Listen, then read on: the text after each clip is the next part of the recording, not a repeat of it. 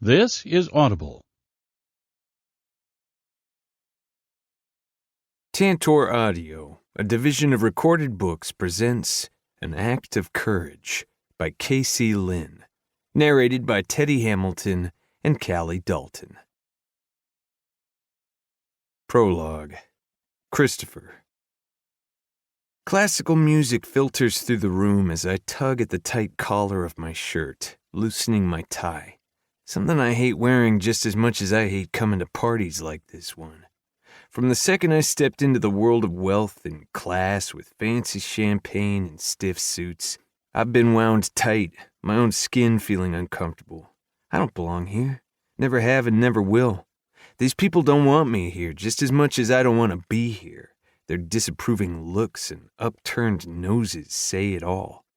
So why do I endure it? Because one girl does want me here, and she's the only one that matters.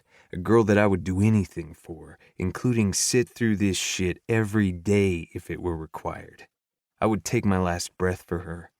My eyes become riveted on her across the room, where she's forced to smile and shake hands with people she doesn't even like. Her mother stands next to her, laughing and putting on the perfect show of happy family with that loser fiancé of hers, Richard Hunter. Most people wouldn't notice how uncomfortable Alyssa is, but I do. I see the tightness in her shoulders and the way she subtly moves away from her mother's affection. Since the affair her mother had on her father a few years ago, their relationship has never been the same. But to Helen Malone, soon-to-be Hunter, image is everything, which is why she hates me and constantly accuses me of tainting her daughter. I've tainted her all right, in every way imaginable, and I've loved every fucking second of it. Her opinion of me used to bother me back in high school, but not now. I don't give a shit what she thinks anymore. Nothing I do or say will ever be good enough for her. Hell, even I can agree that I'm not good enough for her daughter. I've always known that. But I need her too much to let her go, and for some reason she wants me. She sees past where I came from. She and Faith always have. It makes the decision I've been stewing over that much harder. Getting accepted into Buds has been a dream of mine that I've mostly kept to myself. Cade and the guys are the only ones that know I've applied. They've been training me, prepping me for if I were chosen. I never thought I would get accepted, not the first time around. Now that I have been, I'm hesitating. I don't know if I can leave her. Will she wait for me? Is it fair to ask that of her? The thought of losing her has panic constricting my chest. I want to go, but not enough to jeopardize what we have. She's been one of the best parts of my life since I was 15 years old. Leaving her is something I'm not willing to risk. I've decided I will talk to her about it when we get back to my place. If she's not okay with it, then I'll stick to the original plan to stay here, where we will go to college together. My focus will be on music, and Alyssa's on becoming a nurse. I wouldn't be unhappy about that. I love music, and it's what I thought I wanted to do forever. But as time passes, I feel like I'm missing something, a greater purpose. It's something Kate understands. Faith, on the other hand, I know won't be so understanding. She will be scared, and due to her past, I can't blame her. It's one of the reasons I haven't told her yet. First, I'll see what Alyssa has to say, then go from there. She will be my deciding factor. As if my thoughts summon her, she turns her head, her whiskey-colored eyes finding mine. The shade is so light, so unique, that they look like glass. They captivate me each and every time, no matter how often I look into them. Excusing herself, she starts toward me. My eyes travel down her slender body in the long, soft pink silk dress, watching every single dip of her hips.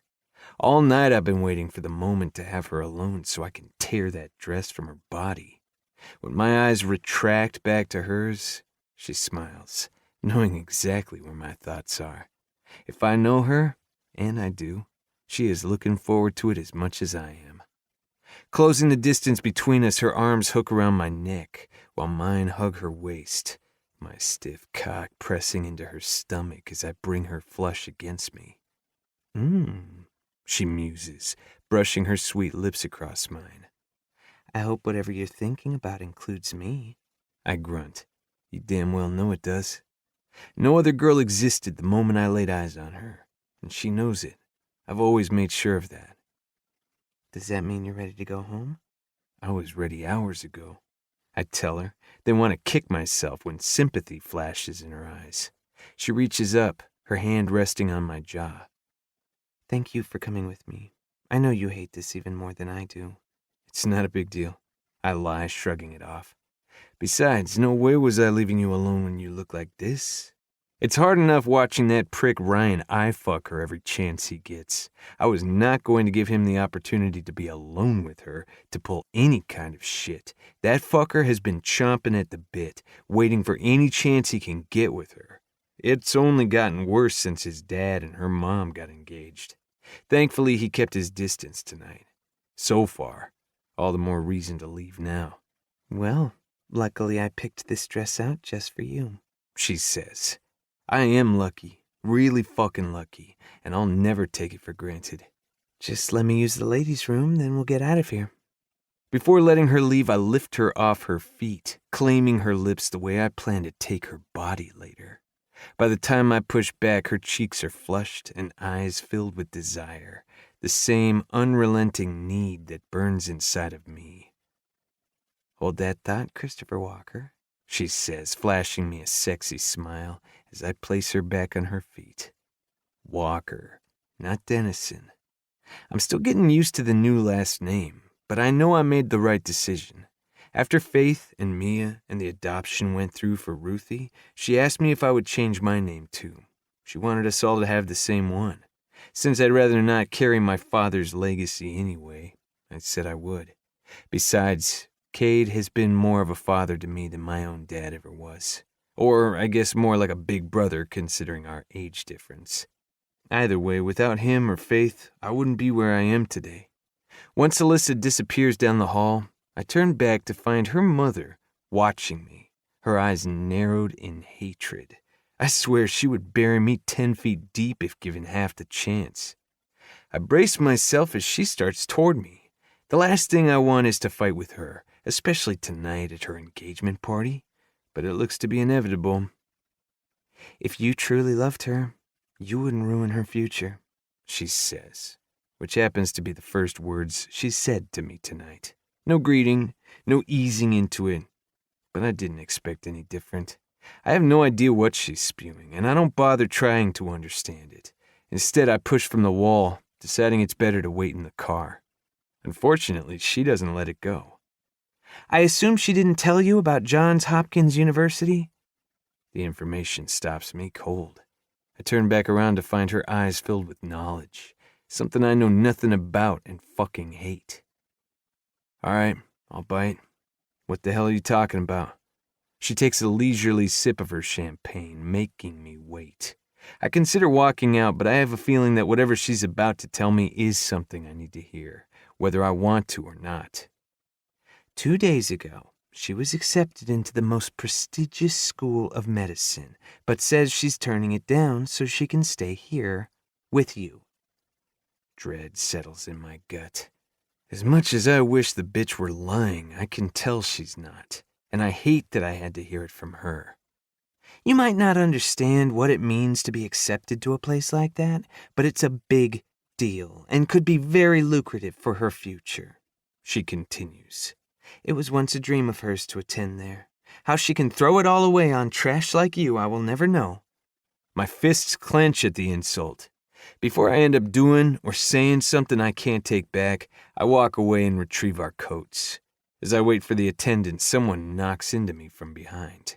I catch my balance quickly and turn to find the last person I want to see right now.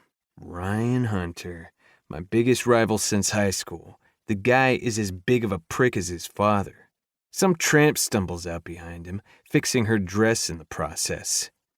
Sorry about that, Dennison, he says, his whiskey breath hitting me in the face as he claps my shoulder, harder than necessary. I throw his hand off and shove him back, the control I have perfected over the years close to shredding. Don't fucking touch me, Hunter, and stay out of my face. Oh, what's wrong?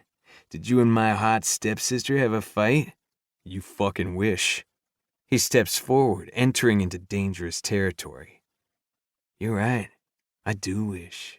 I'm just waiting for the day that she will stop slumming with you and I'll be able to pry those sexy legs apart and my fist slams into his jaw before he can finish. He stumbles back, landing on his drunk ass. The moment he pushes to his feet and charges, I meet him head on, my precious control forgotten. I've waited years for this moment, and this time he pushed at the wrong fucking time. Screams of alarm pierce through the air as I take him to the ground. My heavy shots are fast, and I relish in every fucking bone that shatters beneath my fist. Christopher, stop it! Alyssa's terrified voice barely penetrates the fury consuming me. I mean it, stop! When her slender fingers grip my arm, I halt mid-blow. Her touch breaking through my red haze, my body incapable of hurting her. I allow her to pull me back and find everyone staring, their disapproving eyes locked solely on me. Typical. A couple of guests help Ryan to his feet. He glares back at me, swiping the blood from his mouth. You're dead, Dennison. I open my arms, welcoming the challenge. What are you waiting for? I'm right here. Alyssa's shaking hand presses against my chest. No, stop this right now, both of you. I agree. I've had enough. Her mother snaps, fury flashing in her eyes as she points at me. Security, remove him. I'm about to save them the trouble and walk out, but Alyssa steps in front of me before I get the chance. Don't you dare touch him. She seethes, coming to my defense. Like always, it's something I don't need or want. How can you defend him after what he's done?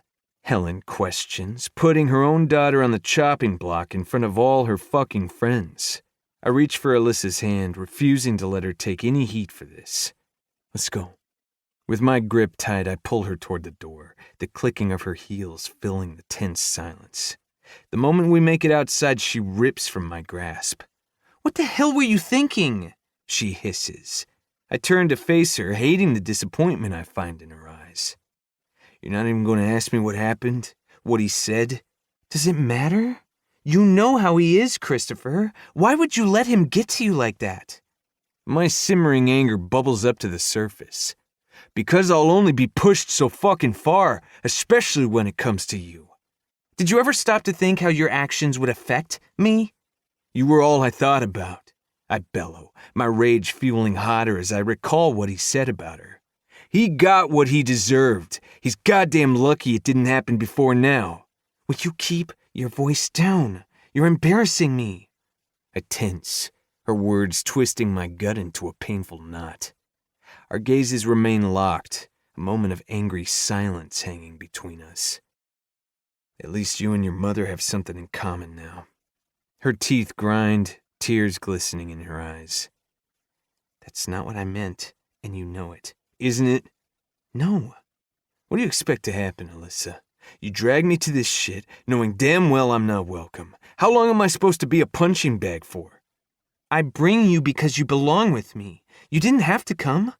Yeah, well, don't worry. I won't be anymore. I'll save both you and your mother the fucking humiliation. I move from my truck, ending the conversation because I don't want to finish it. I'm not ready for it. Deep down, I know what's coming. What needs to be done, but I can't bring myself to do it right now. Wait! She charges after me, her fingers gripping my arm, but I keep moving, trying to escape the impending doom that's about to shatter my very existence. Christopher, please, stop! My swift feet pull to a halt at the sound of her broken plea, but I don't turn around. I can't face her. She doesn't give me a choice and comes to stand in front of me, her eyes filled with confusion and hurt. What are you doing? Leaving, I tell her, and think about the double meaning those words hold. Without me? It's for the best. I grit against the pain infiltrating my chest. No, it's not. We can talk about this on the way home. I shake my head. You don't understand. A slow burn crawls up my throat as I try to find the words that are about to end the best thing that's ever happened to me. I applied for the Navy, and I've been accepted. I'm going to Coronado, to their training facility. What are you talking about? She asks, confused. We're staying here, together. I didn't say anything because I wasn't sure what was going to happen. I didn't even think I would be accepted. I attempt to explain, but my excuse is as pathetic as it sounds. I never planned to leave her. I hoped she would wait for me, but I now realize how selfish that was of me. Pain and betrayal sparks in her eyes. You're serious? I nod. I can't believe you kept this from me. Just like you kept John Hopkins from me. I throw back. I'm not necessarily angry with her for not telling me, but I hate that I had to hear it from her mother. Her mouth snaps closed and she swallows thickly. I didn't tell you because it didn't matter. I was staying here with you. Why? Why would you give that up for me? Because I love you, she exclaims, tears slipping down her flushed cheeks. Her words send another blow to my battered chest. This is your future, Alyssa. You can't just— You're my future, she screams back, a sob tearing from her throat. And I thought I was yours. I grind my teeth, attempting to suppress the agony, ripping me apart inside. That's what we wanted, but let's face it, this was all bound to happen sooner or later. It's something I've come to realize, especially after the last 10 minutes. What was? She asks, confusion bright in her tear-filled eyes. This. Us. I gesture to the country club, wishing the reality I'm facing right now wasn't real. It will always be like that in there because I don't fit in, and I never will. I don't care about those people. Then why are we here? Because it's my mother, Christopher, and even though I'm angry with her, she's the only one I have. Exactly. And she's never going to change her mind about me.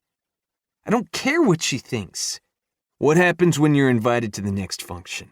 After tonight, I will never be allowed back. And to be honest, I don't want to be. I'm done with being everyone's fucking punching bag.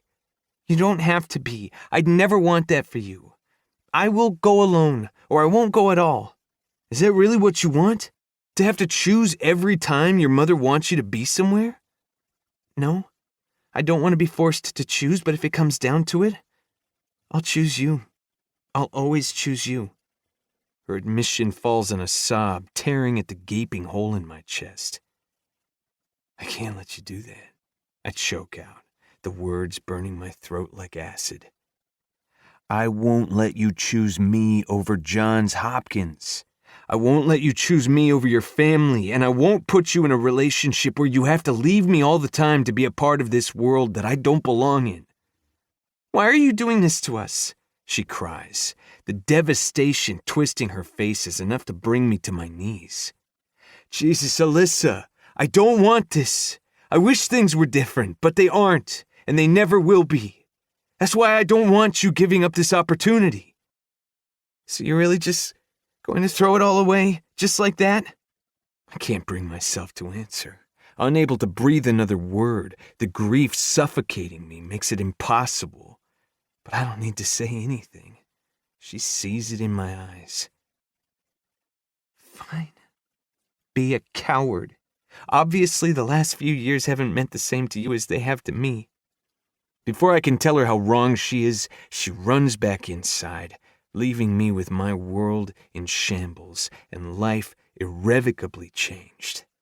The organ in my chest aches so much that I want to rip it out of my goddamn chest. Doing the right thing has never hurt so fucking bad. Chapter 1. Christopher. 5 years later. I'm sucked in so deep there's no coming back, no fighting it. I can smell the desolation and death of the cell, my muscles protruding from my skin, almost ripping out of my body as I try to free myself. His screams of agony ricocheting off the walls. Then it changes. I'm down on my knees, my eyes on fire, face soaked in sweat, tears, and blood. Despair grips me with the decision I face. One I can't make. I can't bring myself to do it. Please, man, I'm fucking begging you. The guilt swallows me whole, leaving me in a black abyss, my own personal hell. I stare down at my hands that are stained red, blood that will forever haunt my very existence. The roar that rips from my chest shreds my vocal cords, ripping me apart from the inside out. I become nothing more than a shell of what I once was, and it's exactly what I deserve. I shoot upright, my heart hammering and head pounding. The smell of death lingers in the air, surrounding me, suffocating me. It doesn't take long before I clue into the incessant knocking. Groaning, I bend down and grab my jeans from the floor, sliding them on before walking out of my room. I try to remain upright, my knees weak and head swimming as I bypass the empty bottle of Jack and littered beer cans from last night. Reaching the door, I swing it open and squint at the blinding sun, my stomach rebelling at the harsh light. Once the fuzziness clears, I'm met with the woman who changed my life when I was 15 years old by taking my sister and me into her home. A woman who saw more in me than anyone else ever had. "Hey," Faith greets me, her voice soft with concern. "Are you just now waking up?" "Yeah, I guess. What time is it?" I croak, my throat on fire. Was I screaming in my sleep? I'm praying she didn't hear me all the way up at the main house. I have a hard enough time getting everyone off my back as it is. One of the downfalls of staying on the property, I suppose. But I don't see myself anywhere else. I need the solitude of my music room, and this is the only place I've ever felt at home. I'm also close to my sisters if they ever need me. 2 in the afternoon, she answers, breaking into my clouded thoughts. Well, shit. I didn't sleep well, I tell her. Sympathy darkens her expression, something I don't want. "Can I come in?" she asks when I don't offer. The last thing I need is for her to see what a mess I am, but I could never say no to her. Stepping aside, I hang on the door, needing the stability when the room begins to spin. Jesus, I drank way more than I thought. She enters inside, her eyes taking in the empty bottle and cans. "Did you have company last night?" Nope. My answer is clipped as I close the door. Regret fills my chest when hurt flashes in her eyes. In an attempt to block out the feelings, I gather up the empties and carry them into the kitchen, depositing them on the counter. My fingers grip the sink, head hanging in guilt. "I'm sorry. It was a bad night," I say, offering an explanation for my shitty attitude. I sense her approach before her hand lies on my bare back. "I'm worried about you, Christopher." "Don't be. I'm fine." "You don't look fine. It looks like you haven't slept in weeks." "Because I haven't." "I wish you would talk to someone about what's bothering you. I know Kate will understand. Or any of the guys for that matter. They've been through this." "No, they haven't. They may have lived in their own hell, but it wasn't mine. I don't need to talk to anyone." She sighs, her forehead falling on my bicep. My guilt escalates when I feel my arm grow wet with her tears, something I can't deal with at the moment. I already live with more than I can handle. "I'll be fine, Faith. I promise," I assure her. "I just need time. Can you give me that?" She lifts her head from my shoulder, but I keep my eyes trained down at the chrome in front of me, watching my fingers turn white. "Look at me, Christopher." Steeling myself, I turn my face to the side, letting her see all the demons I can't hide no matter how hard I try. Her hand moves to my jaw. "I love you," she says, telling me words I had never heard until she came along, not since my mother was ripped from me. "I'm here, always. Do you understand?" "Yeah." Her eyes hold mine, searching for answers, ones she won't get. "I'm proud of you and the man you've become." My throat aches once again, but for a different reason now. If she only knew the truth, she'd take those words back. She'd be so ashamed. She has no idea what I've done. I shove the tormented thought aside and change the subject. "Did you come here for something or just to be a pain in my ass?" She smiles at the joke it was meant for. "Both. I need a huge favor, and I'm hoping you will help me." "Anything," I tell her, meaning it. I'd do anything for her. I'm glad to hear you say that, because I had an instructor lined up for my kinder music class, but they bailed, and now I'm left with 2 weeks to find someone else. Forget it. You just said anything, she reminds me. Yeah, before I knew I would have to babysit. You don't have to babysit. You get to do your favorite thing in the world and play music. I don't do kids unless they're a part of my family. You know this. You need help with your teens, then maybe we can discuss it, but not young kids. You are the perfect person for this. I wouldn't have asked you otherwise. No, I'm not. I'm the furthest thing from it, especially right now. Her expression softens with understanding, but there's no way she could. No one can. I know you are going through a lot right now, but I think this could be good for you. It will get you out of here and give you something to do. There are a lot of things I can do. Yes, there is, but you don't. Maybe this will motivate you. I shake my head. I'm desperate here, Christopher. If I don't find someone, I will have to cancel the program until fall. It will disappoint a lot of people. Why don't you teach it? Because my violin class is at the same time. Would you rather teach that? She asks, knowing the answer already. Damn it. It's one of the only instruments I can't fucking play. I had no desire to learn it. These kids are expected to perform for the town fair in a few months. If anyone can shape them into the best in such a short amount of time, it's you, she says, her eyes pleading. I'm just asking you to try. If you find it's too much and you aren't ready, then I will cancel it. The word no dangles in the back of my throat. But, like always, I can't bring myself to say it, not when it comes to her. When are the lessons? I ask, not giving her a solid answer. By the smile that takes over her face, she knows she has me.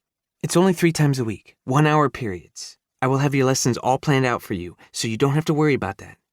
I wasn't worried about that. I'm worried about the kid part. In the end, I relent with a heavy breath. Fine, I'll be there. She launches herself at me with a squeal. Thank you, thank you, thank you. Pressing a kiss to my cheek, she steps back. Okay, I'll get out of your hair now. Will you come up to the house for supper tonight? I'll even make your favorite. You going to cook me a steak? I ask, lifting a brow. She rolls her eyes but chuckles. I meant your favorite vegetarian dish. Her lasagna is pretty damn good, and I haven't seen my sisters in a while. I've been avoiding them along with everyone else. Yeah, I'll be there. I don't know how long I'll stay, though. That's okay. Just as long as we get to spend some time with you. She reaches up to touch my cheek again. This will be a good thing, Christopher. I know it. I have faith in you. I'm glad one of us does. When she walks out the door, I'm left once again with my tortured memories. The remembrance of my nightmare festers, the monster whispering words of shame. It taunts me, trying to pull me back under and render me helpless. My eyes move to the empty bottle of Jack, and I consider grabbing the full one waiting for me in the cabinet. Instead, I bolt out the back door, my bare feet tearing up the grass beneath them as I run to my music studio. I lock myself inside and take a seat at my drums, knowing I need something loud. Grabbing my sticks, I begin beating the shit out of them. The boisterous tempo vibrates through my entire body, echoing in my ears and bringing me solitude. When music was at its loudest, that's when silence descended upon me. My demons were finally quiet. Chapter 2. Alyssa. The hot sun beats down on me, scalding my sensitive skin. I rearrange the scarf around my head in an attempt to block the heat as I move through the refugee camp, my heart breaking at the devastation around me. You don't realize how good you have it until you experience this, until you see that any pain and heartache you've endured is minuscule compared to some others around the world. Some of them residing right here at this refugee camp in Kenya. After finishing my nursing degree, I decided I wanted to move on to medical school, but before dedicating myself to more years of grueling schoolwork, I needed a small break. I figured what better way to do that than to make myself useful and offer my acquired knowledge to people in need. People who are just trying to live the best life they were given, with minimal access to the necessities we take for granted, like food, shelter, and water. It was a decision my parents didn't care for, especially my mother, but I stopped caring about her opinion long ago. "Nurse Alyssa, we need you." Carla calls from the back tent, an aid worker who has been here much longer than I have. I head back to find a mother rocking her ill son in her arms, tears flooding her cheeks as she stares up at me. She cannot speak any English, but she doesn't need to. Her pleading eyes say it all. "He's getting worse, and Dr. Hibachi won't be back for another couple of hours," Carla informs me. I check the young boy's vitals. He's lethargic and has a high-grade temperature. He's also very dehydrated. "All right, let's get him on one of the beds and hooked up to an IV." "There are no more beds." "What?" I ask. Carla shakes her head. "We've been full since yesterday morning, when we took in the victims from the shooting in Nairobi." Frustration burns inside of me, but I don't waste time dwelling on it and quickly create a makeshift bed on the floor while Carla grabs what I need for the intravenous. I gesture for the woman to lay her son down and offer her a kind smile, hoping to convey that I will do my best to help. The young boy barely flinches as I tie off his arm and insert the needle into his vein, his dazed eyes as sad and desperate as his mother's. I trail my finger down his chubby little cheek, my soul fracturing. Just as I finish, a loud sound explodes around us, vibrating the earth beneath me. Screams of fear erupt through the humid air as I try to get my bearings. Carla pulls back the curtain, unveiling absolute chaos. Women running without direction, holding their children in their arms as dust swirls around them. Icy terror grips me when I see at least a half-dozen gunmen in the midst, their bullets flying. My eyes land on one man in particular as he grabs people one by one, flashing a picture at them and barking questions. When one of the women points to our tent, cold black eyes connect with mine. A malicious smirk curls the man's lips, sending a shiver of fear down my spine. He barks an order to the others, his soulless eyes pinning me in place as they stride toward me. Me? I'm unable to move, completely imprisoned by fear as I try to comprehend what is happening. "Alyssa, come on! We have to get out of here!" Carla yells, pulling my arm. I finally snap into myself and shove to my feet. Adrenaline rushes through me, but my movements are slow, no matter how hard I push myself. I feel like time has changed, and the entire world around me falls into slow motion, failing my chance at escape. A scream of terror rips from my throat as I'm grabbed from behind, arms banding around me with crushing force, stealing the air from my lungs. My eyes focus on Carla as she's held back from trying to help me, her mouth moving, tears streaming down her face as she pleads for them to let me go. Me. Only me. Why? Before I'm able to think about it further, pain explodes through my head, turning my world black. Chapter 3. Christopher. Music fills my ears, keeping my demons quiet as I stack bales outside of the barn. Sweat drips down my face and into my eyes, my muscles on fire.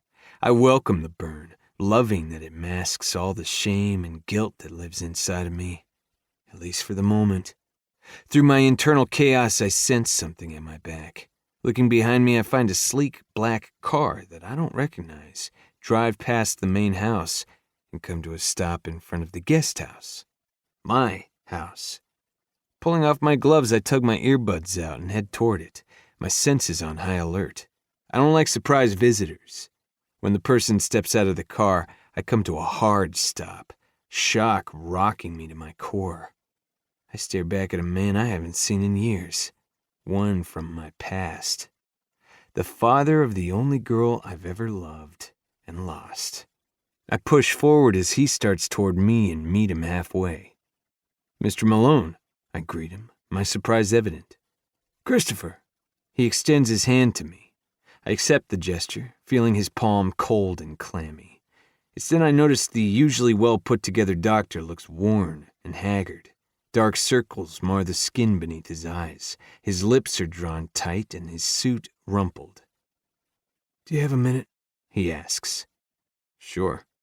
I lead him up to my house, concern beginning to override my surprise as I wonder why he would come here after all these years. Derek and I always had a pretty good relationship when Alyssa and I were together.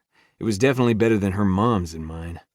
Once we enter the house, I gesture for him to take a seat, glad that the place is in better shape than when Faith was here yesterday. "What can I do for you?" I ask, leaning against the wall, crossing my arms over my bare chest. "I know you must be surprised to see me, but I didn't know where else to go. I need your help." The tremble in his voice has dread swimming in my gut. "Something has happened to my daughter." My stomach bottoms out, fear threatening to suffocate me as my mind conjures up all sorts of fucking scenarios, none of them good. "Is she—" I can't even bring myself to say it. He shakes his head. "She's not dead." Relief swamps me, allowing air back into my lungs. "But I need your help to keep it that way." "What happened?" "Alyssa traveled to Kenya a few months ago to offer her assistance in a refugee camp. I had a bad feeling from the start. I didn't want her to go, but when my daughter sets her mind to something, there's no stopping her. She's always been like that, headstrong and sure of what she wants. It's one of the things I loved about her. But out of all the fucking places she could have chosen, did it have to be one of the most dangerous in the world? A few days ago, she was abducted by Somali pirates," he tells me, sending a heavy dose of icy fear to course through me. "She was the only one taken from the camp because she's worth something to them. The FBI told me it isn't uncommon. Apparently these pirates check into the backgrounds of the Americans that come there to help. When they found out that I have a lot of money, they targeted her." Dr. Derek Malone is a world-renowned heart surgeon. Patients come from all corners of the earth to seek him out. He is an expert in his field. He's written several best-selling books and has been featured in numerous health magazines and appeared on talk shows. When Dr. Derek Malone speaks, people listen. Alyssa's stepfather also has money. He's the CEO of a successful investment company. No doubt these assholes know she comes from wealth. Little do they know she's worth so much more than money. "I have 3 days to send them $2 million, or they're going to kill her. Over my dead fucking body." "Do you have proof she's alive?" "Yes, at least she was a few hours ago. They emailed a picture of her with the date on it." He pauses, swallowing thickly. "Her face was pretty marked up. I'm terrified for what they've done to her." I don't let myself think about it, knowing I won't be able to keep my head straight. "You can't give them the money. If you do, they will kill her." He nods. "I know. The FBI are doing all they can, but it's not enough. They don't love her like I do. Or how you did," he adds, letting a moment of silence fill the air. "I know you guys haven't been together for quite some time, but I know you once loved her, Christopher. I still do and always will. But I keep that to myself. Also, I know what you, your stepfather, and his friends are capable of. I'm begging you to help me get her back. I can't lose her. She's all I have." He chokes out, his tears finally breaking free as he hangs his head in grief. "I'll get her back, I promise," resolution burning through my veins. His head snaps up, his tight shoulders deflating with relief. "Thank you," he says, pushing to his feet. "I'll pay whatever it takes." I stiffen. "I don't need or want your money." He nods. "I didn't think so, but I wanted to offer anyway. What can I do then? Tell me what you need from me." "Do you have a contact for the FBI?" "Yes." He reaches into his jacket and grabs his wallet, pulling out a business card. "Special Agent Erickson is who I've been dealing with. I've written my number on the back for you, too." Taking the card from him, I head into my room and grab a clean shirt before walking back out. "I'll call you with the plan once I have it." "Where are you going now?" "To gather reinforcements." I don't wait for him to leave before getting into my truck and peeling out of my spot. As I head to the gym, I try to tamp down the fear and desperation clawing at me. Every memory of her begins to surface, especially the good ones. The ones I've never forgotten. the way her light brown eyes would pin me in place as she watched me strum my guitar, the feel of her soft skin against mine, the scent of her long blonde hair filling my senses while I filled her body, her smile that would light up every dark place inside of me. The thought of it never gracing this earth again brings on an unbearable pain I can't fathom. It would be the final blow to finish my already shameful existence. Coming to a screeching halt outside of the gym, I rush inside to find Colan and Sarge in the ring with a fighter. "Where's Cade?" "In the office," Sarge answers, his eyes following me as my feet eat up the gym floor, my strides long and quick. Time is of the essence. Every second that passes is another second her life is at risk. It turns out the man upstairs is on my side for this one. Jackson and Sawyer are there with Cade as I storm into the office. All of their heads snap up at my quick entrance. Cade rises to his feet, sensing my urgency. "I need your help." Chapter 4. Alyssa. The past. Closing my locker, I sling my book bag over my shoulder to head home for the day, the hallway vacant, except for the janitor, Mr. Kessler. One of the perks of staying late to do my homework in the library is missing all the crazy after-school traffic. As I continue down the hall, a beautiful melody suddenly drifts from the music room, the most incredible voice I've ever heard following soon after. It's so unique and distinct, it rivets me to my spot. Listening, I recognize the Lifehouse song, You and Me, being strummed on a guitar. I can say with absolute certainty that whoever is singing it is even better than the lead vocalist himself. Pushing forward, I step into the music room, walking far enough in to get a glimpse of whom the incredible voice belongs to. Once again, I come to a hard stop, shock rocking the very foundation of my being when I see it's Christopher Dennison, the new kid who moved here last year and quickly became the troubled teen everyone spoke about. A boy who has caught my attention time and time again. At first, it was the angry vibe he gave off that drew me in. I couldn't help but wonder what could make a person so angry all the time. It wasn't long before I understood. It was the man he lived with, his drunk father, who left marks on him. At least, that was the rumor going around. The possibility of it being true breaks my heart. Over the last several weeks, I've become even more fascinated since I've seen him at church doing his community service.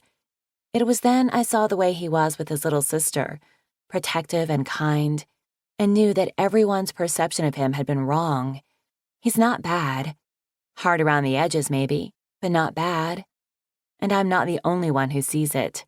Faith does too, which is why she has taken him and his sister into her home, something I am really happy about. Out of all the glimpses I've seen of him, not once did I ever think he had a voice like this, a talent that could put any music legend to shame. That's how good he is. His passion and soul bleeds through every word that falls past his mouth, gracing the air around us. Why would he keep something like this hidden from the world? I step out of the shadows, his haunting voice beckoning me to where he sits on the stage, perched on a tall wooden stool. Unfortunately, it was a mistake, because as soon as he sees me, he stops. "Shit!" He startles and jumps to his feet, the guitar slipping from his hand. "I'm sorry, I didn't mean to scare you." "You didn't, just caught me off guard." He clears his throat, his feet shifting. "How long have you been standing there?" "Long enough. You're incredible," I tell him, fascinated by his eyes. I've never seen someone hide so much, yet give so much away. He's an open book. Anyone that looks close enough can see that. You just have to be brave enough to turn the page. He grunts, clearly disagreeing with me, and bends down to pick up the guitar. "You ever hear of invasion of privacy?" "You're in a public place," I argue, not letting his annoyed tone deter me. "Yeah, well, I thought everyone was gone." "They are, except for Mr. Kessler and me," I inform him. When I get nothing in return, I summon the courage I need to approach him and extend my hand. I'm Alyssa. He stares at my gesture, hesitant to accept it. His warm hand finally engulfs mine, the heat of his touch scorching my skin.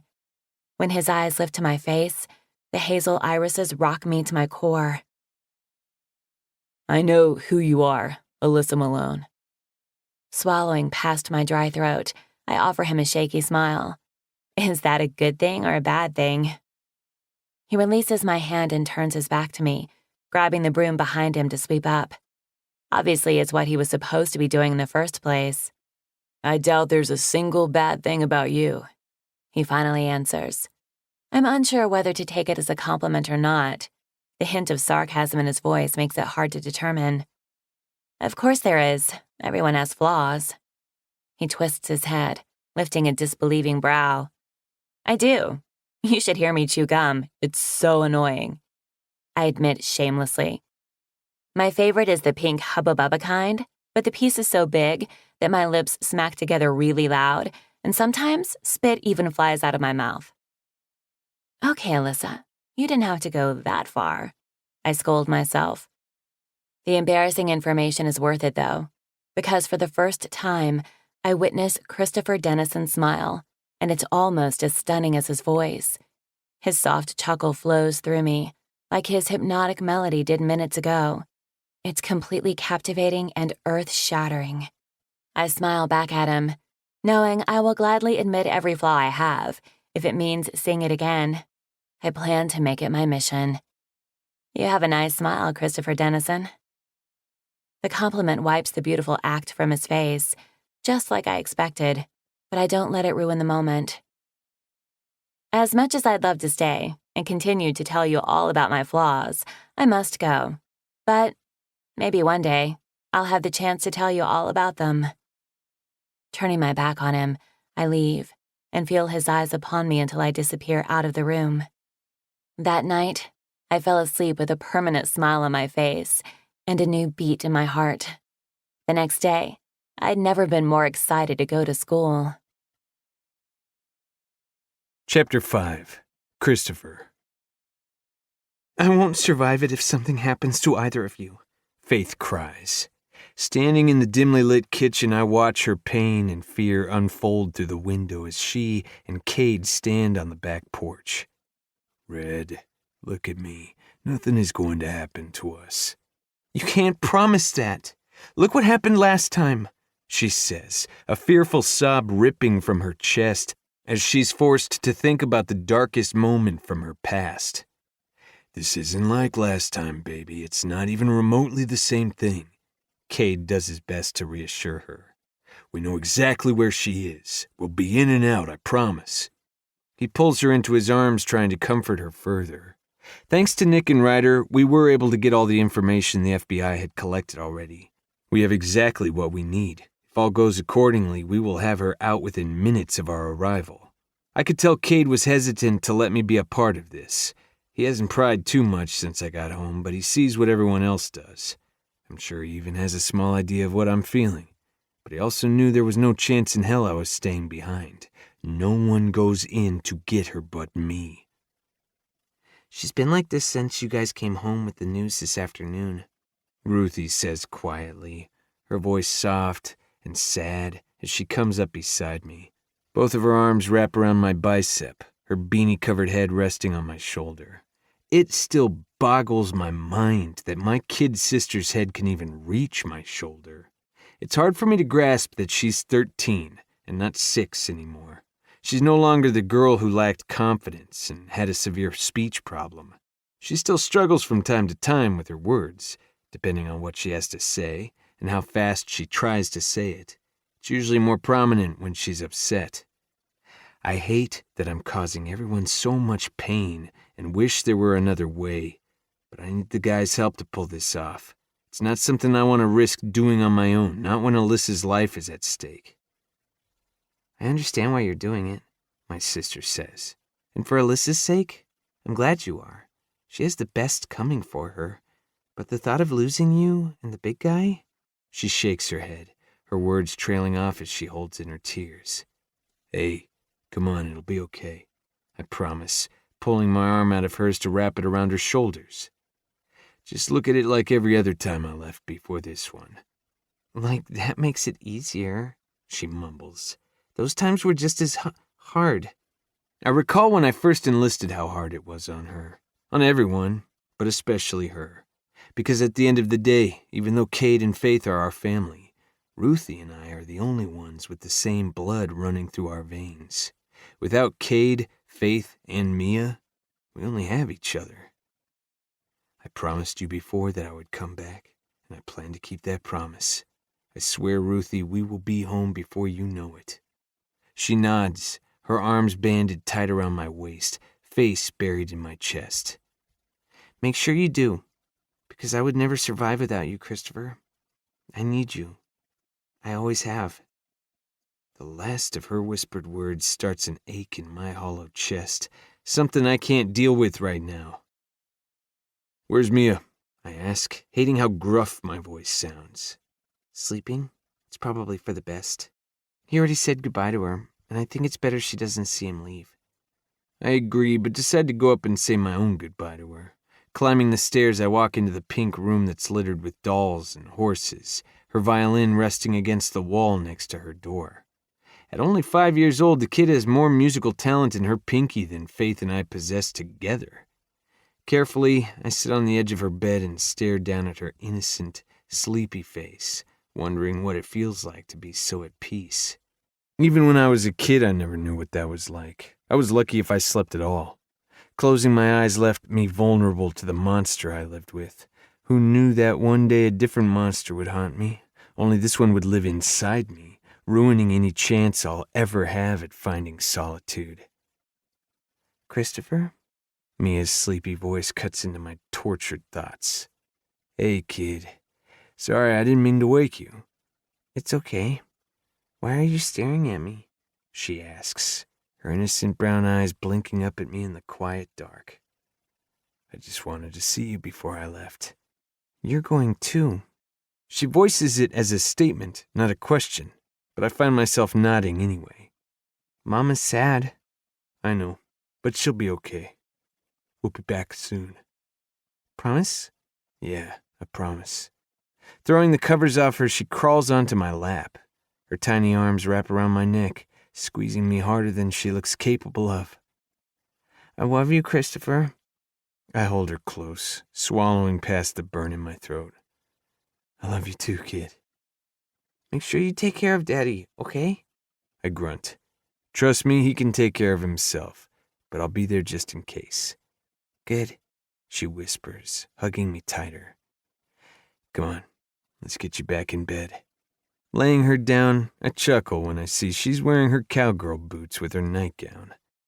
"Don't tell Daddy. He says it's not good to sleep in them, but I love them." My smirk spreads. Your secret is safe with me.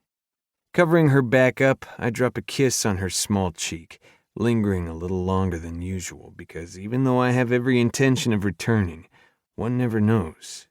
No one can. It's something I've learned the hard way. As I head for the door, she calls out to me. I turn back, barely making out her small body in the darkness. "Are you going to be sad and angry again when you come back?" My heart twists, the cruel blade of fate making it impossible to avoid the honesty and sadness in her voice. It's a sobering blow, and for the first time I realize how much my demons have affected the people around me, even people who I didn't think noticed. I'm going to try really hard not to be, I tell her, wishing I could promise her more. No matter what, Mia, always know that it's not you. I could never be angry at you. "Okay," she answers, her voice growing sleepy again. "Bye, Christopher." Bye. Stepping out of her room, I lean back against the wall, trying to breathe through the scalding pain in my chest. Eventually, I pull myself together and head downstairs, finding both Ruthie and Faith in Cade's arms. Make sure you guys go to Cooper if you need anything. "We'll be fine," Faith assures him, but her tear-filled voice betrays her confidence. Once she spots me on the stairs, she steps away from him and closes the distance between us, pulling me into her arms. I return her hug, feeling her shoulders shake with agony and hate that I'm the one causing it. I'm sorry, Faith. She pulls back, grasping my face between her hands. Don't be. As hard as it is, I know you have to do this. Alyssa needs you right now.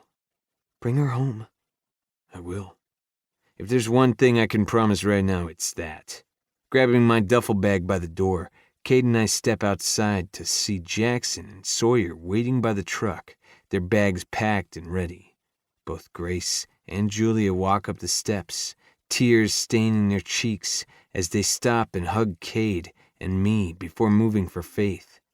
The sound of their pain fills the air as we head over to the others. Wait! I stop at Ruthie's sob. Spinning around, I watch as she bounds down the steps, tears flooding her face as she runs at me. My arms open as she launches herself at me. I love you, Twistifer, she cries, saying my name from our past, the tears she was holding in earlier finally breaking free. I love you too, I choke out. I promise we'll be back soon. Be strong for Faith, okay? I will. She moves for Cade next, giving him one more hug too. I love you, big guy. I love you too, kid. Everything is going to be fine. Putting her back to her feet, she pulls her beanie over her face, making her chuckle through her tears. Be good and stay out of trouble. I always do, she says, making us both grunt. The girl finds trouble wherever she goes. Thankfully, she's been trained to kick ass and is able to get herself out of the ridiculous situation she finds herself in. Cade and I come up to the truck and toss our bags in the box before climbing inside. Sawyer and I sit in the back seat, while Cade and Jackson take the front. As we pull away, I chance a look at the house, seeing all the women in a group hug, finding comfort in each other. For any family, this is hard, but especially for them, because they are the ones who have to see the scars every day. Well, that sucked, Sawyer says, relaxing back into his seat as the truck is filled with grim silence. Yeah, Jules hasn't stopped crying since I got home this afternoon. We'll make it quick, Cade says, his voice hard and determined. Sawyer claps my shoulder. Damn right we will. We got this. I pray he's right and everything goes as planned, because living with any more deaths on my conscience will be the final nail in the coffin. Unless it belongs to those bastards, because if they have harmed one hair on her body, their blood will be shed and I will fucking bathe in it. Chapter 6. Alyssa. My aching body violently shakes from the dampness in the air. The filthy cut my wrist is chained to reeks of death and despair. I have no idea how many days have passed. Time has become nothing more than bleak darkness. I have no sense of reality at all. Not with the amount of hits I've taken to the head from my desperate attempts to escape. At first, they locked me in this room, brought me food and water that I barely touched. Most of the time, they left me alone and unharmed. Except for one. One in particular, whose leering eyes made my stomach rebel, his hands rough and unwanted. Thankfully, he was called off and ordered away. At least, I think he was. None of them speak English. I was terrified. I knew I had to get out of here before they did God knows what to me. Despite my best effort, my attempt to escape was futile, and things went from bad to worse. Now I'm left with my body in much worse shape than it was in, and a nasty bump protruding from my head. I still have no idea what they want with me or why I'm here. I'm assuming they want money, and that's why they took a picture of me holding up a newspaper with a day's date on it. However, the more time that passes, I become more uncertain. My parents would have paid the money by now. Both my father and stepfather have it. The picture was taken days ago, I think.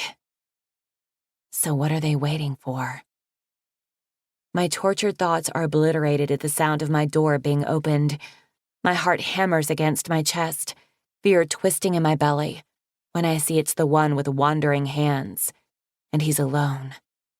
He starts forward, his yellow teeth gleaming in the dark as he flashes me a malicious smile. I try to sit up, but my head swims violently from the nasty blow I was delivered earlier. Tisk, tisk, tisk. He makes the scolding noise, shaking his head. Standing over my bed, he trails his dirty finger down my cheek and between my breasts, my filthy tank top offering minimal coverage. I shirk away from his unwanted touch, disgust crawling up my throat. His hand grips my jaw painfully as he shouts at me in a language I can't understand, but his anger is apparent. A keening cry hisses through my clenched teeth as he begins lowering his face to mine. Bringing my legs up, I kick him in the stomach before his vile mouth can make contact. My jaw is released as he stumbles back. His black eyes narrow, a vicious snarl leaving him as he steps forward and backhands me across the face. Black spots dance in my vision, the powerful blow snapping my head to the side. Fear robs me of breath as his heavy weight settles over top of me, his rancid breath hitting my face. "Stop it!" I buck and fight against him with every bit of strength I have left, praying someone hears me and stops him again. My free hand pushes his face away, fingers tearing into his fleshy cheek. "Get off of me!" A desperate scream rips from my throat as I continue to lose the battle. "Please, God, not this. I won't survive it. Please stop," I plead with a sob.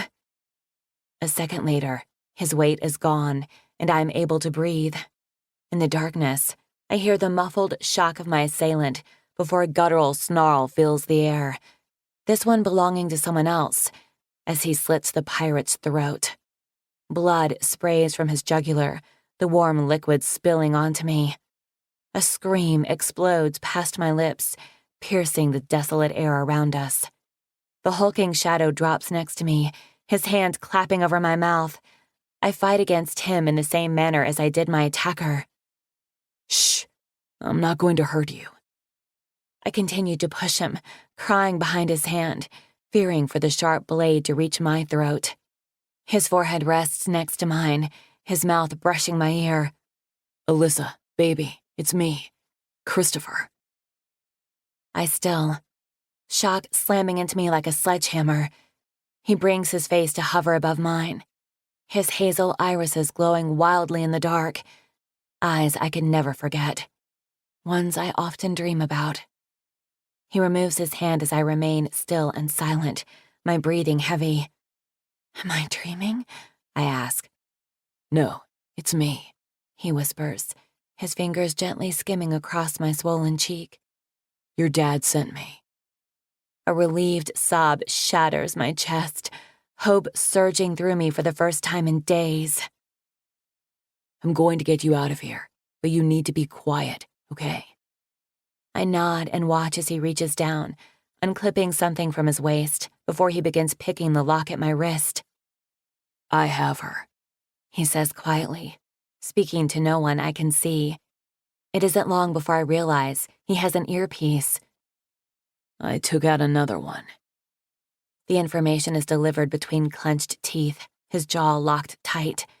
I stare up at him, shadows cast upon his hard face as he concentrates on the lock. I'm afraid to blink, worried if I do he will disappear. "That should leave too," he says, before bringing his eyes back to me. "How many have you seen, Alyssa?" It takes me a moment to snap out of myself and answer. 10, I think. "Shit," he breathes. "Make that 6 left." Soon, my chain unlocks, freeing my wrist. I bite back a cry of pain as icy blood rushes down my arm. Before I'm able to sit up, the sound of heavy footsteps echo from down the hall. Dread seizes my chest, and Christopher tenses. He tosses my hand back up over my head.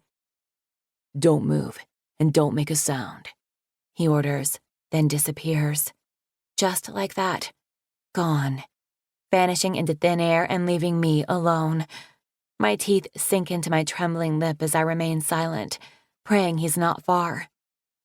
The man is alone as he checks on me, his steps faltering when he sees my door open. He begins speaking in his language, casting his flashlight over me. When the bright beam lands on his dead friend, his voice raises, steps heavy and hard as he storms inside. Christopher emerges from the shadows like a dark illusionist, his powerful arms wrapping around him. He silences the man with his hand, then a sickening crack fills the air. The man drops, dead, landing on top of his decapitated friend. Bile inches up my throat, my stomach recoiling at the gruesome sight. In the blink of an eye, Christopher's next to me, grabbing my arm to help me up. "Get into position. We're coming," he says to whoever is on the other side of the wire. My body screams in protest, my vision darkening as I get to my feet. Christopher catches me as my knees buckle, his arm sweeping under my legs to carry me. "I'm sorry, it's my head," I tell him through the ringing in my ears. "It's okay. I got you." My eyes close as he rushes out of the cell in stealth silence, the hammering behind my eyes radiating sheer agony. I feel him come to an abrupt halt, his body tensing as he curls behind a corner to hide. The distant sound of voices infiltrates my ears. My arms tighten around his neck, terrified for what we're about to encounter. "Shh," he whispers, his body so still, I wonder if he's breathing at all. After a few seconds, he steps out from the corner we're in and is on the move again, his strides quick. He shoves through a door that leads outside, setting off an alarm. Christopher picks up speed, running harder and faster, sending waves of nausea to roll through me. I try to breathe through it, inhaling the fresh air that I haven't had in days, and vaguely register the sound of a helicopter in the distance. Relief surges through my chest, but vanishes when gunfire explodes around us. I scream, panic locking in my chest as I cling tighter to Christopher. "Keep moving, I got him," someone yells. "Evans is coming up on the left." The gunshots fade as we approach the helicopter, heavy, harsh winds thrusting against my aching body. Christopher sails through the air as he leaps inside, keeping me tight in his arms and taking the brunt of our landing. I hear someone drop in behind us not long after. "Go, go, go!" The order is bellowed, seconds before the chopper lifts from the ground, surging forward. "You good, Evans?" "Yeah, I'm good. Did you see that shit?" "Nailed that fucker right between the eyes," he announces, pride thick in his voice. "I still fucking got it." I feel Christopher's grunt from where my head remains buried in his chest. "Why don't you put her down here?" Another person speaks. "We can—" "Don't fucking touch her!" Christopher snaps, holding me tighter. My fingers curl in his shirt as I look up at him, his fierce eyes penetrating my wounded heart. "I have her." His voice is softer, knuckles grazing my cheek in a gentle gesture that I've never forgotten. I take solace in his arms, just like I have many times before. After feeling only terror for almost a week, I know now that everything will be okay. Chapter 7. Christopher. 2 days later, I walk into the hospital carrying a bouquet of yellow tulips, wondering if I made the right choice. Are they still her favorite? I fucking agonized over this simple decision before giving myself a mental punch in the face for being such a pussy. You'd think I was 15 again, but it's not that simple. Not when it comes to Alyssa, the girl I've thought about and ached for almost every night for the past 5 years. We got back yesterday afternoon and the ambulance was there when we landed, waiting to take her away. I had no choice but to let her go. It was damn hard to do. For those few precious hours that I was able to keep her in my arms, a certain peace fell over me, a sense of contentment I haven't felt since I've been back. Since Billy. I bury the name quickly before the shame and guilt can pull me under. Instead, I focus on the girl I love and lost, hoping she's okay. I'm still not sure what she all endured. Most of the time she spent in my arms, she slept. I spoke to Derek only briefly last night. After receiving his gratitude, all I got from him was that she'd been admitted, likely for a few days, and was asking for me. It was all I needed to hear. The only reason I didn't come sooner was I wanted to give her time with her family. As I approach the nurse's station, I come face to face with the one woman who despises me most, a woman I never did anything to except love her daughter. Her loser husband stands next to her, rubbing her back as she cries. When her tear-filled eyes meet mine, they flare in surprise, before narrowing furiously. Yep, she still hates me. What are you doing here? She spits the question. Ignoring her hostility, I'm about to ask the nurse which room Alyssa is in when Derek steps out of the waiting area. He's here to see our daughter, he answers, coming to stand next to me. He is not welcome here.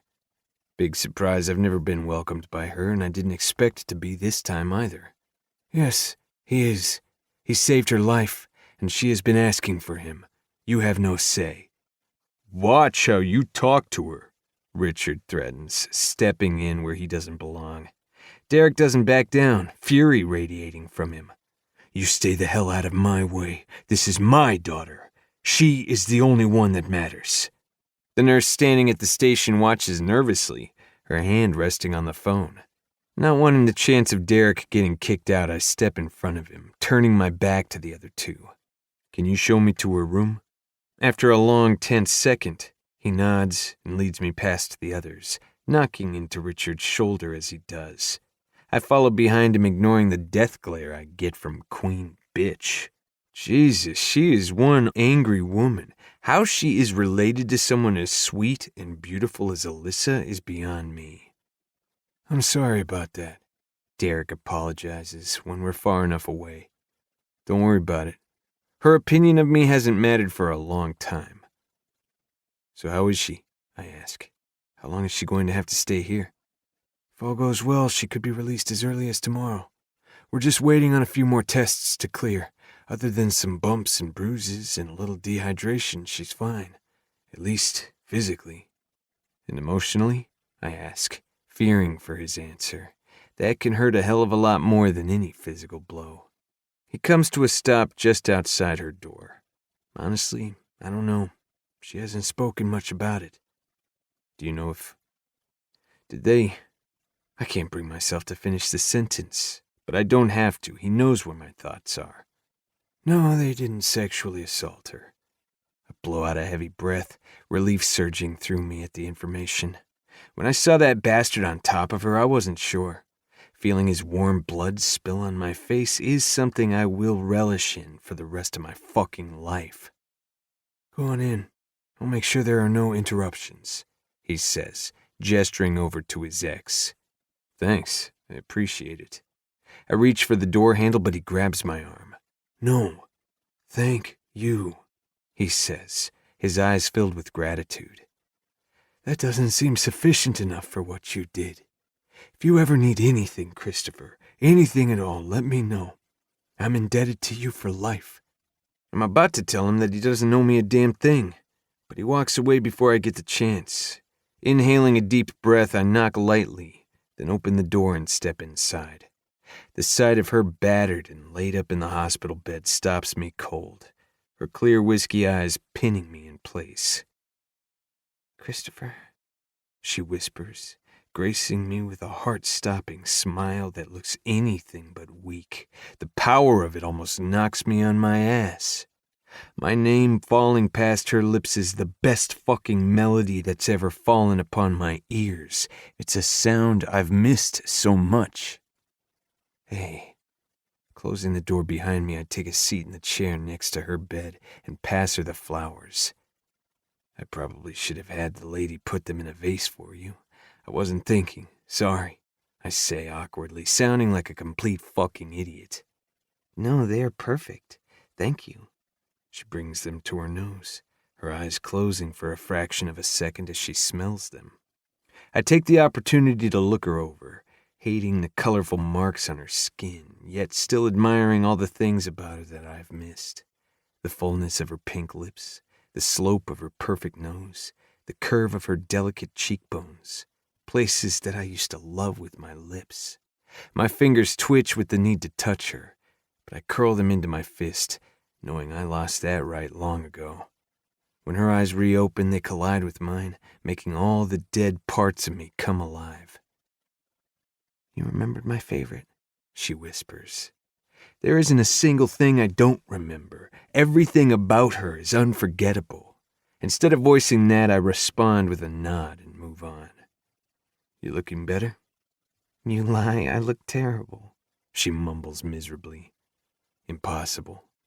A shy smile touches her lips, one that still stops my fucking heart from beating. Your dad says they could be releasing you as early as tomorrow. I'm hoping they do. I need my own bed and privacy.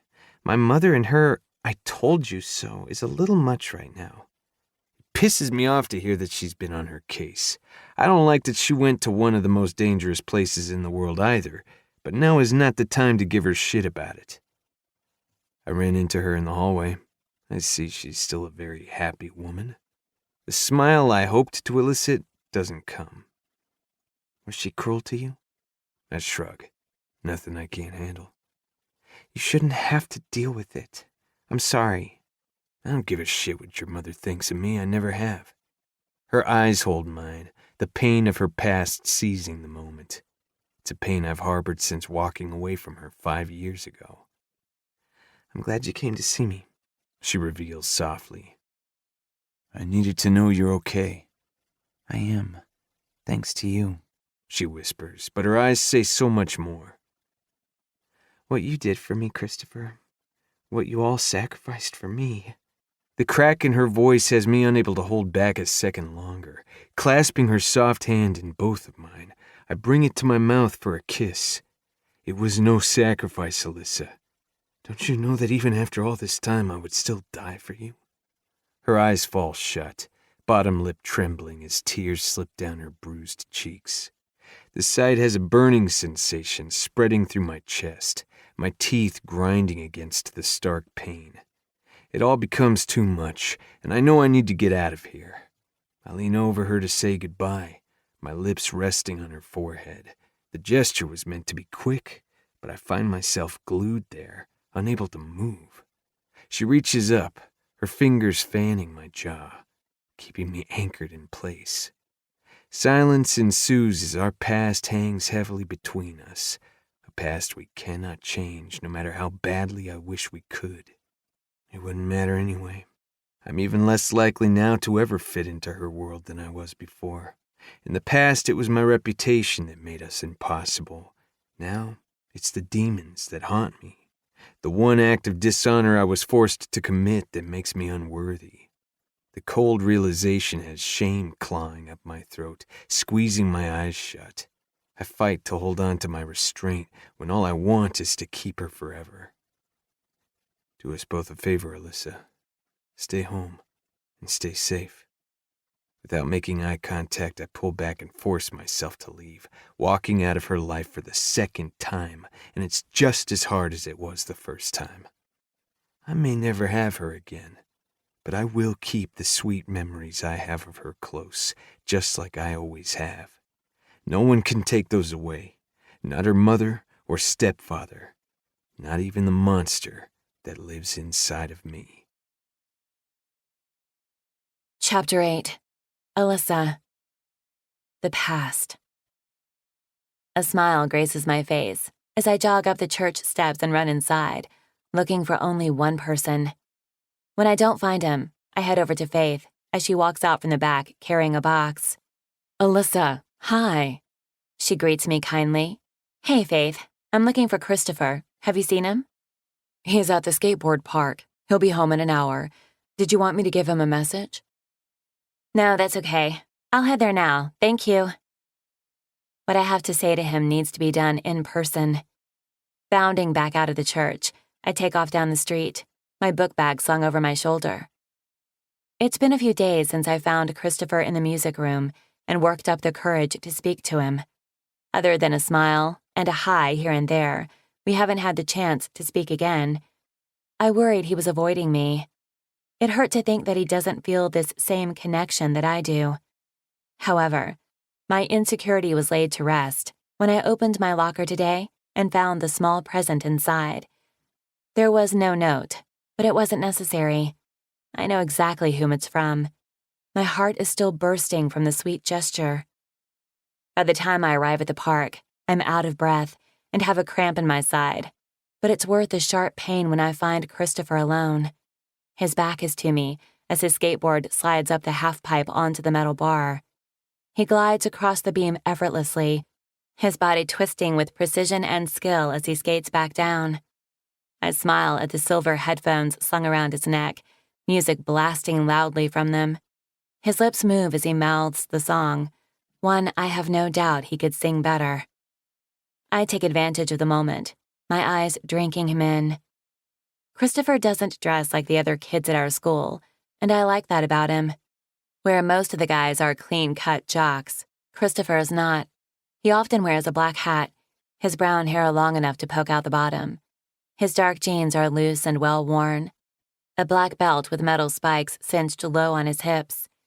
Today he wears a plain white t-shirt with his usual black hoodie that's been left unzipped.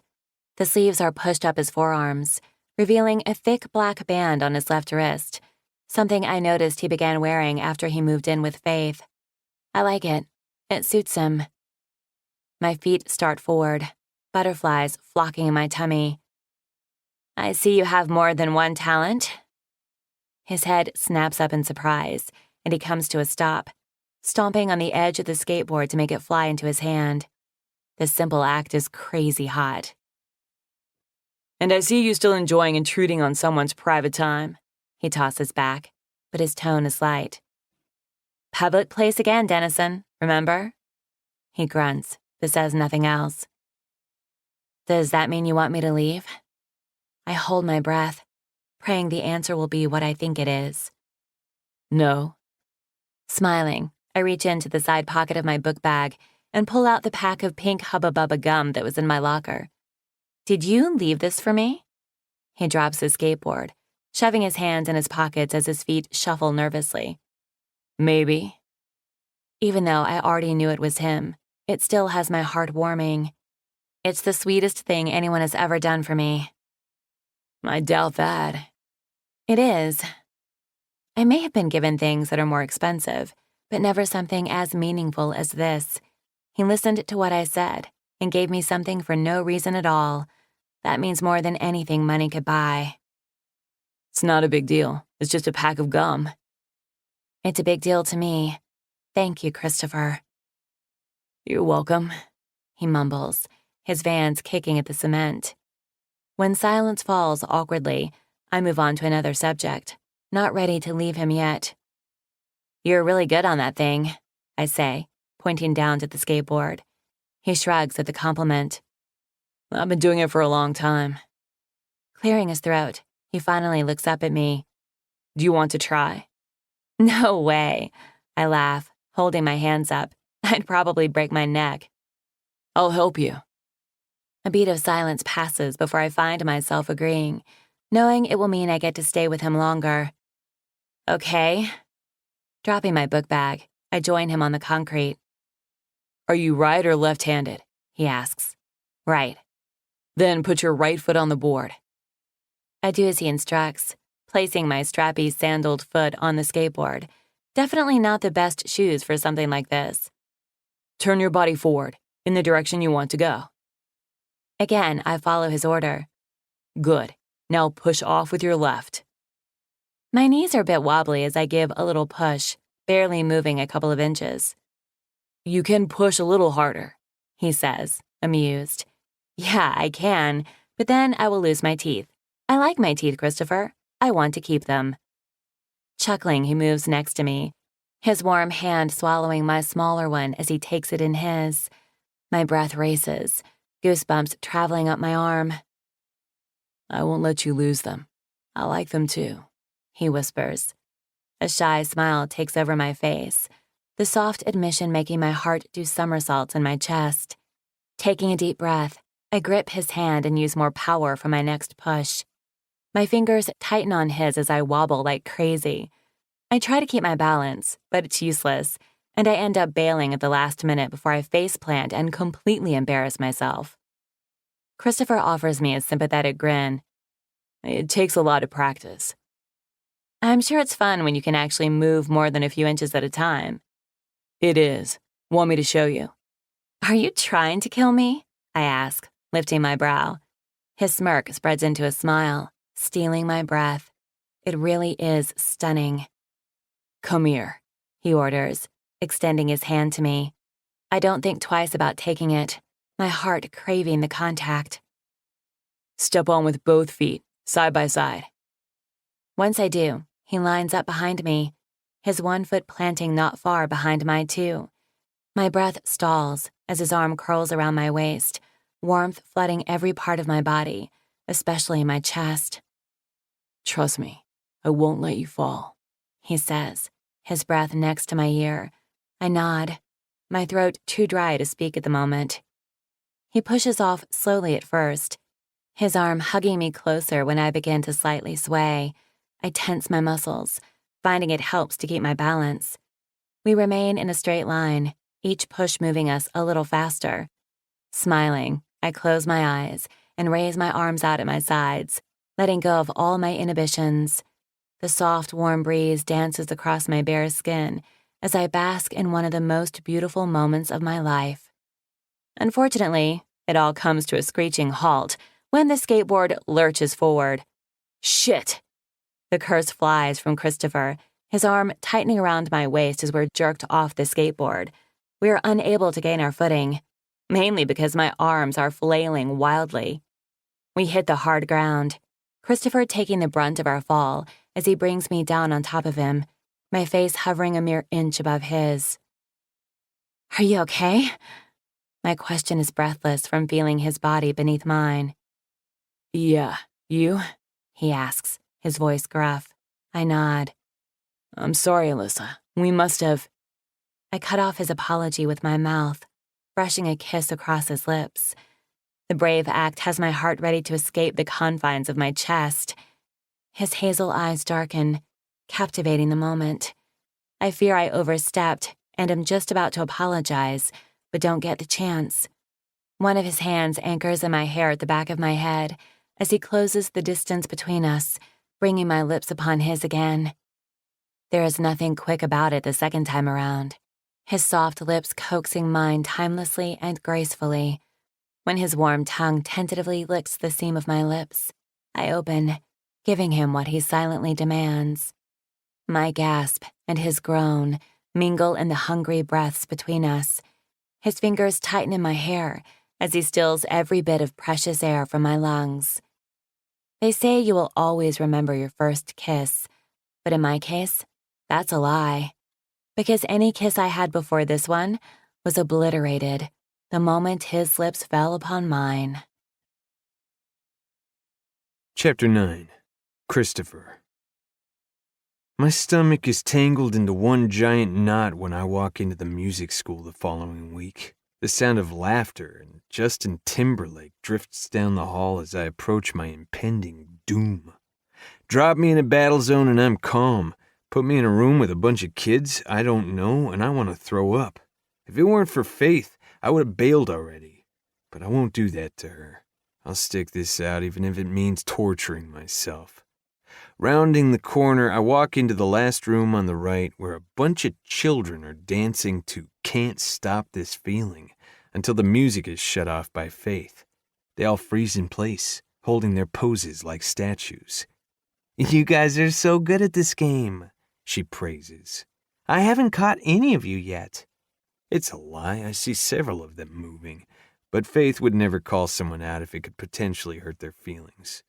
Her eyes shift to me, noticing my presence at the door, and she smiles. "Okay, boys and girls, take a seat." There are about a dozen of them as they scramble to claim a seat on the blue carpet in the middle of the room. Dread pulls in my gut as I make my way over to them, my palms sweating. Get a grip, man, they're just a bunch of kids. "Boys and girls, this is Christopher." Faith introduces me as I come to stand next to her. Their heads crane all the way back, their eyes widening and mouths dropping. "He will be your instructor for this semester. Can you all give him a big welcome?" They lift their hands in a half-assed wave, mouths still gaping. "Hey," I greet them back awkwardly. "Okay then." Faith claps her hands together, her smile a hell of a lot more enthusiastic than I feel. "I'll be down the hall if you need me." She gives my shoulder a reassuring pat before leaving the room in tense silence. I search for a seat that doesn't belong in Munchkin land, but find nothing. Instead, I remain standing and cross my arms over my chest. Let's start by introducing ourselves, one by one. I want you to stand up, state your name and what instrument you play. Who wants to start? No volunteers. Anyone? Crickets. All right, I'll pick then. My eyes wander over the group and settle on the boy at the end whose finger is shoved so far up his nose that I'm afraid he may gouge his eyeball out. You, I point, hoping it will stop him from continuing the nasty habit. Thankfully it does. Me? He asks, jerking his thumb at his pudgy chest. Yeah, you. He rolls to his knees to stand, and I instantly feel sorry for the kid. His khaki shorts are hiked over his belly and held up by green suspenders. If that's not bad enough, he wears socks that are raised to his shins and brown shoes that look like they belong on an 80-year-old man. He pushes his red-rimmed glasses up his nose, then grabs those ugly suspenders, nervously pulling at the elastic straps. My name is Arnold Egbert Elmer II. I stare back at him, wondering if he's fucking with me. Surely a parent wouldn't be so cruel. But my friends call me Arnie. I guess so. At least I can tell Ruthie I met someone with a shittier name than her. What's your favorite instrument to play, Arnold? He shrugs. Don't know. I've never played one before. Never? I ask, not liking the sound of that. He shakes his head. His finger eventually finds its way in his nose again, so I tell him to take a seat and call on the girl next to him. She stands and cocks a hip. Letitia, with an L? Her introduction ends with a snap of her fingers. I frown, wondering what other letter it would start with. And what do you play? Her shoulders lift in a shrug as well. You've never played either? She shakes her head. They can't all be beginners. Faith wouldn't have them performing this quickly otherwise, right? I gesture for her to take a seat again, then point at the next kid. You. A small girl with wild golden locks climbs to her feet. Very fucking slowly. She twirls her curly hair around her finger and inhales a small breath. Hi, I'm Trini, and I'm 6 years old, almost 7. I like Barbies, Pokemon, cookies, and radishes. Radishes? I repeat, wondering what any of this has to do with music. Yeah, 'cause, She licks her pink lips and scratches her cheek, close to her nose. 'Cause, I swear, if she doesn't spit the fucking words out soon, I'm going to die of old age. They're red and healthy for you, and... She lets out a tiny breath and scratches her cheek again. My dad says they put hair on your chest. Chuckles fill the air as she smiles back at me. What instrument do you play? I ask, getting back to the task at hand. Her eyes lift to the ceiling, her tiny finger tapping her lip as she thinks about it long and hard. I swear the kid is trying to kill me. I've played a whistle. What do you mean? Like a flute? No, a whistle you blow. I can hum out Mary Had a Little Lamb. I taught myself, she tells me proudly. My frustration grows by the second, and not for the first time, I wonder what the hell I got myself into. Look, I want everyone to raise their hand if they have ever played an instrument before. No one moves. You have got to be shitting me. None of you have ever played before. They all shake their heads. Why do you think we're here, Einstein? Letitia with an L throws back at me, tossing around a whole lot of sass. My head drops in my hands, defeat settling over me. What's wrong? Trini asks. Nothing. I grumble the lie, feeling an ache building behind my eyes. Let's finish the introductions quickly. Just tell me your first name. You don't have to stand, just throw it out. I point to the kid next to Trini, and he continues to stare at me. Come on, kid, spit it out. Tommy. I point to the next one. Katie. The next one. Madison. Eventually they get the point and start tossing out their names without any help. Silence falls when we reach the last kid who sits behind all the others. His head has been cast down the entire time I've been here. Something about his slumped shoulders stops me from calling him out. His name is Rafe, Katie informs me quietly. He doesn't like to talk. How am I supposed to work with a kid who doesn't communicate? Fine. Let's move on. Wait, Trini says. what about you? What about me? You didn't introduce yourself. I don't need to. Faith told you my name. But what's your last name? Walker, I answer. Like Miss Faith's? Yes. Are you married to her? No. Is she your sister? No, not really. What do you mean, not really? Letitia asks. Don't worry about it. It doesn't concern you. She's family. That's all you need to know. She harumphs, but it stops the fucking interrogation. So what do we call you? Trini asks. Mr. Walker? No, Christopher. Mr. Christopher? My jaw locks. No, just Christopher. Do your friends call you Chris? Arnold asks. No. One did, but I don't let myself think about him. Now, does anyone have any more questions, or can we move on? Trini raises her hand timidly. What? I ask tiredly, trying to hold on to my very thin patience. I was wondering what kind of marker you use. Marker? I ask, my brows drawing in confusion. Yeah, for the tattoos on your arms. I stare back at her and know without a doubt that I have landed in the fucking Twilight Zone. It's not a marker. They are real. How many do you have? Tommy asks. Lots. Are they no more questions? I snap, then feel like shit when they all flinch. My guilt escalates when Trini's lip starts to tremble. Jesus, I can't deal with this. No, it's okay. Don't cry. Letitia puts her arms around her shoulders and glares at me. You're a real grouch, mister. Letting out a breath, I dig deeper for more patience. Look, I'm sorry. I'm not mad. I just want to move on. How about we pick the song that we're going to sing for the town fair?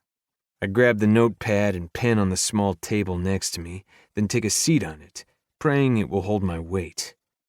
What are you guys thinking? Trini, any ideas? I ask, hoping it will distract her. Sniffling, she looks up at me. What about The Farmer in the Dell? Yeah, I'm thinking something more modern. We have at least 2 minutes to fill. We need something longer and more upbeat for our instruments. Katie raises her hand. Yeah? I point at her. How about Taylor Swift's Shake It Off? Tommy scoffs. I'm not singing no girly song. Why? I ask him. Some of the best musicians in the world are female artists. My dad says the only place a woman belongs is in the kitchen. I raise a brow, knowing the poor bastard has no chance in hell of getting laid when he's older, with his head being filled with shit like that. Your dad is a fool, Letitia snaps. He is not. I jump back in before things get out of hand. Everyone calm down. Listen, in this class, we appreciate all music, whether they are sung by females or males. Majority will rule the decision. I'll write down Shake It Off, I add, giving Katie a pointed look. Anyone have anything else they want to contribute?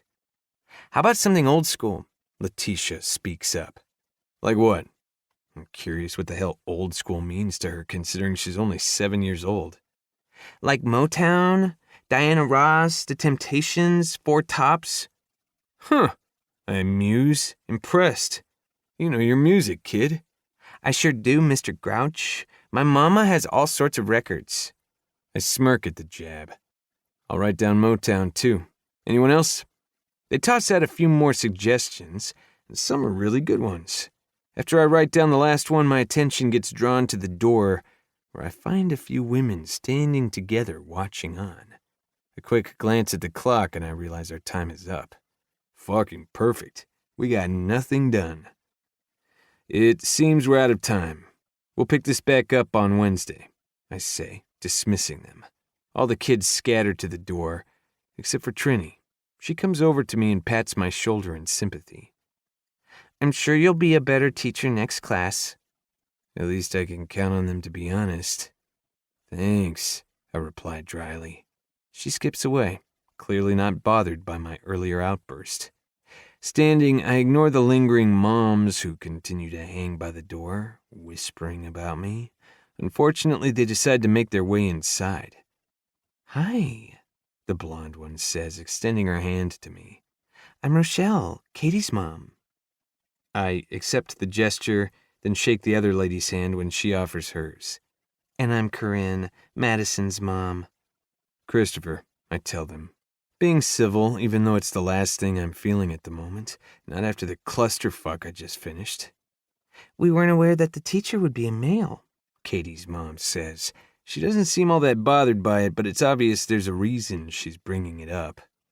I don't think the original instructor was, but that person had to back out last minute and Faith needed someone. I'm fully qualified, I assure her, more for Faith's sake than my own, because after today I'm not so sure I am. Of course. We were just curious, since Faith never mentioned it. How is it that you know her? She tries to be nonchalant, but she fails miserably at it. She's family. My answer is clipped, because how I know Faith is completely irrelevant and none of her business. I also have a hard time explaining who she is to me.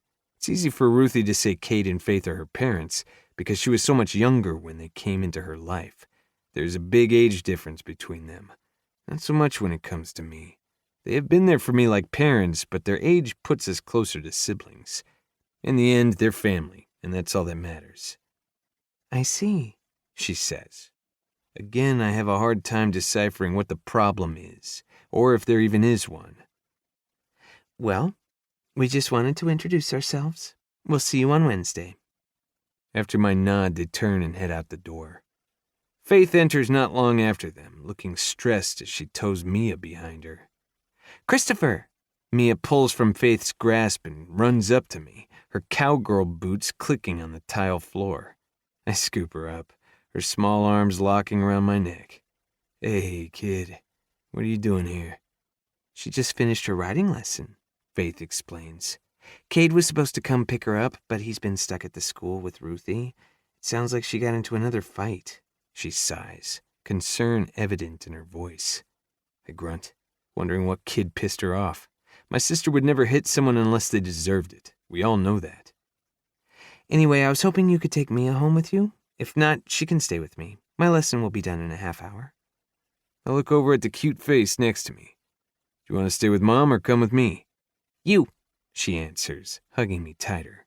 My eyes shift back to Faith. I got her. Thank you, she says, flashing me an appreciative smile. Okay, really quick, how did it go? It sucked, I answered truthfully. It couldn't have been that bad. Not that bad. Faith, not one of them has ever played before. What did you expect? They're only 7. I expected at least a few Mias, I counter. Speaking of which, why the hell isn't she in here? Because she has her riding lesson at that time. I look over at my sister. Want to drop your lesson and come here with me instead? No thanks. I'd miss Sparkles. Figures.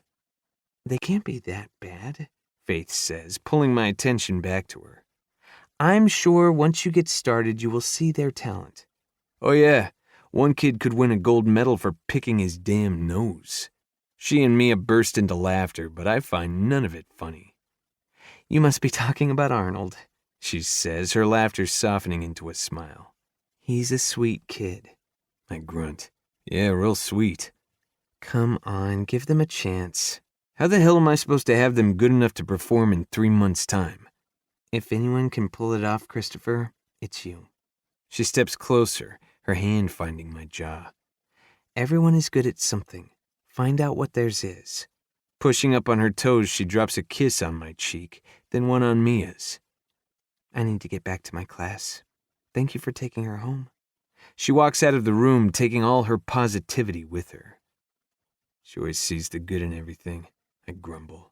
Though, I guess that's not a bad thing. Otherwise, Ruthie and I would have been screwed all those years ago. Mama says there's always something to smile about. You just have to find it. I would disagree, since smiling is something I do less of every day. But the argument would be a lie, because no matter how shitty life can be, Faith is right. There's some good out there. The little girl in my arms right now proves just how right the world can be. Come on, kid. Let's get out of here. The cadence from Faith's violin class fills the hall as we head for the main doors. Can we stop by the bakery? Mia asks. Hope is there, and I want to say hi. Sure, we can make a quick stop. I push through the double doors, my steps faltering when I see one of the kids sitting on the stairs. The one who doesn't like to talk. His chin is tucked tight to his chest as he stares at his shoes.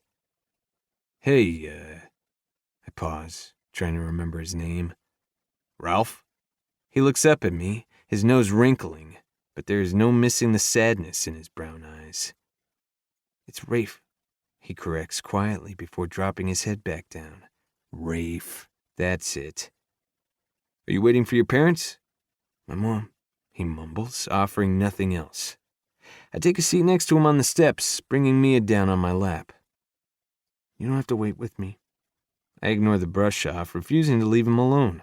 I would never have let him leave the classroom if I'd known his parents weren't here. From now on, I will have to be more careful about that.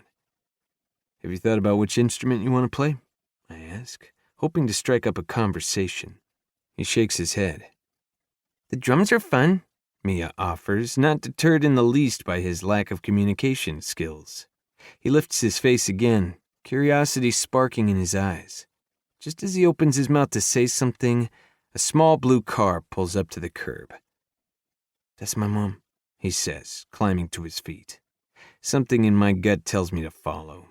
Keeping Mia in my arms, I stand and catch up to him. His mother steps out of the car, a kind smile on her face.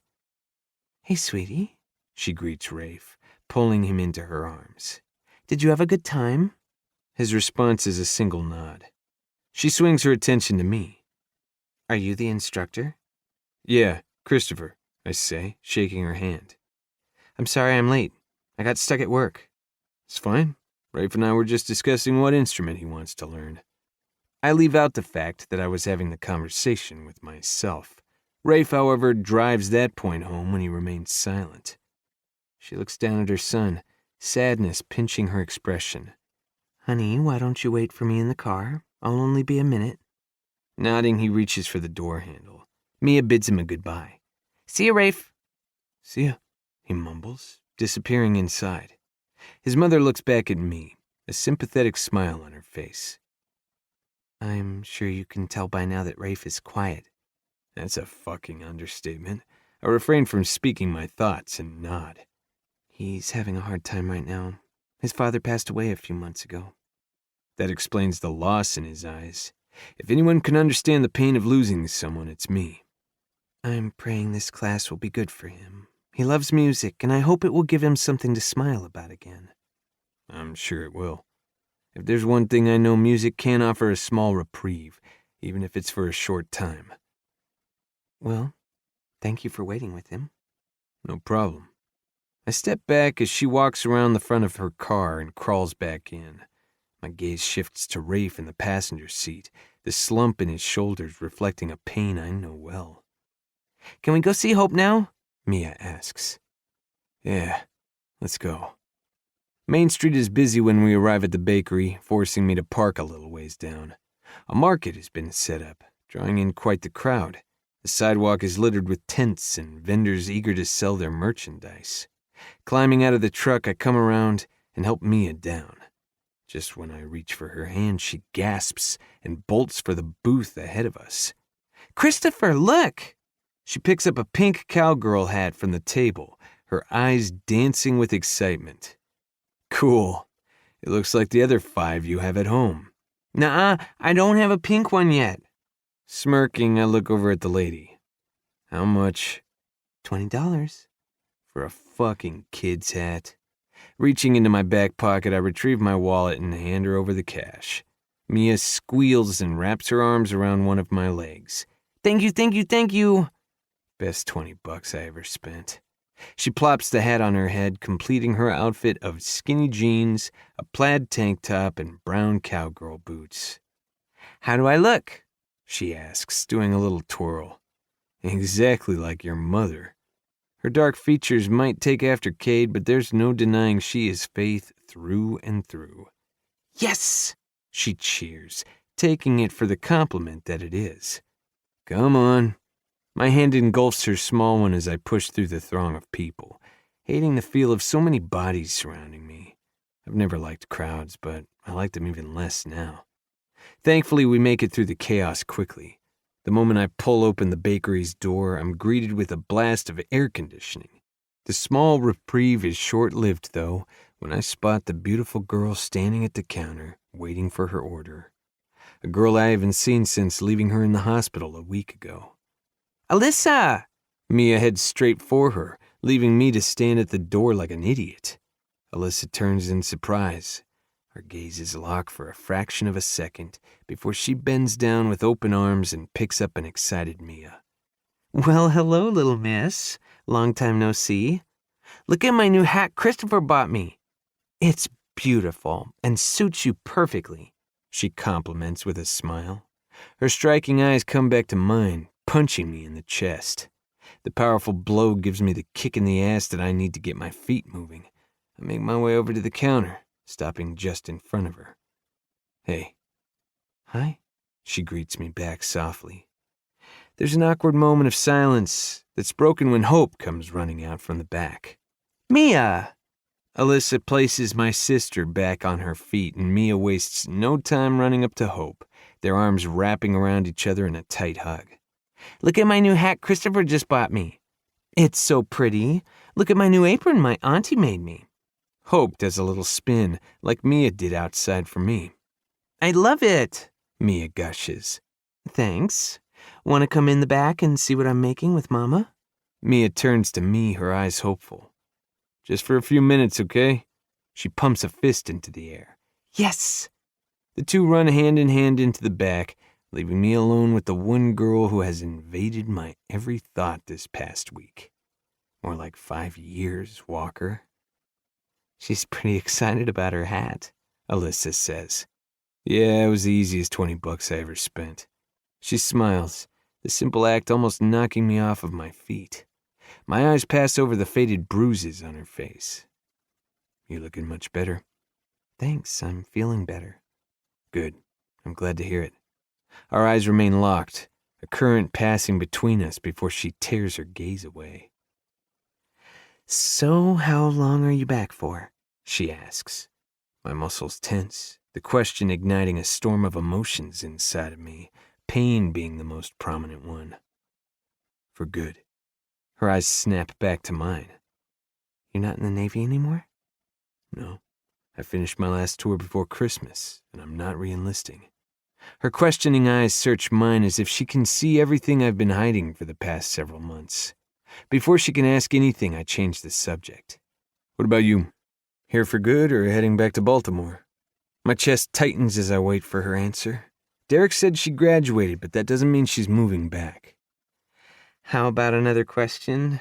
She delivers on a laugh, but the beautiful sound doesn't reach her eyes. "Why? What happened?" She shrugs. "Nothing, really. I'm not sure if you heard, but I finished my nursing degree." "I did. Congratulations." "Thanks, but I'm far from done. I've decided to enroll into medical school. I want to specialize in pediatrics." My brows lift in surprise. "Wow, you weren't kidding. You are far from done." "Tell me about it. That's why I'm taking a small break before I start the grueling process. It's one of the reasons why I was in Kenya," she tells me, a darkness entering her eyes at the mention. "You don't seem very happy considering this is something you want." "I am," she rushes to assure me. "About the pediatrics part, that is. It's just..." She pauses, a soft sigh escaping her. "My mother and I have a difference of opinion on where I should enroll." I should have known it had to do with her mother. She's always been the one to dim the light that surrounds her, one that used to guide my way. "I want to enroll here," she tells me, "but my mother thinks I should go back to Baltimore." "It doesn't matter what she thinks, Alyssa. It's not her life, it's yours." My words come out harsher than I intend for them to. Her eyes fall to the floor, but not before I see the flash of pain in them. "Forget it. It's not my business." "No, you're right. It is my choice, which is why I'm headed there tonight for dinner. I came here first for reinforcements, though," she teases, pointing to the display of pies. I don't smile. I can't. I'm entranced by her, with the need to touch her, to feel her soft skin again. Before either of us can say more, Lucy, Grace's sister, walks out of the back holding a pink gift box. "Sorry for the wait. Here you are," she says, handing the pie to Alyssa. "Thank you. How much?" Lucy waves her away. "Grace says it's on the house." "Oh, no, I insist, please." Lucy looks around unsure. "Well, it's $10, but..." Alyssa goes to hand her the money, but I grab her wrist, stopping her. This simple touch sears me from the inside out, my blood igniting in my veins. "I got it," I tell her. She licks those pretty pink lips of hers, forcing my cock to pay attention. "You don't have to do that." "I want to." Releasing her hand, I retrieve my wallet and hand Lucy the $10. "Thank you," Alyssa whispers, her soft voice conveying everything I'm feeling at the moment. "You're welcome. Make sure you tell your mom it's a gift from me." She chuckles like I hoped she would. "I'll be sure to do that." Her smile softens as she takes a tentative step forward and pushes up on her tiptoes, bringing her lips against my jaw. I fight like hell against the urge to pull her close, to seize her mouth along with her body and never let go again. But by some miracle I resist. "Thank you again, Christopher." The words are nothing but a soft echo thrashing around the deep confines of my heart. I'm left standing there alone, missing her scent and warmth. My world once again turns dark. Chapter 10. Alyssa. Awkward silence fills the room as I sit at my mother's dining room table, my fork pushing around the food on my plate. A meal that probably cost more than what I spend on groceries in a month. Nothing but the best for my mother and stepfather, I think sarcastically. "Honey, is something wrong with your dinner?" she asks. "No, it's fine." "Are you sure? You seem awfully quiet." I swallow my frustration, knowing she just wants to be helpful. I'm trying to be social, I really am, but my mind is elsewhere, or rather, on someone else. "I'm okay, Mom. Just tired is all." "Are you not sleeping?" "No, I'm not. And it's because my thoughts are consumed with the man from my past, one that my heart has missed and longed for from the moment he walked away from me. Since seeing Christopher again, that feeling has only intensified. When I ran into him at the bakery today, I ached for so much more than that brief encounter. I wanted to sit down and get to know him all over again, to know why he is no longer a part of the Navy, and what happened to cause that immense pain in his eyes. For the last 5 years, we've barely had any contact. With me living in Baltimore and him always being deployed, we rarely crossed paths. I kept in contact with Faith and the family, mainly through church when I was home, and I always asked about him. I kept him in my prayers, praying he would return safely. My thoughts trail off when I realize my mother is watching me, waiting for an answer. "Sleep is getting better," I tell her vaguely. "Good." She takes another bite of filet mignon, leaving a trace of lipstick on her fork. "So, when do you head back to Baltimore?" Tension tightens my shoulders at the not-so-subtle topic change. "Wanting to get rid of me already, Mother?" I ask, my irritation evident. "Of course not. You know how much I love you. I just don't want you to miss the deadline to enroll at Johns Hopkins." "Who said I was going there?" Her expression pinches with disapproval. "Alyssa, we talked about this." "Yes, we did, and you aren't listening to me." "Watch your tone when you're speaking to your mother," my stepfather scolds, inserting himself into the conversation. My teeth grind as I bite back a snide reply. The last thing I want to do is fight with either of them, but I have a feeling it may be inevitable, at least when it comes to this. "Your mother is concerned about you, and for good reason," Richard continues. "The choices you have made lately haven't been good ones, and you've put this family through a lot." My blood heats at his audacity. "Are you saying that it's my fault I was abducted?" "Of course he's not," my mother answers for him. "Tell her, Richard." He remains silent, taking a sip of his red wine before speaking again. "All I'm saying is that your mother is right. Johns Hopkins is the best place for you. I'll even bet going back will help you move on from what happened. I agree, my mother adds. I shake my head, a bitter laugh escaping me. You guys are unbelievable. We just want what's best for you, honey. What's best for me? I shriek. I was kidnapped only a week ago, and you're already trying to ship me out of state. No, it's not like that. I just don't want you to miss an opportunity and regret it later.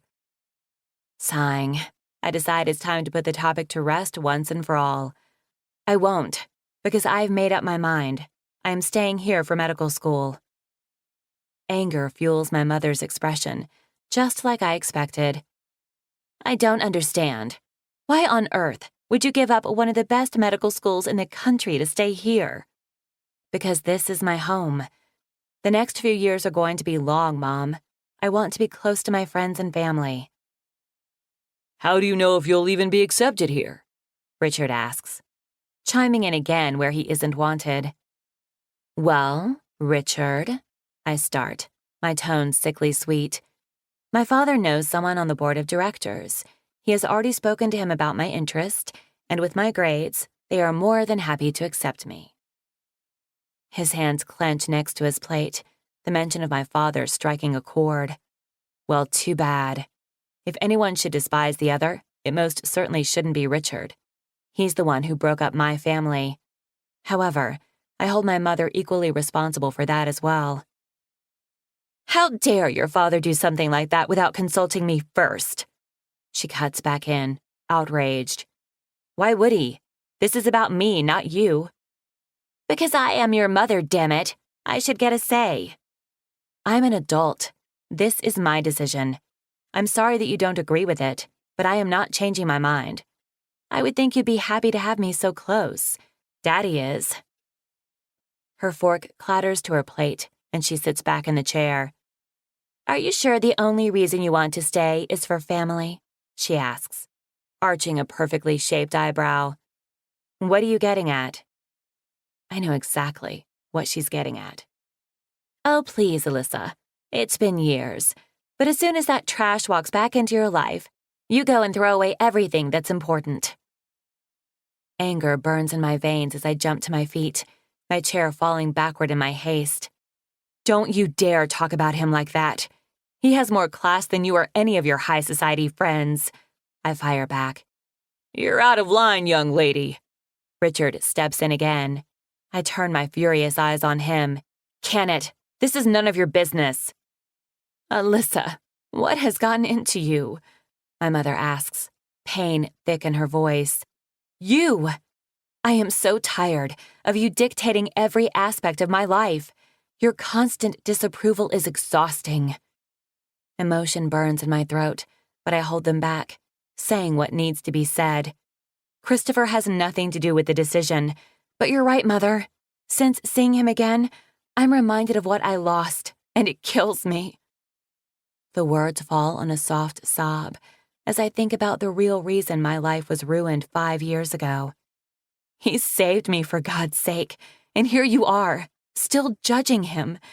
I would be dead right now if it weren't for him. Does that matter to you at all? Of course it does, but... Or maybe you would have been better off. Then I wouldn't be around to disappoint you anymore. Alyssa, no, she cries, her hand flying to her mouth. How could you think that? I love you more than anyone else in this world. I flick a disgusted glance at Richard. You could have fooled me. Honey, please sit back down. Let's talk about this. Tears stream down her face, but her pain does not compare to my own, one she has caused for far too long. I'm done talking. Right now, I just want to be alone. I leave without another word, ignoring both her and Richard as they try calling me back.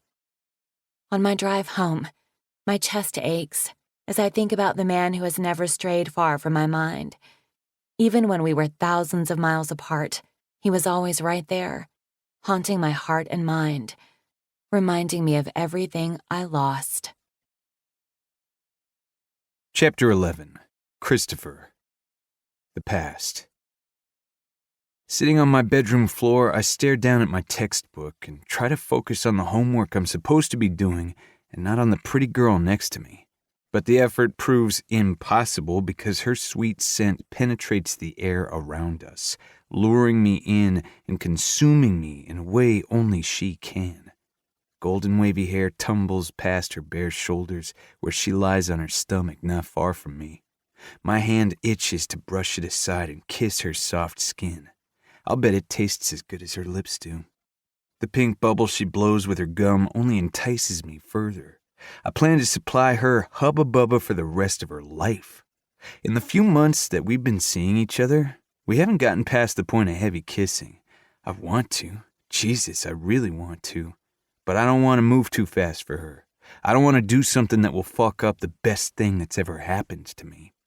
"What did you put for question 20? She asks, having no clue where my thoughts are. "I don't understand what they're asking. Are they—" Her words trail off when her eyes lift to mine. The crystal irises knock the breath right out of my lungs. They always seem to do that to me. "You're staring," she says, a shy smile stealing her lips. I can't help it. "I have a feeling we don't make good study partners," she says, holding back a laugh.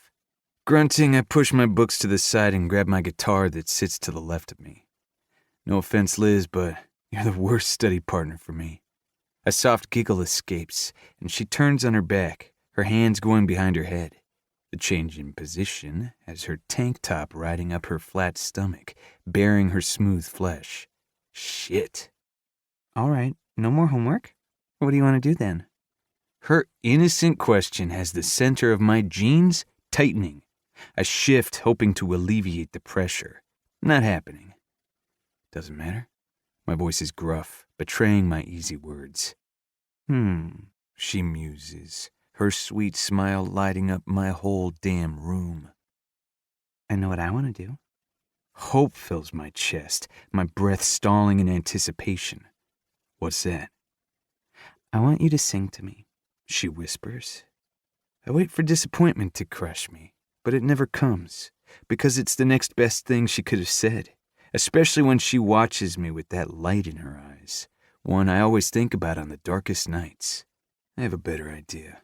Come over here and you can help me play," I say, gesturing to the guitar. Excitement sparks in her eyes. "Really?" "No, I'm lying." She giggles at my dry tone and sits up to join me. Gripping her hips, I pull her between my legs and lean back against my bed behind me. Next, I place the guitar across her lap, my arms coming around her. I bite back a groan at our close proximity and pray she doesn't feel my raging hard-on. "What do you want to play?" I ask, my lips close to her ear. I'm not sure." Her response is breathless, telling me she's feeling the same current I am. The one that's always so powerful there's no fighting it.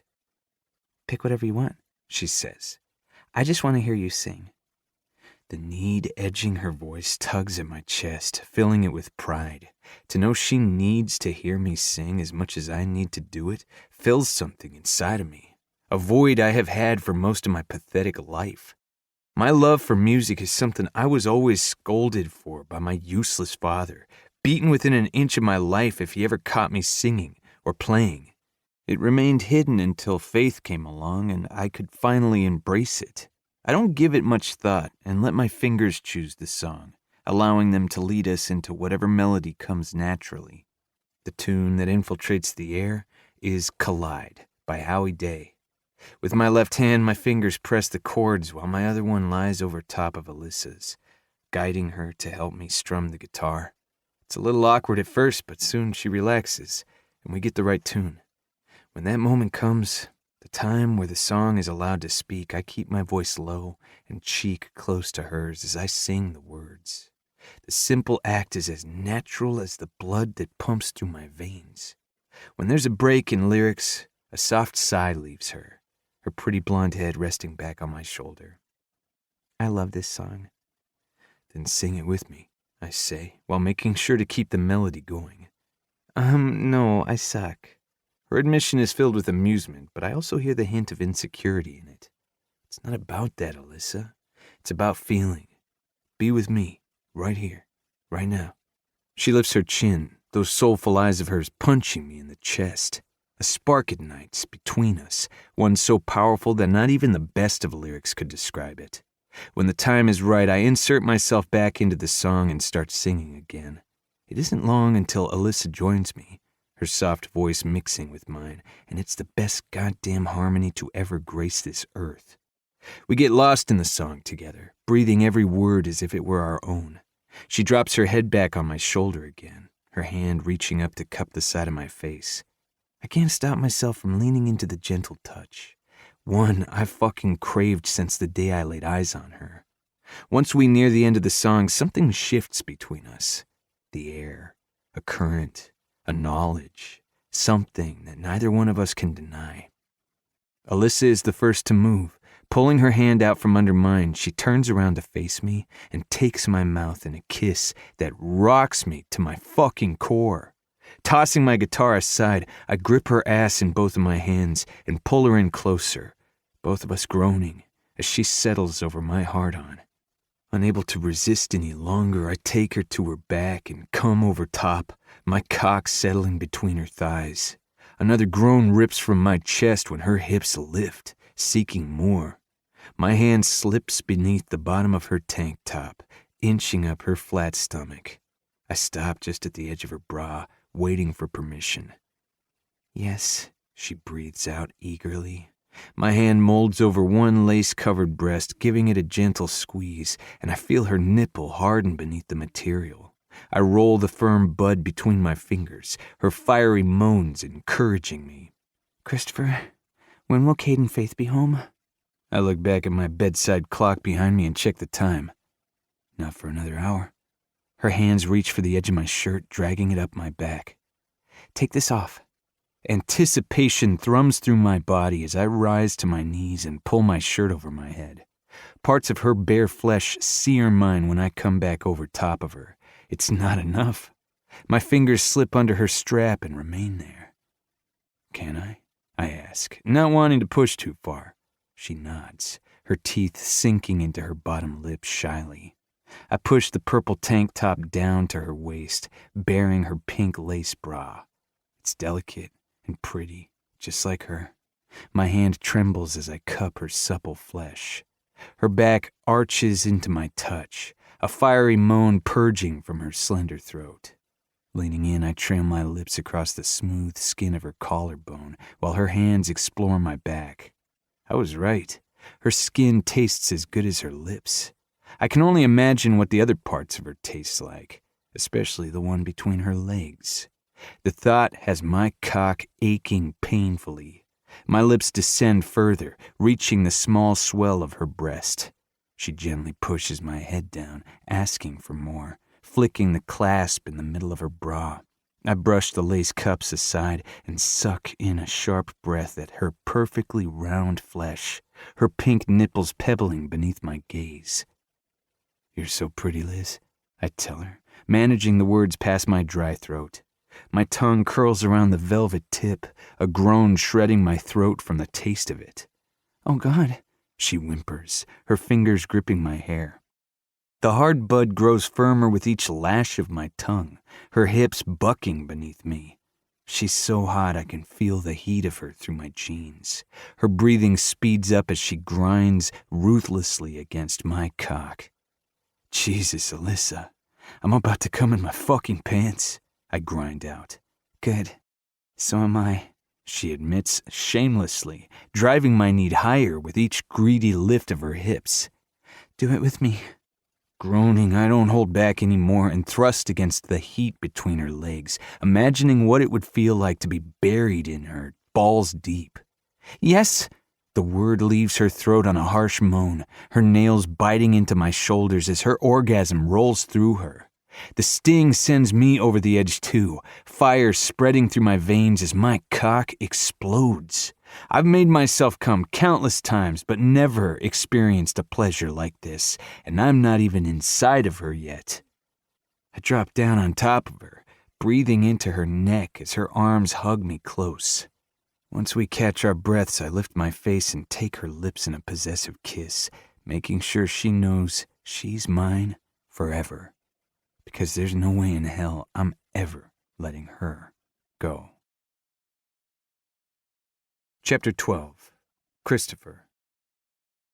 I'm about to spend another hour in the fucking Twilight Zone. Rather than feel sorry for myself, I pull it together and do what I promised Faith. I'll find out where these kids' strengths lie and hopefully have something to work with. Though I'm feeling less convinced of that as I watch Arnie with his fingers shoved up his nose again. For today's class, we are going to find out what part in this performance will suit you best. I begin, staring down at each one of them as they sit on the carpet. They all peer up at me with the same uncertainty I feel. Whether it will be the drums, guitar, or even singing. I'll be singing, Letitia informs me with her usual sassiness. I cock a brow. Is that so? Yep. How about you start us off then? Come on up here and show us what you got. She accepts the challenge eagerly, coming to stand next to me where I sit perched on the wooden stool. I had asked Faith to get one for me so I wouldn't have to sit in Munchkin land again. What do you want me to sing, Mr. Grouch? Whatever you want, diva. I toss back. A smile breaks out across her young face. Diva, I like it, she says with a nod. I'll bet she does. I've never met a kid sassier than her. I feel sorry for the poor bastard who ends up marrying her. He's going to have his hands full. Brace yourself. I'm about to school you on some Motown. I grunt. No one schools me on shit, especially when it comes to music. But I keep that to myself and gesture for her to start. Ready when you are. She stands up straighter and punches herself in the chest, clearing her throat. She starts off by clapping her small hands together, creating a beat. Her body follows the rhythm, and I must admit the girl has some moves. Eventually, she belts out the lyrics to Jackson 5's I Want You Back. Her voice isn't as strong as her confidence, but she definitely has potential. A couple of the other girls start to clap along, encouraging her further. She sings a good portion of the song, then dies off when she finds herself out of breath. The class breaks out in applause, and she bows. Not bad, kid, I tell her, nodding the compliment. She turns to me, popping a hip. Not bad? Yeah. Not bad. You have a good voice, but there is always room for improvement. Isn't that why you're here in the first place? She shrugs. I guess. Come stand over here.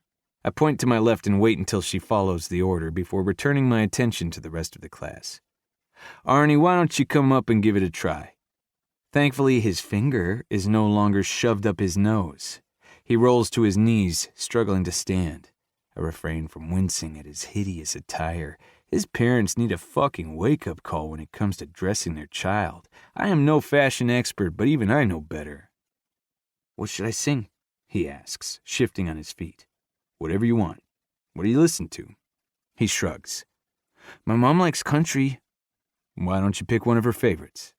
He thinks about it long and hard before a smile cracks his lips. All right, I got it. I nod for him to start, but the song he begins singing has my muscles seizing. Save a horse, ride a cowboy. Shit. If the song choice isn't bad enough, his voice is even worse. Quickly, I clap a hand over his mouth, silencing him before he can spit out the rest of the lyrics. Laughter fills the room from the other kids. All right, Arnie, why don't you come stand over here? I say, lining him up on the other side of me, opposite of Letitia. We're going to find you an instrument to play. My attention moves to Rafe next, his head cast down, as usual. Rafe? His shoulders stiffen as I call on him, his timid eyes lifting to mine. Did you give any thought to what we talked about the other day? I ask. He shakes his head, his gaze dropping to his lap again. Come over here. Pushing to my feet, I walk over and take a seat at the drums. He stands hesitantly, dread prominent in his every step.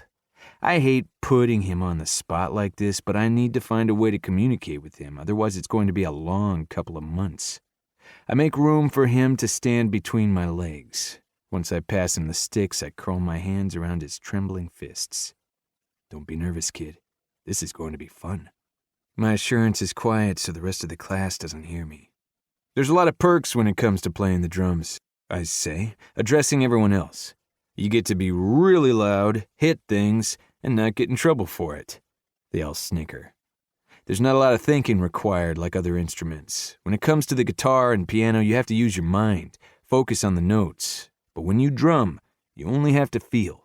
That doesn't make it any less important, though. The drummer provides the foundation for the other musicians to follow. He or she is the anchor of the band. With my hands wrapped around Rafe's, I start a slow tempo. He remains stiff, but once he relaxes, I'm able to hit harder and faster. My foot finds the pedal, adding more bass to the beat. The other kids move closer to us, their smiles bright and eyes lit with fascination. Rafe and I rock out for a solid minute to AC/DC's You Shook Me All Night Long. By the time we finish, I peek over his shoulder and find the biggest smile on his face. Fun, isn't it? He nods. Can I have a turn? Trini asks. Sure. Rafe steps out of the way for her. Instead of her taking his position between my legs, she hops up on my lap, her scrawny ass wiggling on me until she's comfortable. I tense at the unexpected move. She looks up at me with an eager smile, oblivious to my discomfort. Clearing my throat, I pass her the sticks and scoot us a little closer.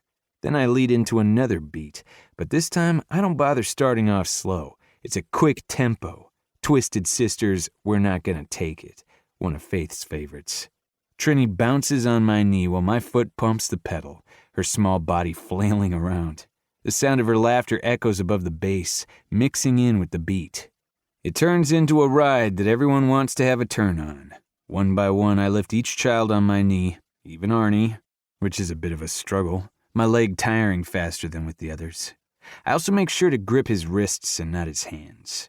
The thought of getting boogers on me is not very appealing, but the kid has a blast like the rest of them. While the class dances around, my attention focuses on Rafe, where he stands off to the side, his smile wide and eyes riveted to my every move. It's now I realize that maybe these next few months won't be so bad after all. Maybe, by the grace of God, I will be able to pull this off. Once the hour is over, I'm careful to make sure everyone leaves with their parents. Rafe is the last one again, but this time he waits inside the class with me. I sit on the edge of one of the small tables across from him, crossing my arms over my chest. So, what did you think of the drums? I like them. He mumbles the answer, avoiding eye contact. Me too. I like them because they're loud. Sometimes that's what I need. His sad eyes lift to mine. Are they your favorite to play? I don't really have a favorite. I like anything to do with music. Me too, he confesses quietly. What do you like listening to? He shrugs. Pretty much anything, but especially rock. Cream was my dad's favorite. I'm shocked by the tidbit he shares with me. Do you have an iPod, Rafe? I ask, staring down at the top of his brown head. No. I asked for one for Christmas, but Santa didn't bring it for me. And my mom can't afford one since my dad... He trails off, that slump in his shoulders more prominent. Standing, I dig into my pocket, pull out my iPod and headphones I carry with me everywhere. Here, I say, handing it to him. His eyes widen, mouth parting in shock as he takes it from me. You can keep it, I tell him. There's lots of rock on there, among other stuff. Hopefully nothing too inappropriate, I think to myself. I probably should have checked that first. He continues to gape up at me, his words lost, but there's no denying the pain reflecting back at me. Kneeling down, I bring myself eye level. When things get to be too much, when it hurts in here, I say, tapping his small chest. Put these in your ears and turn it up as loud as you can stand it. It will make everything a little better. His bottom lip quivers, tears forming in his eyes. Before I can anticipate his reaction, he launches himself at me, hugging my neck. You get it, he chokes out. No one ever gets it. I wrap my arms around his trembling back. Yeah, kid, I definitely get it. Not only do I understand because of everything I've gone through the last several months, but I also remember the loss I felt when I thought my mom left Ruthie and me. That feeling only intensified when I found out years later she actually died at the hands of my father. Ruthie doesn't remember her, but I do. It's a loss that will stay with me forever. A noise at the door breaks us apart. Turning back, I see it's his mom, looking a little shell-shocked to see her son hugging me. Sorry I'm late again. Rafe runs over to her, flashing the iPod. "Mom, look what Christopher let me have." "To borrow?" "No, to keep," he says. Her surprised eyes meet mine. "No, we couldn't possibly." "It's fine. I can get myself another one." "At least let me give you some money for it," she offers, but we both know she doesn't have it. I shake my head. I probably have another one kicking around at home anyway. "Please let me keep it, Mom," Rafe pleads. Her shoulders relax on a sigh. "All right." She looks up at me with a grateful smile. "Thank you." "No problem. I'll see you guys next week." "Bye, Christopher." Rafe waves at me before following his mom out the door. The smile he leaves with is worth the small sacrifice I just made. As I finish straightening up, Katie comes running back into the classroom with her friend Madison. "Excuse me, Mr. Christopher?" I try not to wince at the formality of the name and look up at her, wondering what they're still doing here. "Yeah?" "Are you married?" I pause, a scowl forming on my face. "No." "Do you have a girlfriend?" Confusion renders me speechless before I finally manage to speak. "No, why?" "No reason, thank you." She and Madison run out of the room, giggling. "Come on, let's go tell my mom." I hear her voice carry down the hall. I grunt. All those questions I was peppered with by her mother make sense now. I switch off the light and stop by Faith's violin class on my way out. When she spots me through the crack of the door, she excuses herself and joins me out in the hall. "Hey, how was class today?" "Better." A knowing smile lights up her face. "I know. I peeked in earlier and saw you guys playing the drums." Figures she would spy right at that moment. "Listen, I need to ask you something. Has Rafe's mother paid for the class yet?" She frowns, the question catching her off guard. "Not all of it.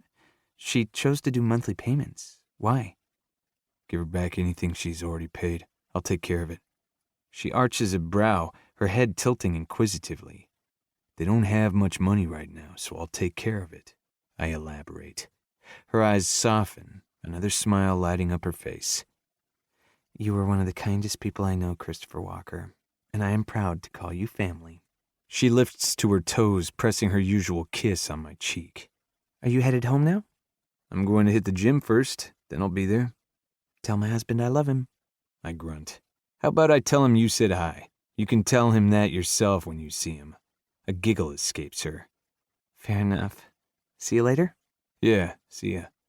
Once she disappears back into her classroom, I push out the front doors and climb into my truck. On my way to the gym, my thoughts stray to Alyssa and my encounter with her the other day. I've been wondering how it went with her mother about going to school here instead of Baltimore. Alyssa has never had a problem standing her ground, but I know what a pushy bitch her mother can be. She's good at laying guilt trips, especially on her daughter. When I left the bakery, I questioned Mia relentlessly about her. Alyssa helped Faith out at church whenever she was in town, so my sister has seen her more over the years than I have. I didn't get much out of her, though, especially on the boyfriend front, which I was stupid enough to ask about. If Alyssa did have one, she didn't bring him home. It should make me feel better, but it doesn't because it's been 5 years. There's no way she hasn't dated. But the thought of her with anyone else makes me violent, and I have no one to blame but myself. I've been no saint, but I also haven't given anyone else more than an hour of my time. There's been no dates, no conversations, no holding, nothing. No one will ever compare to Alyssa, which means I'll be miserable for the rest of my life. It's exactly what you deserve. The demon surfaces quickly with the reminder. It threatens to pull me into the hell I've been caged in for months. My muscles coil tight with the need to unleash on a heavy bag. I keep hold of it as I pull up and park at the gym. I climb out as Cade exits the building, heading for his truck. He stops at his door when he sees me approach. "Hey," he greets me, a note of surprise in his voice, probably because it's been a while since I've been here. "Hey, where are you going?" "To pick your sister up from her new friend's house." I assume he's talking about the friend she met the other day, the one she got into a fight for when she stepped in to help him after he was being bullied by a group of guys. Jasper, I think his name is. "Mia?" I ask. "With Annabelle." I nod. A moment of silence settles between us until he breaks it. How are things? His tone is easy, but the real underlying question is there. Fine. Faith's worried about you, he says, relaxing against the side of his truck. When is she not worried? He smirks. True. Thankfully, he lets the subject rest. It's an agreement we made. He won't pry as long as I come to him if I need help. Little does he know I'm beyond help. No one can change what's been done. Have you given any more thought about my offer? He asks, talking about me coming to work at the gym. It's an offer I appreciate, but it's not what I want to do for the rest of my life. I really don't know what the hell I want. Some days I struggle just to open my eyes and get out of bed. But I do know I don't want to rely on him and his business. I need to find my own thing. Before I'm able to give him a half-assed answer, the sound of a horn blares in the distance. Its repetitiveness drawing our attention. Screams pierce the air as both Cade and I twist around to see a black Jeep with its top off, speeding through the street faster than it should be. The driver lays on the horn for people to move out of the way. What the hell? Cade mumbles. The vehicle makes no move to slow down as it approaches a red light. I take a few steps forward to get a better look, my heart stopping, when I realize it's Alyssa. Her expression is panicked as she screams for people to get out of the way and blows through the intersection. Oncoming vehicles slam on their brakes, just missing the tail end of the Jeep. Cade and I move at the same time. My feet pound the pavement as I run to the passenger's side, while Cade jumps into the driver's seat. He peels out of the parking lot, weaving in and out of the stopped traffic to catch up to her. I roll down my window when the Jeep comes into view. The second he's able to, he swerves into the other lane, pulling up next to her. She has no idea of our presence, her cell phone pressed to her ear. Alyssa! I call out. Her head snaps over to me, fear dominating her expression as tears roll down her cheeks. I can't stop, she cries, dropping her phone in her lap. I have no brakes. I can't even slow down. Dread sinks into my stomach, my heart twisting at the terror in her eyes. What do I do? She asks on a sob. Before I can answer, Cade slams on the brakes, throwing my body forward as he pulls back in behind her to avoid oncoming traffic. Shit. The curse flees from him as we approach another red light. We need to get her on the interstate now, I tell him. When the lane clears, he moves up alongside of her again. Follow us, I bellow, pointing ahead. We're going onto the interstate after this light. At her nod, Cade speeds past her, blowing through the red light first. He lays on his horn to warn others. Vehicles skid to a stop, swerving to avoid us. Relief fills my chest when I look back and see Alyssa makes it through untouched. Once we get onto the interstate, Cade slows down, allowing her to catch up. She looks over at me, pleading for instruction. A gesture for her to keep right. Traffic is steady, but with rush hour fast approaching, that will change. Cade throws his hazards on, his horn consistent as he tries to keep people out of our way. Have you tried your emergency brake? I ask her, the noise of the highway making it harder to talk. Yes, it's not working. I've tried everything, she says, her voice panicked. My foot isn't even on the pedal. What the fuck? Suspicion forms in my gut, mixing with the dread surging through me. I don't know what to do. Should I crash it? No, Cade and I both yell at the same time. I don't want to hurt anyone, she cries. We're going to get you out, just hang tight. I look over at Cade. I need to get in the back of the truck. I'm not going to be able to pull her in from here. He nods, his hard eyes remaining on the road. Once you have her, get down. I'm going to send the Jeep into the ditch. Angling my body out of the window, I prop myself up on the door, then reach for the roll bar on the roof, gripping the metal tightly as I pull myself up. Harsh winds whip across my face, my eyes stinging against the force. Before I'm able to maneuver myself into the box, Cade slams on his brakes, his horn cutting through the air. My fingers tighten on the bar, adrenaline pounding through my veins as my body thrashes back and forth. Christopher! Alyssa's terrified scream barely penetrates the blood roaring in my ears. Over my shoulder, I see a Mercedes in front of us. Instead of getting out of our way, Cade's horn sends him into Alyssa's lane. Shit. Alyssa's eyes grow wide with terror. Pull out in front of us, then get back in the lane, I yell. As she follows the order, I move quickly. maneuvering myself into the bed of the truck as Cade pulls up next to her again. My boots land with a hard thud, and I grab hold of the metal bar once more, anchoring myself as I lean over the edge so she can hear me better. "Take off your seatbelt," I bellow. "When Cade gets me close enough, I want you to reach for my hand, but keep the wheel steady. Don't let go until I tell you to." She shakes her head, tears spilling down her cheeks. "You can do this, Alyssa. Don't bail on me now." Pulling herself together, she unlatches her seatbelt. The sound of sirens rings through the air. My head snaps to the side, and I find 2 squad trucks flying up behind us. One of them, Cooper, and the other, Logan. Their quick approach has the other vehicles pulling over. They both speed ahead, spreading themselves across the other lanes to clear the road for us. I bring my attention back to Alyssa. "You ready?" She hesitates, biting down on her lip nervously. "I swear I have you. I won't let you go." Everything falls away but the 2 of us, trust replacing the fear in her eyes. Holding her gaze, I extend my hand to her. Tentatively, she reaches out, but the gap between our fingers is still too far. I dip my head down, looking at Cade in the side mirror. "Closer!" The truck inches further into her lane. Alyssa's eyes shift to the road before coming back to mine. Our fingers skim, but before I can grab hold of her, the Jeep swerves, grazing the truck's side as she runs over a piece of tire tread left behind from an 18-wheeler. Screaming, she yanks her hand back to steady the wheel. "It's okay." She shakes her head, a sob tumbling past her lips. "This isn't going to work." "Yes, it will." My voice is stern, knowing we don't have time for this. "Come on, Alyssa. Grab hold of my hand and don't let go." She reaches out again, searching for my hand while her attention remains on the road. The moment I make contact, I grab her wrist in a tight grip. "Good girl. Don't let go of the wheel yet," I order. "On the count of 3, when you feel me pull, I want you to let go and push off with your foot to help me, okay?"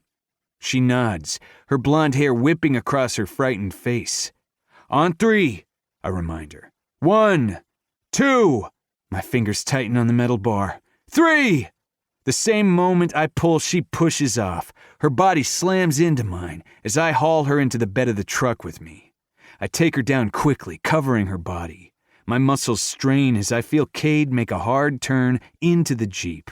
The sound of metal crunching upon metal fills the harsh wind around us.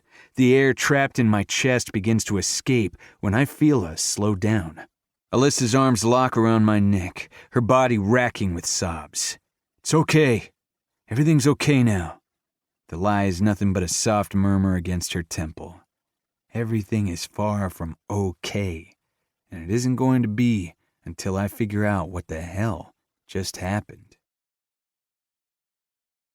Chapter 13. Alyssa. Cold. All I feel is cold and numb. I don't know how to process anything at the moment, especially how close I came to a fateful death just hours ago.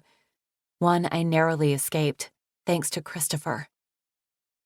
"Here's some tea," Faith says quietly, handing me a steaming black mug. "Thanks." My hands shake as I accept it, the warm aroma infiltrating my senses. She takes her spot next to me on the couch again, her hand rubbing soothing circles on my back. Cade's, Cooper's, and Christopher's low voices carry from the kitchen, Christopher's angry tone overshadowing the others. After our statements were taken, Christopher brought me back to his place. I'm so thankful he and Cade saw me when they did. I had no idea what to do. I was on the phone with 911 when they pulled up alongside me. The operator was kind but not helpful, though I suppose there wasn't much she could do. I still don't understand how it happened. It was such a beautiful afternoon that I decided to take the top and doors off my Jeep for my drive to the university. The moment I pulled out of my parking space and onto the busy street, I could tell something wasn't right. It felt different. Then once I hit a certain speed, it was stuck. No brakes. No control. My insides twist painfully at the terrifying memory. My Jeep is less than a year old, a graduation gift from my father. I haven't had any issues with it until now. Alyssa! The sound of my father's panicked voice yanks me from my tormented thoughts. Putting my mug down, I jump to my feet and turn just in time to see him swing open the screen door. Dad!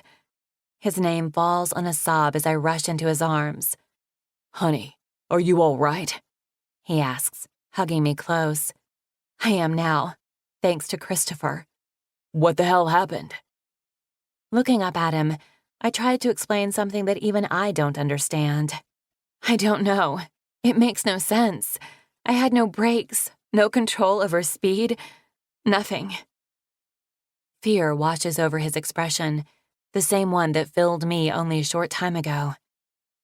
It's totaled now, I continue quietly. I'm sorry, Dad. It was the only way. He pulls me back into his arms. Don't be. I don't care about the damn Jeep. I only care about you. And the goddamn dealership is going to be hearing from me. They better be ready, because they're about to see the biggest lawsuit of their lives. Before you do that, let's see what the inspection reveals first.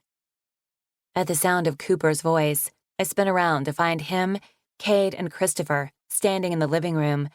My eyes lock with Christopher's, that connection between us stronger than ever. My dad approaches them, extending his hand to each man, leaving Christopher for last. It looks like I owe you another thank you. But again, that does not seem sufficient enough. There's no need to thank me. I'm just glad I was there.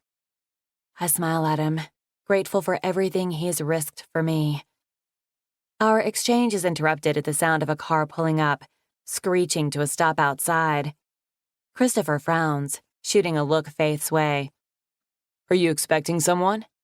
When she shakes her head, my dad clears his throat, his feet shifting beneath him. It's probably Helen. My eyes widen in disbelief. You told Mom? I'm sorry. She was going to find out sooner or later, and you know how she is if she's not the first to know. I didn't want that on you. He's right, but I am not ready to deal with her. I haven't spoken to her or my stepfather since storming out of their house the other night.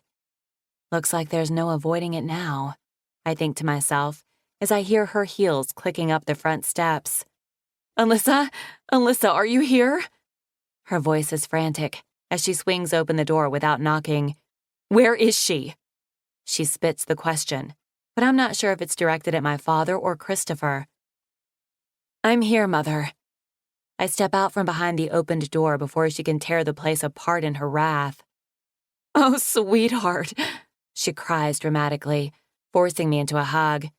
I've been worried sick since your father's phone call. Are you all right? Richard steps in behind her, his arm going around the both of us. I return her hug briefly before pulling back. I'm fine, thanks to Christopher and Cade. Her eyes snap behind me, narrowing angrily. Instead of thanking Christopher like she should, she ignores him and starts in on my dad.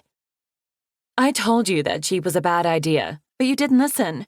They are one of the most unsafe vehicles out there. Everyone knows that. That's enough, Mother, I snap, stopping her tirade. This isn't Dad's fault. It was a freak accident. I'm not so sure about that. Christopher cuts in. What do you mean? I ask, confused by the suspicion in his tone. It must have been a malfunction. Things like that happen. Yeah, they do. But not to someone who was just kidnapped 2 weeks ago and held for ransom. I blink back at him, his suspicion rendering me speechless. What are you saying? My father asks. You think this was intentional? His response is a tight nod. That's absurd, my mother sputters. No one wants to hurt Alyssa. It's something we need to consider, Cooper says, surprising me next. I don't want to rule out anything until I hear back from the inspector. His attention travels to me. Can you think of anyone who might have a grudge against you? I shake my head, my mind reeling at the thought. No, I only just got back to town. I haven't had a chance to connect with anyone yet. What about back in Baltimore? Maybe an ex? He asks. My eyes swing to Christopher, and I find him watching me, his fierce gaze burning into the cracks of my soul. No, I whisper. There's no one. Zachary is a very nice young man, my mother starts, her smug tone heating my blood. He cared very deeply for Alyssa and— Give it a rest, Mother, I chide, refusing to let her finish. It was almost 2 years ago and lasted a couple of months. He's also happily married now. Her lips press into a thin line as I call out her lie. Dismissing her, I turn back to Cooper. There's no one I can think of that would want to hurt me, much less want me dead. Of course not. My mother inserts herself back into the conversation. I'm sure this is nothing more than a mechanical problem with a vehicle that everyone knows is unsafe. My fists clench and teeth grind at her dig to my father once again. Thankfully, he ignores her. It's something he has perfected over the years. I suppose this does seem a little too coincidental, he murmurs, thinking out loud. When will we hear back from the inspector? Within a few days, Cooper answers. Maybe sooner. What do we do until then? How can I keep my daughter safe?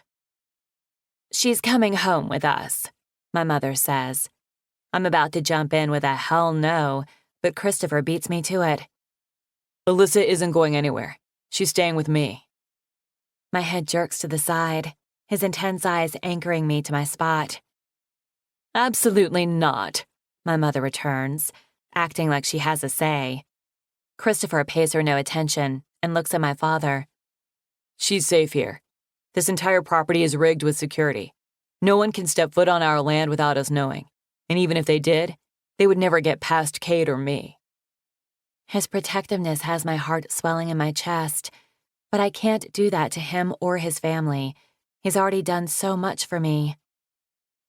Well, I am more than okay with that suggestion, my father says, before I'm able to speak my thoughts. Are you crazy? My mother shrieks. She is not staying here.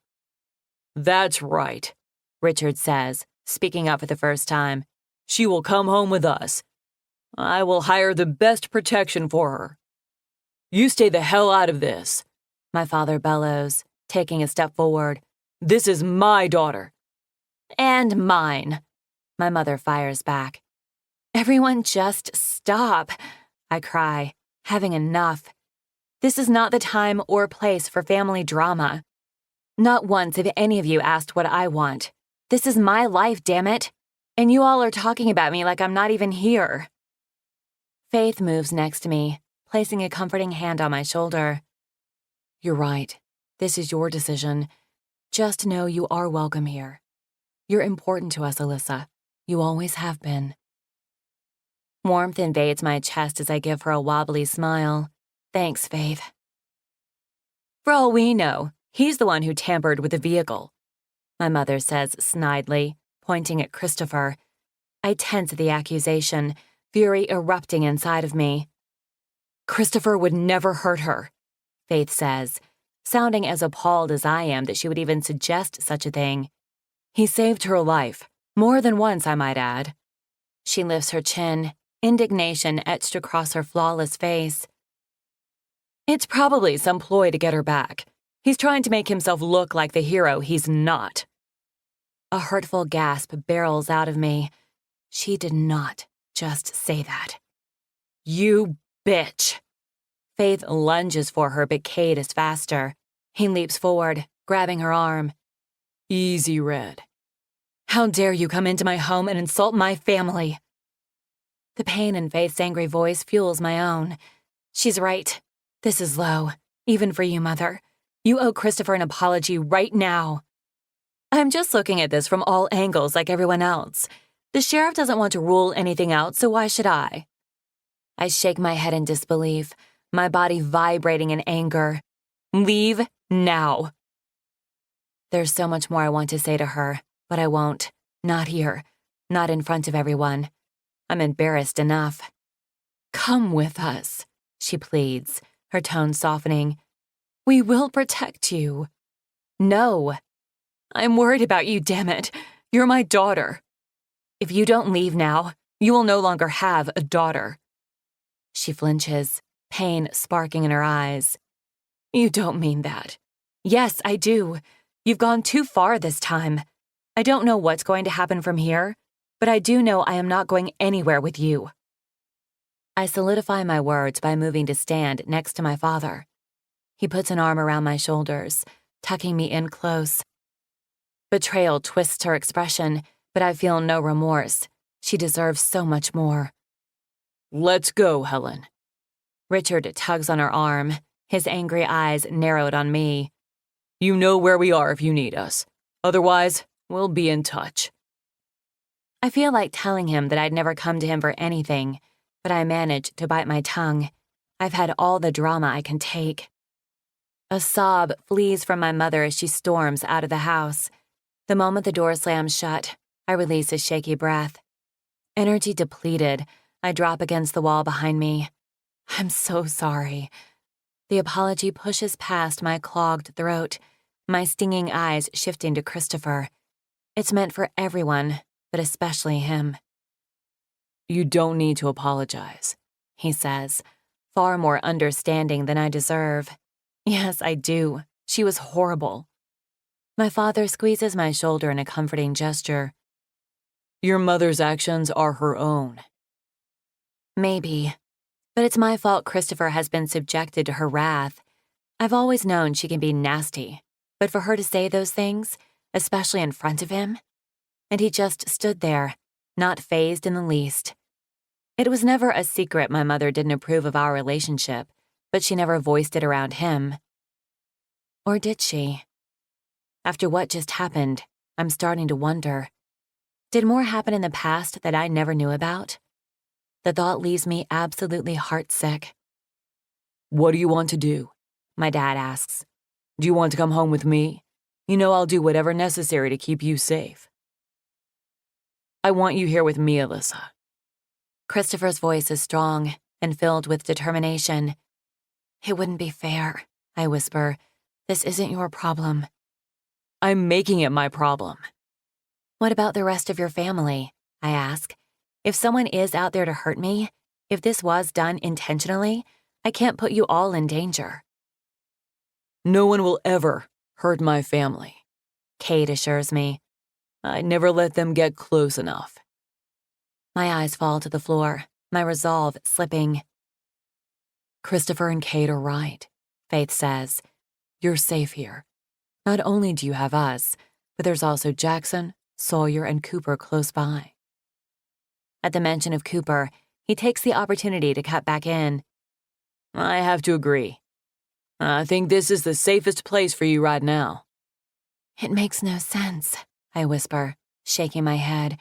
Why would anyone want to hurt me? Maybe no one does. We might find out it was mechanical, and this is all just some strange coincidence. I can tell he doesn't believe that, any more than anyone else does. What do you want, honey? My dad asks again, taking my hand in his. Whatever you want, we will do it. I slide a look at Christopher, my heart making the decision for me. I want to be with Christopher. The words are as soft as a whisper, but they hold so much more than anyone could understand. Chapter 14. Christopher. It was late by the time everyone left. Cooper was the last one, leaving with the promise that he would be in touch as soon as he heard back about the inspection. In the meantime, I will do what I need in order to keep her safe. My earlier dread has settled into a simmering rage. The more time I have to process what happened, the more I believe this was far from an accident. But I'm left wondering why. Why the hell would anybody want to hurt Alyssa? I don't even see how she could have pissed off the wrong person. She doesn't have a calculated bone in her body. It makes no sense. Either way, if or when my suspicion is proven, I will find out who is responsible and they will fucking pay. The sound of the shower shutting off rips me from my dark mood. I try my damnedest not to imagine what she looked like under the hot spray, that sweet body of hers glistening as rivulets of water ran down her delicate skin. The thought has a groan building in my throat. I shove aside the need threatening to claim me and pull myself together. Unfortunately, the effort is thrown out the window the moment she steps out of the bathroom wearing nothing but one of my button-down shirts. My cock hardens, lust roaring through my veins. I start at her dainty bare feet, my eyes traveling up her long, slender legs. The memory of what they used to feel like wrapped around my waist as I drove up inside of her emerges, flooding every part of my mind. By the time my gaze works its way up to her face, her cheeks are flushed from my blatant eye fuck. "Thanks for the shirt," she whispers, her teeth sinking into her bottom lip shyly. I remember what that flesh felt like, tasted like. It sends another dose of need surging through my blood. My response is a nod, worried that my voice will betray exactly what I'm feeling. Seeing her in my home and clothes again reminds me of the past. Except back then I would have been in that shower with her, licking the water from her body and fucking her until she was screaming my name. Everything I lost the moment I walked away from her. The cold reminder pushes me to my feet. "Are you hungry? Do you want something to eat?" Faith made some food earlier, but that was hours ago. She shakes her head. "I'm okay. Just tired more than anything." "Come on, you can have my bed. I'll take the couch." "No, I'll take the couch," she argues. "I've put you out enough. I'm not going to take your bed from you, too." The guilt edging her voice has me closing the distance between us. She retreats back a step, her eyes widening as I crowd her against the wall. "Let's get one thing straight. You're here because I want you here, because I trust no one else to keep you safe. You are not putting me out. Got it?" "Christopher." She shakes her head, the word trailing off her tongue with regret. "I'm serious, Alyssa. If I didn't want you here, I wouldn't have insisted. You can have my bed because I don't need it anyway." She quirks a brow. "Really? And why is that?" "Because I don't sleep." The confession slips from me before I can stop it. Her expression softens, a million questions reflecting back at me. Before she can ask any, I head to my room, leaving her no choice but to follow. Even if I did sleep, I wouldn't while she is here. The last thing I want is a nightmare to plague me. The monster only hides for so long before it surfaces, and that's definitely not something I want her to witness. Opening my closet, I grab her an extra blanket, because I know she likes to be warm when she sleeps. At least she used to.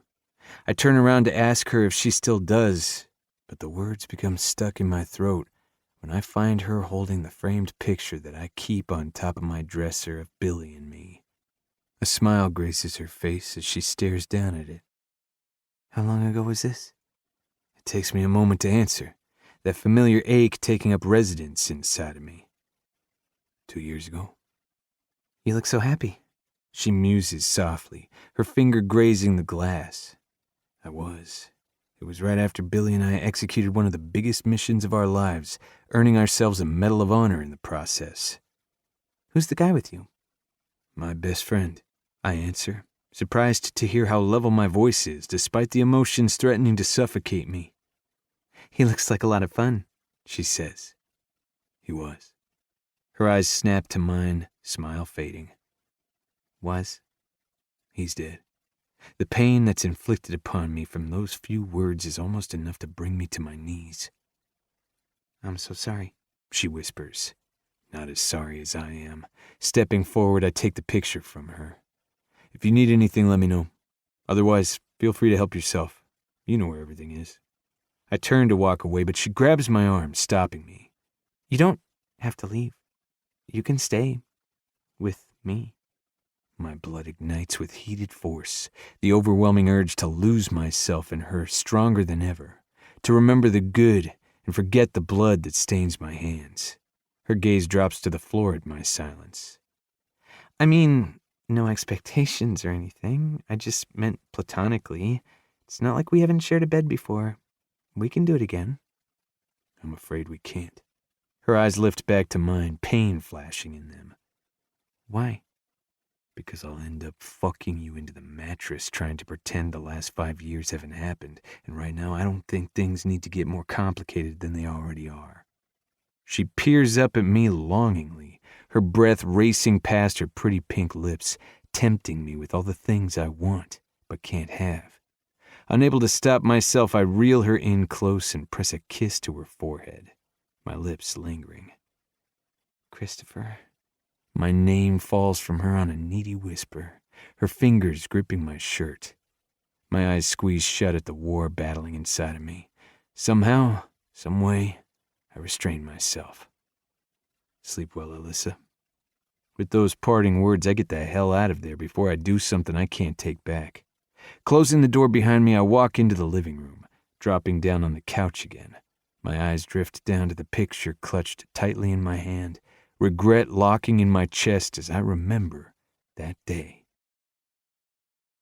Hidden high in the Syrian mountains, the desert heat blankets us, stifling the air. Sweat drips into my eyes as I lie on my stomach, peering through my scope. Everything is green with night vision since darkness fell long ago. We watch, we wait. Come on, motherfuckers, where are you? Billy murmurs anxiously. It's going on 18 hours of us waiting for our targets, 2 ISIS leaders who are responsible for the deaths of 6 American reporters. Patience, I tell him. They know we're waiting for them. Well, they gotta leave sometime, and it better be soon. Once this mission is done, I get to go home and fuck my wife. I'm damn excited about it. I'll just bet he is. Check out what she sent me earlier. He shifts next to me, digging his phone out of his pocket. It better not be naked pictures. As hot as she is, I'd rather not know what you fuck all the time. He grunts. You know me better than that. I do, but I love screwing with him. It never gets old. He's my best friend. Pretty much my only friend. We met in buds, clicked right away. Luckily, we were paired for the same team and haven't left each other's sides since. We work well together, and I trust no one more to have my back than him. We've been there for each other through every battle we've faced, both in and out of war zones.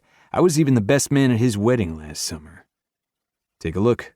He shows me the screen, the dim light revealing a black and white shadowed picture. What is it? I ask. It's Billy Jr., man. It's my kid.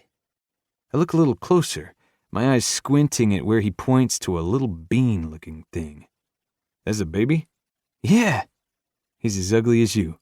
He nails me in the arm. Fuck you. I'm kidding. He's much better looking, I tell him with a smirk. You'll see. He's going to be a badass just like his old man, he says, pocketing his phone. So you found out it's a boy? Not yet, but I know he will be. I only produce boys. Now it's my turn to grunt. Guess what we decided to name him? What? I ask, looking through my scope again. Billy Jr. Christopher Garcia. I tense, my eyes swimming back to his. Christopher, huh? Yeah, brother. If he's going to be the coolest kid around, he has to have both of our names. A shift warms my chest as I stare back at him, finding myself speechless. After all, Gina and I want you to be the godfather, he says, shocking me again. What do you say? Will you do it?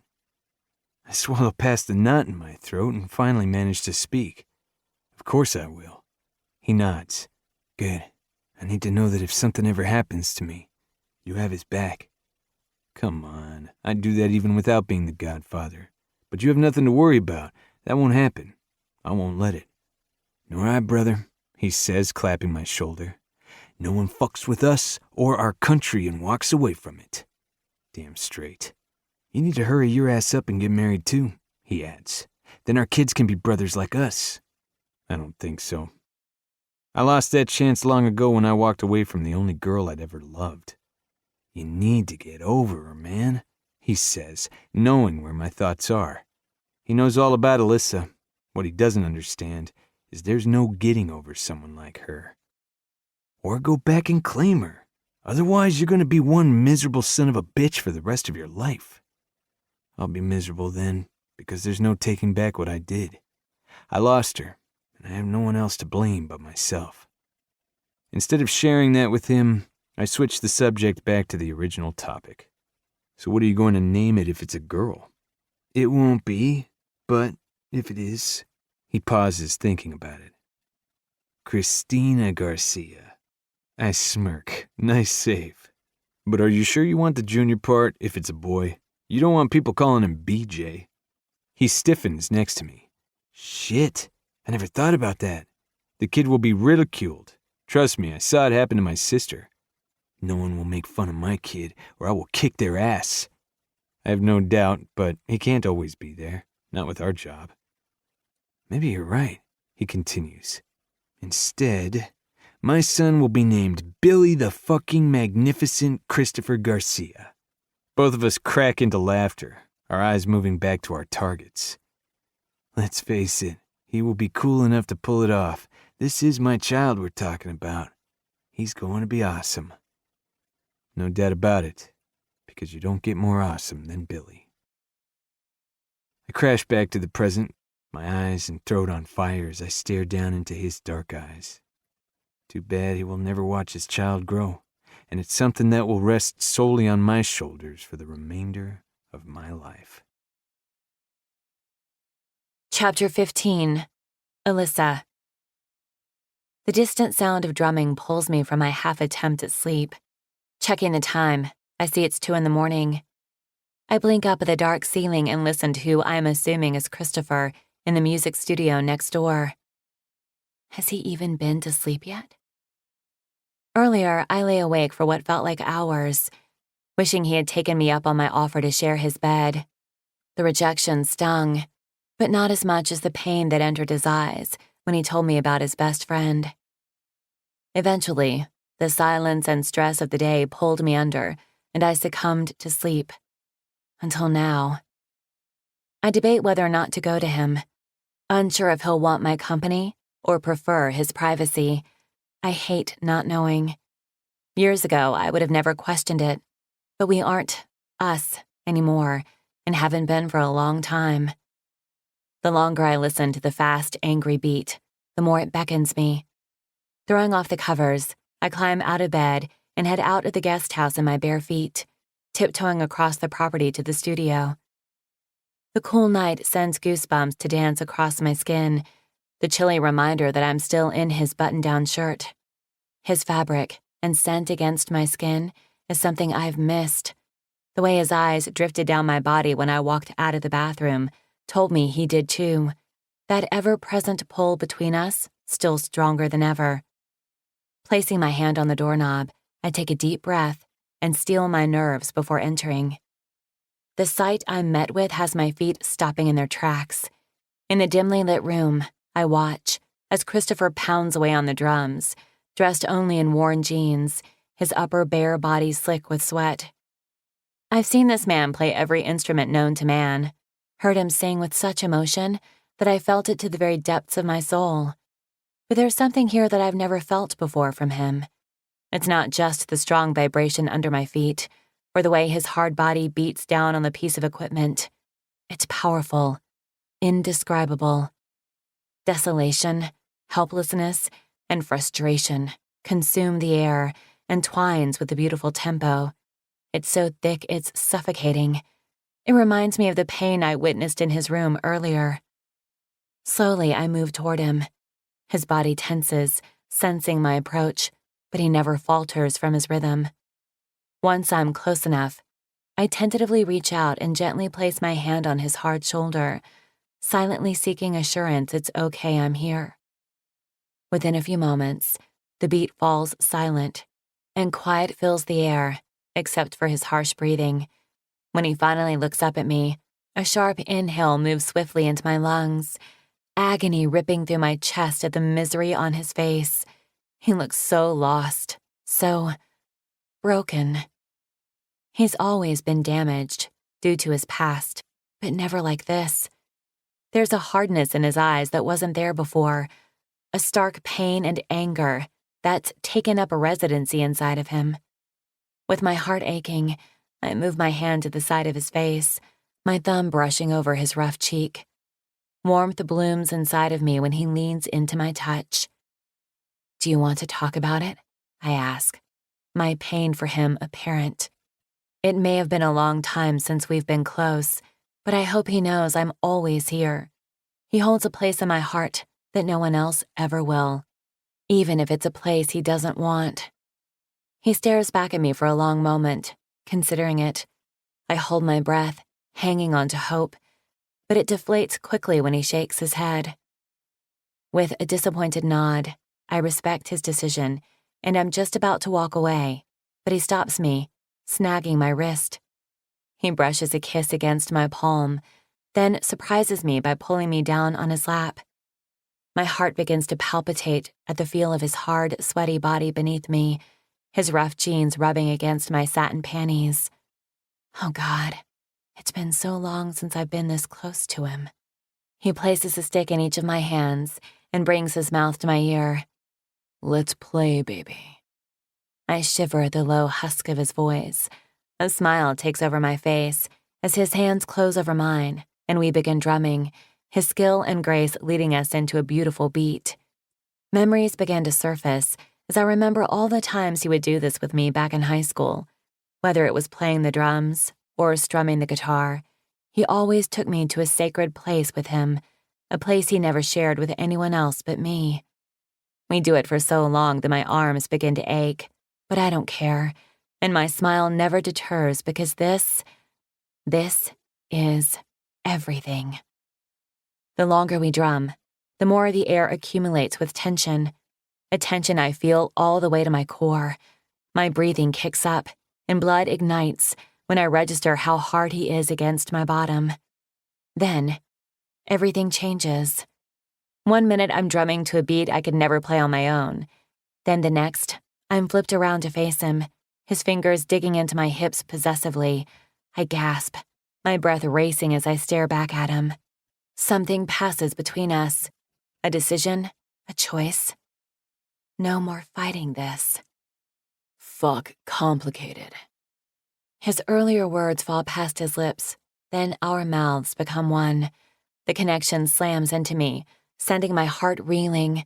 Our tongues duel in a beautiful battle, the sound of our passion filling the air as our past ignites. A growl erupts from him, vibrating against my lips. You taste as good as I remember. I want to tell him the same thing, but can't. All I can think about is his mouth never leaving mine, not even for a second, or it might kill me. At this moment, I'm not even sure how I survived so long without it, without him. He slides the stool closer to the drum set before his hand moves between us and presses on my chest. I seize the opportunity to suck in air and let him guide me to my back, my shoulders resting against the musical cylinders. His hands move to mine, and it's then I realize I still have the drumsticks gripped tightly in my fists. With a sexy smirk, he pries them both from me, throwing one on the floor, but keeps hold of the other. His dark eyes never sever from mine as he unbuttons the shirt I'm wearing, exposing me to his stare. The cool air whispers over my heated flesh, my nipples straining for his touch. So fucking pretty. The wild lust in his eyes triggers an intense desire in me. I bite my lip to keep from moaning, but all silent caution is thrown out the window the moment he takes the stick and brushes the tip of it over one aching bud. Another gasp parts my lips, a fiery whimper purging from me at the cool, hard feel. My back arches, the small touch igniting an inferno in my body. Remember the things I used to do to your body, Alyssa? How wet you would get when you'd hear me sing. He murmurs, dragging the smooth wood down my tummy. You'd beg me to take your ache away, remember? Yes. Do you? I ask. I'm dying to know. Has he thought of me as much as I have him? Yeah, baby. There isn't a moment of our time together that I've ever forgotten. His admission has my throat burning and heart aching at the loss of him, of what we could have had, what we did have. The good, he whispers. The bad. He slips the stick in my panties. And the fucking beautiful. Oh God, Christopher. His name spills past my lips on a cry of pleasure as he glides the stick through my wet flesh, slowly working it against my swollen clit. He plays my body like he plays every instrument, with skilled perfection and grace. Keeping his momentum, he leans down just enough to suck a hard nipple into his mouth. His teeth graze it with a pressure that borders on a beautiful pain, and it's enough to send me over the edge. Blissful cries rip from my throat as I'm swept up into an intense storm of pleasure.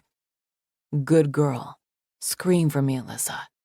Let me have your pleasure, because next, it's going to be my cock working this hot little pussy. His filthy words drag out the intensity of my orgasm. Before I can come down from my high, he pulls the stick from my panties and tosses it. I hear it clatter to the floor, just as he shreds the thin silk from my body and pulls me upright. Another cry pushes past my lips when his hard, bare cock drives up into me, completing me. It's devastatingly beautiful, a connection I've never forgotten and yearned for with every fiber of my being. Christopher stills with a groan, his wild eyes holding mine. Tell me, he demands, his voice guttural. Tell me you thought about this, that you never fucking forgot what this felt like. I tried. I choke out, truthfully, my throat burning with emotion. I tried so hard to forget, because it hurt too much to think about, but I couldn't. My breath hitches as tears begin spilling down my cheeks. I never forgot you, Christopher. I never forgot what it felt like to be yours. Sometimes the memories were wonderful, but other times painful, especially the one where you walked away from me. His jaw flexes, and he drops his forehead on mine, his tortured eyes bearing the same regret in them that I have buried in my soul. His fingers stroke my wet cheek. I never walked away from you. Not the way you think. I thought about you every day that I was away from you. His admission heals a part of my wounded soul, but there is still so much loss and regret that fills me. It's on the tip of my tongue to tell him I still think about him, but I manage to hold back, needing to protect my fragile heart. Without another word, he pulls his shirt from my body, then slides his hands up my bare back, grabbing a fistful of my hair before driving up inside of me over and over again. Moaning, my fingers dig into his shoulders as he claims me for the second time in my life, heart and soul. Every touch, stroke, and kiss is remembered as our bodies never miss a beat, moving together in perfect harmony, as if years never separated us. Christopher. I whisper his name, feeling myself inching closer to the brink of destruction once again. Come for me, baby. I want your tight little pussy dripping all over my cock. The order takes me even higher, but I refuse to be the only one. Fall with me. Don't let me go alone, I whisper, then lean in and take his lip between my teeth, biting down hard enough to draw blood. It shatters him, the same way it did in the past. With a roar, he hurtles over the edge with me. I claw at the skin of his shoulders as I ride out my orgasm. His hips never falter, relentless with every thrust, taking all the pleasure I have to give while allowing me his. He doesn't stop until we're both completely sated. As our breathing begins to slow, his hand hooks behind my neck, reeling me in for a long, hard kiss, a kiss so powerful that it has tears building behind my eyes. I rest my forehead on his shoulder, hoping to hide my emotion. A sudden loss washes over me when he shifts beneath me and pulls out, severing our connection. After buttoning back up his pants, he presses a kiss to the bare skin of my shoulder, then brings his shirt that I was wearing earlier back in place. Silence remains between us as he gathers me in his arms and stands. I cling to him as he walks back to the house, sadness gripping me at the thought of never feeling this again. He deposits me gently on his bed, and I grab his wrist before he can leave, peering up at him in the shadows of the room. Stay with me. The vulnerability in my words is undeniable, and I brace myself for his rejection again, but it never comes. His finger softly trails down my cheek. There's nowhere else I'd rather be. A small smile whispers across my lips as he rids himself of his jeans and climbs in next to me, gathering me in his arms, face to face, chest to chest, close enough to feel each other's heartbeats. My hand moves to his strong jaw, touching and stroking. A million questions dangle in the back of my throat as I stare into his wounded eyes. The urge to ask all the questions that have been plaguing me since seeing him again, to know every part of his life for the past 5 years. However, I refrain, not wanting to pry. In the end, I settle on a truth of my own, a confession, revealing a small part of my fragile heart. I've missed you. He takes my hand from his face, bringing it to his mouth for a kiss. Not as much as I've missed you, baby. Unable to hold it back, a sob tumbles past my lips, my heartache filling the space between us. He closes the remaining distance, his lips sealing over mine and inhaling my pain. His hard body rolls over top of me, his hips settling between my open legs. He reaches between us, pulling his underwear down only far enough to free himself. Then he pushes into me once more. My nails dig into his shoulders as I cling to him with everything that I am. No more words are spoken, not about our past, present, or future, but we don't need any. Our bodies and touch say it all. Chapter 16. Christopher. The screen door creaks as I slowly push it open the next morning and step out onto the porch, trying my damnedest not to wake the beauty in my bed. "Hey, Christopher," Mia shouts from the pasture as she rides Starlight. Waving, I descend the steps and walk over to the white fence where Cade stands, watching her. "You're up early," I say in greeting. "Funny, I was just about to say the same thing about you. Usually we don't see your ass until after lunch." I grunt, but can't deny it. Unless he needs help with morning chores, I don't get up before noon. But that's because I don't fall asleep until the start of daylight, when my demons finally rest. "She woke me up at the ass crack of dawn," he continues, gesturing toward Mia. "She wanted to ride, and your other sister is already at it too." He nods across the way where Ruthie's on her skateboard, coasting up the half-pipe he'd just finished making her last month. It's a cool gift, and something I wish I had when I was her age. His reasoning behind it, though, is so she will stop skateboarding from town on the back roads. Something he gives her shit about constantly. We'll see how long that lasts. "So, how did last night go?" he asks. I shrug easily, but the center of my jeans tighten at the memory of Alyssa straddling me, head thrown back as I drove up inside of her tight pussy, claiming what still belongs to me. "It was fine," I finally answer. "It will be a lot better when Cooper gets back to me with some answers." He nods. "I'm sure it won't take long. The tough part is going to be finding out who did it." The rage that I buried last night begins to surface. Still makes no damn sense why anyone would want to hurt her. It's obvious someone more than wants to hurt her. The only outcome from yesterday would have been death. What I can't figure out is how it links to what happened in Kenya. The two have to be tied. It's too coincidental not to be. Those pirates had the chance to kill her, but didn't. For the most part, they didn't harm her. So what was the goal? "Who knows why people do what they do," he says. "If there's one thing I have come to learn in life, it's that there's monsters lurking in every fucking corner, waiting to strike." We've both seen and lived them. For me, it's been more times than I care to count, and the last one fucked me up enough that I'll never be the same again. "Sometimes they even live inside of us," he adds, shooting me a pointed look. "You say that like you know how it feels," I murmur before I can stop myself.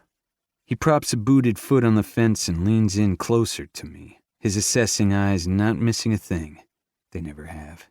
I swear the fucker knows everything, which is why I'm glad I had him for my greatest mentor. "Trust me, kid. I know that better than anyone else." I look away, having a hard time believing he could have an inkling about the demon that haunts me. He wasn't there. No one can understand if they weren't there. "It's not always a bad thing, you know." "Why do you say that?" I ask, staring down at my dirty boots as I kick the ground. "Because once unleashed, it can't be beaten. If anyone ever attempted to fuck with the people I love, I will gladly let him out and fucking rip them limb from limb." Unable to stop myself, I meet his gaze once more, and I have no doubt he sees everything I've tried to keep hidden. You have to face it, Christopher, he says. Whatever he's taunting you with, face it. When you do, you'll be able to control him, not the other way around. Only then will he be an ally, not the enemy. Without another word, he pushes out the fence and heads for Mia. I use the opportunity to make my own exit and walk toward Ruthie, trying not to let the guilt swallow me whole as the emotion emerges. I had enough of it last night. The memory of Billy festered and ate at me until I had no choice but to shut it up by unleashing on my drums. Except this time there wasn't much reprieve. Nothing was working until she came. The one girl who has always calmed the beast. With just a touch or a look, her light outshines my dark. It always has. Holy cannoli! Look who's out in the morning light! Ruthie shouts in greeting. She slides down the half-pipe, ending it with a caballerial at the end. Pride surges in my chest at the execution. She's gotten pretty damn good. Here to take lessons, brother? She taunts, strolling up to me with her skateboard under her arm. My arm hooks around her neck, putting her in a headlock. I don't think so, sis. Did you forget who rules the skateboard in this family? That was a long time ago. Now there's a new ruler in town. Her laughter fills the air as she delivers tiny jabs my way. Grunting, I take mercy on her and release her. I'm serious, she continues, not letting it go. It's been a long time since you've been on one. Doesn't matter. It's like riding a bike. A legend like myself never forgets. She quirks a playful brow at me, her black-rimmed glasses lifting in the process. Is that a challenge? No, it's just the truth. Lifting her chin, she heads over to the small shed and disappears inside, before walking back out with my old skateboard. How about you put your money where your mouth is? She's gotten damn lippy over the years. It's all the shit Kate has been teaching her. Ripping my skateboard out of her hand, I drop it to the ground and put my foot on it. Let me show you how it's done. Ha! She taunts back, but follows me, keeping up for the most part. The feel of the breeze on my face as I surge up the ramp onto the half-pipe fuels a forgotten feeling inside of me. Freedom. I used to love the hell out of this. It was a place to just be me when I didn't have music for an outlet. On the third lap, I come down the half-pipe and execute a kickflip, something I'm surprised I can still pull off. Ruthie tries to show me up, but fails, losing her footing. I grab the back of her hoodie before she face plants into the concrete. She fists my shirt and looks up at me, her black beanie pulled low on her face and glasses hanging sideways. I almost had you, she says, her stutter making an appearance. I grunt. I don't think so, grasshopper. But I'll admit you're getting good. Though here is a word of advice. Never challenge someone unless you know you can win. Maybe it wasn't about the challenge. Maybe I just wanted to hang out with my brother, she says, her voice softening. I miss hanging out with you. The confession has my chest tightening. Sometimes I forget that she might still need me. I was always the one to take care of her before Cade and Faith came along. But since they have, and with her and Cade being so close, I was happy to be more of a brother than her guardian. However, I haven't done a good job of that either lately. She wraps her arms around my waist, burying her head in my chest. I hold her close. I'm sorry, Ruthie. I know things have been different lately. I never meant to hurt you. I know, she whispers. I just want you back, the way you were before you left the last time. How do I explain to her that I am not the same person and never will be? How do I make someone understand when all they see is the light, never the dark? Sometimes things happen that change us, but it doesn't change the way I feel about you. Promise you'll never leave me? The prominent fear in her voice has me wondering what exactly we're talking about here. I promise. I'll always be your brother, Ruthie.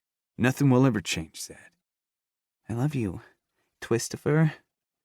Why is it every time she calls me the damn name from our past, I get a shift in my chest? I love you too. The words are gruff, even to my own ears. Alyssa! Alyssa! Look at me and Starlight! Mia yells from across the way. My head snaps up and Ruthie steps back. I watch Alyssa make her way over to us, her head twisted to the side as she waves at Mia and blows her a kiss. When she brings her attention forward again, Her eyes lock with mine, making my heart hammer in my chest. She's changed back into her white sundress from yesterday, but wears my dark gray button-down shirt that she slept in over top of it. The material hangs off one slender shoulder, revealing her satin skin. Her hair gently blows in the morning breeze, and if I didn't know better, I'd swear the sun was only shining for her. You still have it so bad, Ruthie chuckles quietly next to me. I rip my gaze away from the beautiful sight and glare down at her. I do not. The lie is weak and fools no one, especially myself. Good morning, Alyssa greets us with a smile. Hey, Ruthie walks over and wraps her in a hug. Good to see you. I'm sorry about what happened, but I'm glad you're okay. Me too, Alyssa murmurs, returning her embrace. I hope I'm not interrupting. Not at all, Ruthie assures her before I can. I was just schooling my big brother here on skateboarding. He has forgotten over the years. Alyssa giggles at the lie, the sound humming through my body like my favorite song. I have a feeling he's still good at it, like he is everything else. A blush stains her cheeks as she makes eye contact with me, and damn if I don't want to rip her fucking dress off again and have her right here. Ruthie's dramatic sigh knocks me from my stupor. Unfortunately, this is true. One day I will be better than him at something. I'm about to tell her that she's always been a better person than me, but she starts away before I can expel the words. I'll see you guys later, she yells over her shoulder, carrying her board with her. Alyssa steps closer to me, her teeth sinking into her bottom lip. It has my cock hardening behind my zipper. Hey, she whispers. Hey. I missed you this morning, she confesses. I didn't want to wake you. You need to sleep, especially after everything that happened yesterday. And last night. I fucked her 3 more times after we left the studio. At one point, we found each other in our sleep, and I woke up with my cock seated deep inside of her. Something that happened often in the past. Even in our sleep, our bodies crave one another. So, skateboarding again, huh? She says, pointing down at my feet. Yeah, turns out I still kick ass. I'm not surprised. You have kicked ass at everything you have ever done, Christopher Walker, she says, having way too much faith in me. You want to turn? She quirks a brow at me. Do you not remember what happens when I get on one of these things? Skateboards and my coordination do not mix. A smirk tugs at the corner of my lips as I remember exactly what happens. Yeah, but you know I'll never let you fall. I follow up my words by reaching out to her. The response earns me a heart-stopping smile before she places her delicate hand in mine. Unable to hold back any longer, I yank her against me and claim her mouth like I've wanted to since waking up next to her. She sighs into the kiss, her arms locking around my neck. Growling, I lift her off the ground, letting her feet dangle. Her sweet taste that I've had to live without for far too long settles deep into my bones, bringing my dead heart back to life. The sound of tiny giggles separates us, but I keep her in my arms. My attention draws to the left where I find a bunch of small humans hiding next to the shed, covering their mouths as they spy on us. Hope, Parker, Annabelle, Beckett, and Ella. The entire neighborhood clan. What are you twerps doing here? Their laughter doesn't deter from my surly tone. We came to see Mia, Hope answers. Your parents let you come alone? No, Mama and Daddy are right behind us, she says. Sure enough, Grace and Sawyer come walking up hand in hand. Why did y'all stop? Grace asks, having no clue of our presence yet. Sawyer, however, spots us right away, his mouth kicking up in a knowing grin. Because they were spying. Frowning, Grace looks around, her gaze finally landing on us. Her eyes widen at the sight of Alyssa in my arms. Oh, so sorry. The apology tumbles out of her. Come on, y'all, get moving. Give Christopher and Alyssa their privacy. She ushers them forward, giving us an apologetic wave over her shoulder. I'll bet he slipped her the tongue, one of the boys mumbles, but not quietly enough. Parker, Grace snaps, scolding him, while Sawyer damn near falls over with laughter.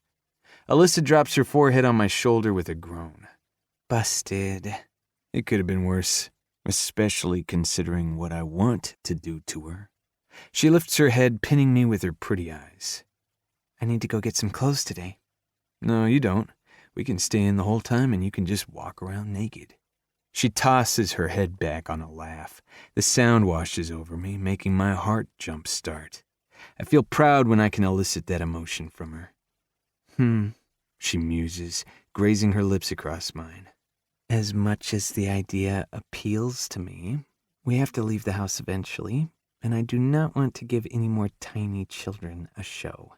She makes a good point. I don't want anyone to have a show of her either.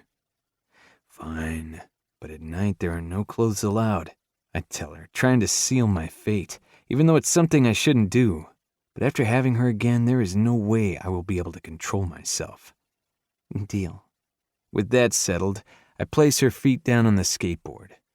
One turn, then we'll go. Lord, this thing is a death trap for me. Don't worry, I have you.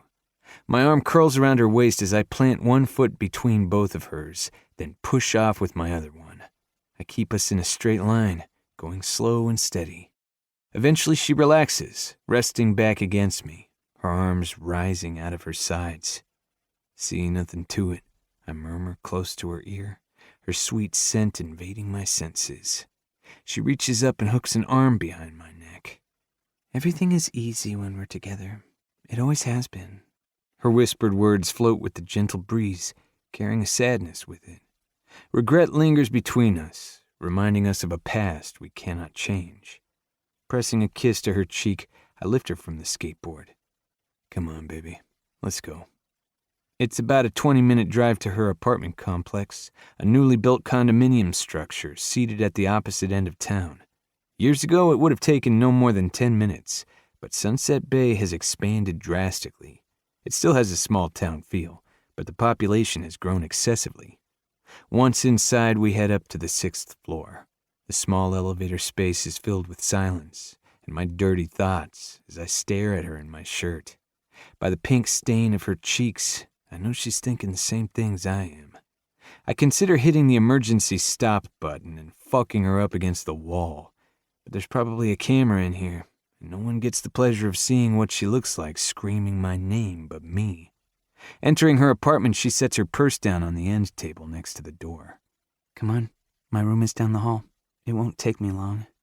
I follow behind her, noticing all the unpacked boxes we pass along the way, and find her room in pretty much the same condition.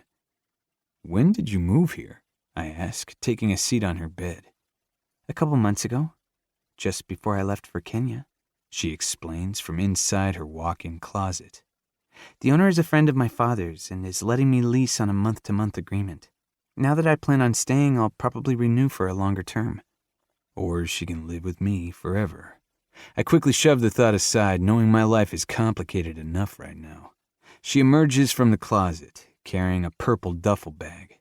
My eyes devour her, taking in the soft yellow tank top she's changed into and cut-off denim shorts. I just need to grab a few toiletries, and I'll be ready. She hurries into her bathroom, leaving the door open. I get a view of her perfect ass as she bends down to retrieve everything she needs from under the sink. It's the only part of her body I haven't possessed yet, and I want to own it like I do the rest of her. My thoughts trail off when I realize my eyes are locked on the apex of her thighs.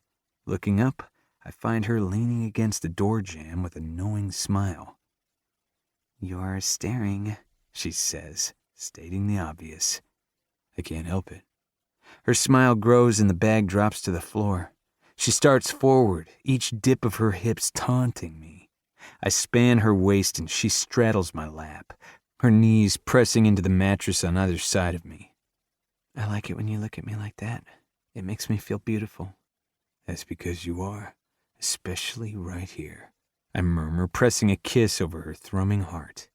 Her fingers sweep into my hair on a sigh as my lips trail a heated path up her throat, nipping and tasting the delicate skin. Desire rages between us with each passing second. Our eyes hold for 2 solid breaths before the stark hunger claims us both and our mouths align, tongues sliding together in the best goddamn damn harmony ever created. The taste of her burns within my blood, reminding me of our past. One we shared, one I lost, and everything I want to take back. Growling, I fist her hair and deepen the kiss. You make it impossible not to want you all the fucking time. Good, because I always want you. Every second, my heart craves your touch. If she only knew what hers did for me, the promise of light she casts into my dark soul. Before I'm able to seek the redemption I so desperately crave, there's a hard knock on her front door, stealing the moment. Alyssa, you here? We break apart, every muscle in my body coiling tight at the familiar voice. Yo, Liz, where are you? Just a second. Alyssa scrambles off me, quickly riding her shirt. Regret reflects in her eyes as she reaches out, touching the side of my face. Rain check? I nod, too angry for words at the moment. What the fuck is he doing here? I'm unable to ponder the question because Alyssa grabs my hand, linking our fingers together. We walk out of her room and come face to face with the enemy. It's been years since I've seen Ryan Hunter, and the sight of him still has hate boiling in my blood. An arrogant smirk takes over his face, but there's no denying the hostility in his eyes. Well, look what the pretty kitty dragged in. His taunt has me pushing forward, my fists clenched and ready to inflict pain. Alyssa jumps in front of me, my chest crashing into her back. Knock it off, Ryan. Why are you here? And why are you just walking into my house without permission? He shoots her a look of innocence. I knocked. You're supposed to wait until I answer it? She fires back. He shrugs. I figured you wouldn't, and I need to see you. Why? Because I heard what happened, and want to make sure you are okay. Isn't that what brothers are supposed to do? The way his eyes sweep down her body is anything but brotherly, and it's about to send my fists flying. Cut the shit. We both know my mother sent you. He crosses his arms over his chest and leans against the couch. She and Dad are worried about you. They want you to come home. Not happening. I'm staying with Christopher. His eyes meet mine for only a second before they shift back to her. Come on, Liz. I'll be nice and share my bed with you. Again? My restraint shatters. Christopher, no! I don't let her stop me. Not this time. Ryan braces himself, ready for the attack. He swings first, but misses. I wrap my fingers around his throat and drop him to his back, gripping with just enough pressure to cut off his air supply. You never did know when to shut your fucking mouth, Hunter. I grit, watching his face turn from red to purple. Christopher, stop, please. Alyssa pleads, her voice trembling in fear. This is what he wants. Don't let him do this to us. I need you too much right now. Those last words are the only ones that break through my red haze. Leaning down, I bring my face an inch from his. Come near her again, and next time I will rip out your fucking heart and feed it to you. I release him with a shove to his throat and stand back. He rolls on his side, coughing and sputtering. Get out, Ryan, and you can tell my mother to forget about me coming home. He climbs to his feet, but keeps his head down and back toward us. You always have been an ungrateful bitch. The insult puts me in motion again, but Alyssa wraps her arms around me. Don't, please.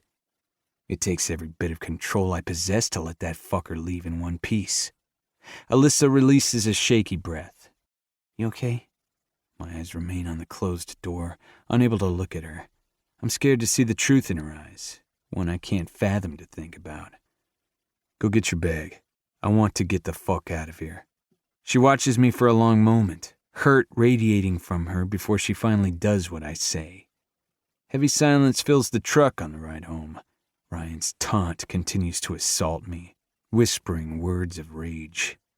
I'll be nice and share my bed with you again. Knowing she has been with anyone else already fucks with my head, but to know it could have been with him sends a dangerous rage through me. By the time we enter my house, my fury is almost uncontrollable. I slam the door, hard enough that it makes her jump. She spins around to face me, her eyes sparking in anger. What the hell is your problem? Can't figure it out, Liz. I'm being an asshole and I know it, but I'm the only one who has ever called her that, and it pisses me off how comfortably it rolled off his tongue. Well, I'm assuming it's because of Ryan, but that doesn't explain why you're mad at me. Is it true? I ask, unable to help myself. The unknown killing me. Is what true? Did you fuck him? My stomach rolls as the words leave my mouth. I brace myself for the answer, knowing I won't be able to deal with it if she has. Her lips press into a thin line, hurt twisting her expression. What do you think? I don't know. 5 years is a long time. Yeah, it is. You want to share with me all the girls you've been with? I don't respond, my silence saying it all. That's what I thought. She chokes out, tears forming in her eyes. You forget, Christopher, that you walked away from me. You threw us away, not the other way around.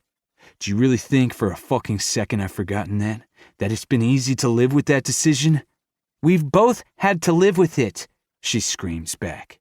The difference is you had a choice. I didn't. You took mine away. So you decided payback would be fucking the enemy?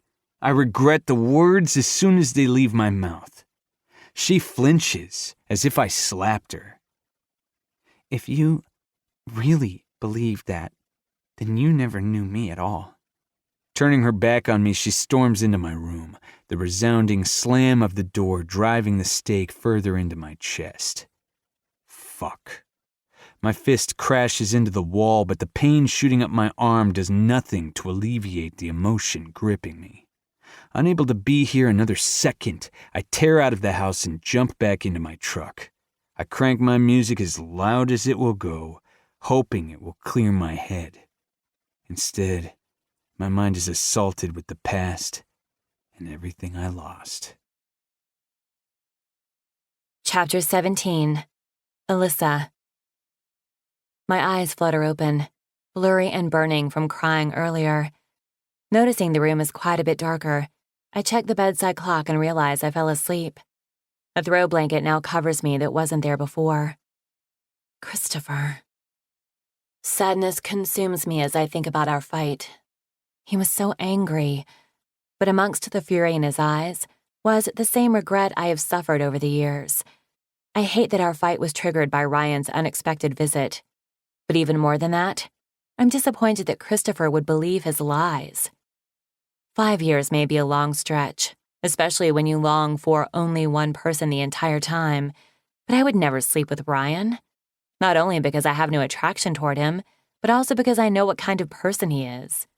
I kept myself busy with school and went on dates here and there, but they never turned into anything worth pursuing because my heart always belonged to him. I had a short relationship with Zach in order to get over Christopher. It never worked. I'm not stupid to think he hasn't been with anyone else, but it's something I'd rather not think about. The pain the thought brings on is too much to bear. I listen carefully to see if I can hear movement beyond the closed door, but I'm only met with silence. Sighing, I roll over, and my heart leaps in my chest at the pack of pink Hubba Bubba gum and single yellow tulip that rests on the pillow next to me. My lips lift in a smile as I pick up the flower and bring it to my nose, inhaling its fresh scent. I grab the gum next and read the short note attached to it. I'm sorry. I'm at the tree, waiting for you. He doesn't need to elaborate which tree. I know exactly which one he's talking about. A place we always met at in the past. Tossing the covers off, I get to my feet with a new hope in my heart and change into one of the sundresses I packed. I freshen up quickly, then grab the throw blanket and flower before heading out the back door. The flashlight on my phone guides my way as I walk across the cool grass to the back of the property. That's where the tree is that Faith planted in honor of Christopher and Ruthie's mom, Cade's sister, and the little boy from Iraq that she still holds close to her heart. The soft strum of a guitar greets my ears, drifting through the heat of the night. It beckons me, reeling me in with a pull so strong there's no resisting it. Just like the man himself. Even though I'm prepared for it, the sight of Christopher leaning against the tree, one knee propped while playing his guitar, still halts me in my tracks. Sensing my presence, his eyes find mine, and the beautiful sound stops. A lantern sits next to him, casting a glow across his handsome face. The longing and remorse I find there puts my feet back in motion. His possessive gaze remains on me as I lay out the blanket next to him, putting all the stuff I brought down with it. Right when I'm about to take a seat, he snags my wrist. Placing his guitar aside, he pulls me down on top of him, my knees hugging his hips as he gathers me in his arms. I'm sorry, he croaks, burying his face in my neck. Swallowing thickly, I lean back to look at him. I never slept with him, Christopher. Relief flashes in his eyes before they close, his jaw flexing beneath my fingers. You're the only one I've longed for, I continue, confessing my heart to him, the only one whose touch I've ever wanted. His fingers circle my wrist, and he turns his face to the side, brushing his lips across my palm before grabbing his guitar again. He rests it between us and looks up at me beneath the hood of his dark lashes. I wrote something when I was on my first deployment, and I want you to hear it. I rest my forehead against his, my heart yearning to hear his incredible voice. Sing it to me. As his fingers begin strumming, I close my eyes, letting the slow melody dance across my skin and settle deep into my bones. The smell of her skin still lingers on mine, the sound of her laugh whispering in my mind, reminding me of all that was lost, but the sacrifice was worth the cost. To know she's happy and following her dreams, even if they happen without me. My eyes spring back open, breath catching in my throat. Tears blur my vision, not only from the words he expels, but the emotion and sincerity behind them. We were young, but our love was strong. The days when I held her are long gone. Now only her memory can take me home. A man filled with darkness, I sit alone. Her love was my light, warmth within my bones, and I carried with me wherever I may roam. Knowing he spent his nights thinking about me, as I did him, mends my fractured heart.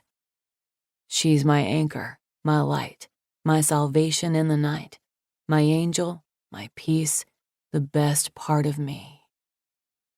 Smiling through my tears, I fall to my back, letting the incredible sound of his voice flow through my veins and feed my soul.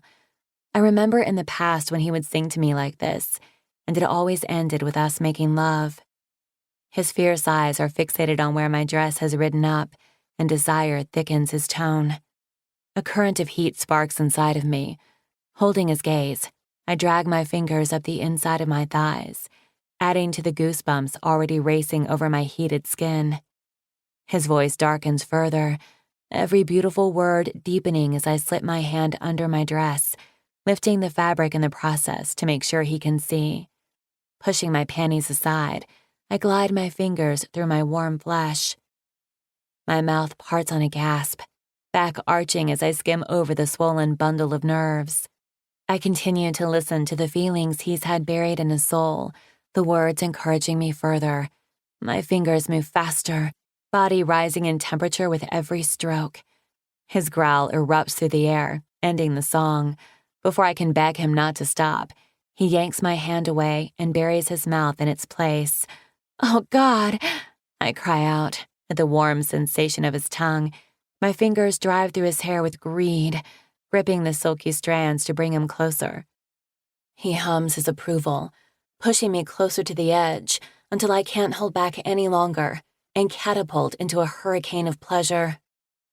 The stars above me blur with the strength of my orgasm, ecstasy racing through every nerve ending of my body. I'm still drowning in the sensations when I feel him come over top of me.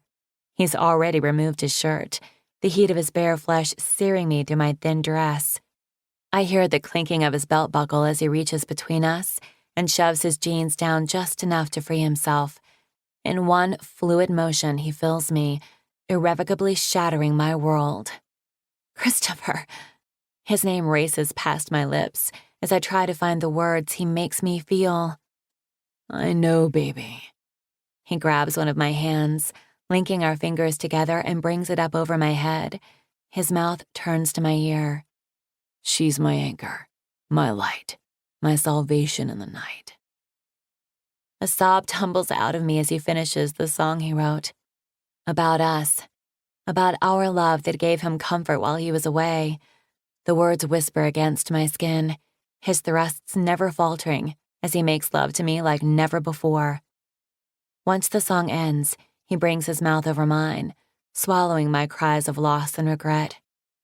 Don't cry. The soothing words only make me cry harder. I loved you so much, I confess through my tears. I loved you then, and I love you now. I never stopped.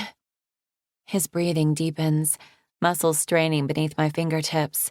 He takes my mouth and inhales my pain, making it his own. He doesn't return the words, but he doesn't need to. I felt it in his song, in his touch, and in the way he looks at me. I vow here and now not to lose him for a second time. I won't survive it. Chapter 18. Alyssa. The sun heats my skin as I walk arm in arm with my dad down the beach in Charleston. Shops are set up along the harbor, people out walking or sitting on the patios at restaurants, sipping an afternoon refreshment. Since Christopher is teaching his music lesson, I took the opportunity to spend a little time with my father. He didn't like me being without him, even for this short time, but I assured him I would be fine. Had it been with anyone else, I probably wouldn't be here right now, but Christopher knew I would be safe with my dad. You look happy, my father comments, breaking my train of thought. Actually, I think this is the happiest I've seen you in years. 5, to be exact. His intuitive observation brings a smile to my face. Despite the unfortunate circumstances of the last couple of weeks, I can't be upset because it brought Christopher into my life again. Things have been so amazing between us since the night he sang to me. It's hard to feel the crushing fear or weight that looms over me when I have finally been reunited with a man I love. I am, I admit, looking over at my father, really happy. I've missed him, Dad. He pats my fingers that are curled around his arm. I know, sweetheart. I've always liked Christopher, but I do so even more now. He saved my little girl's life, and I will be indebted to him forever.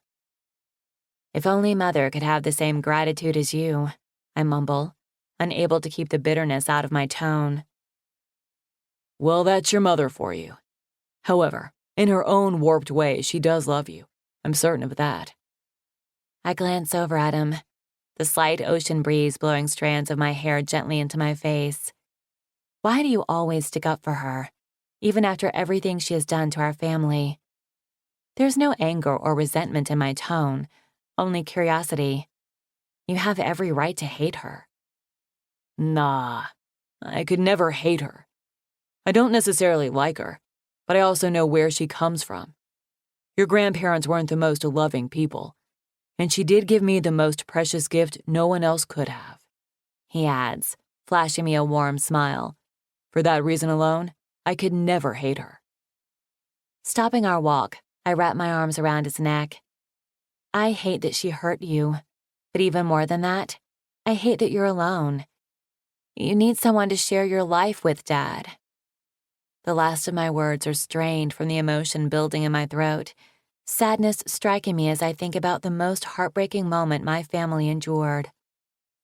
Oh, Alyssa, he sighs, hugging me close.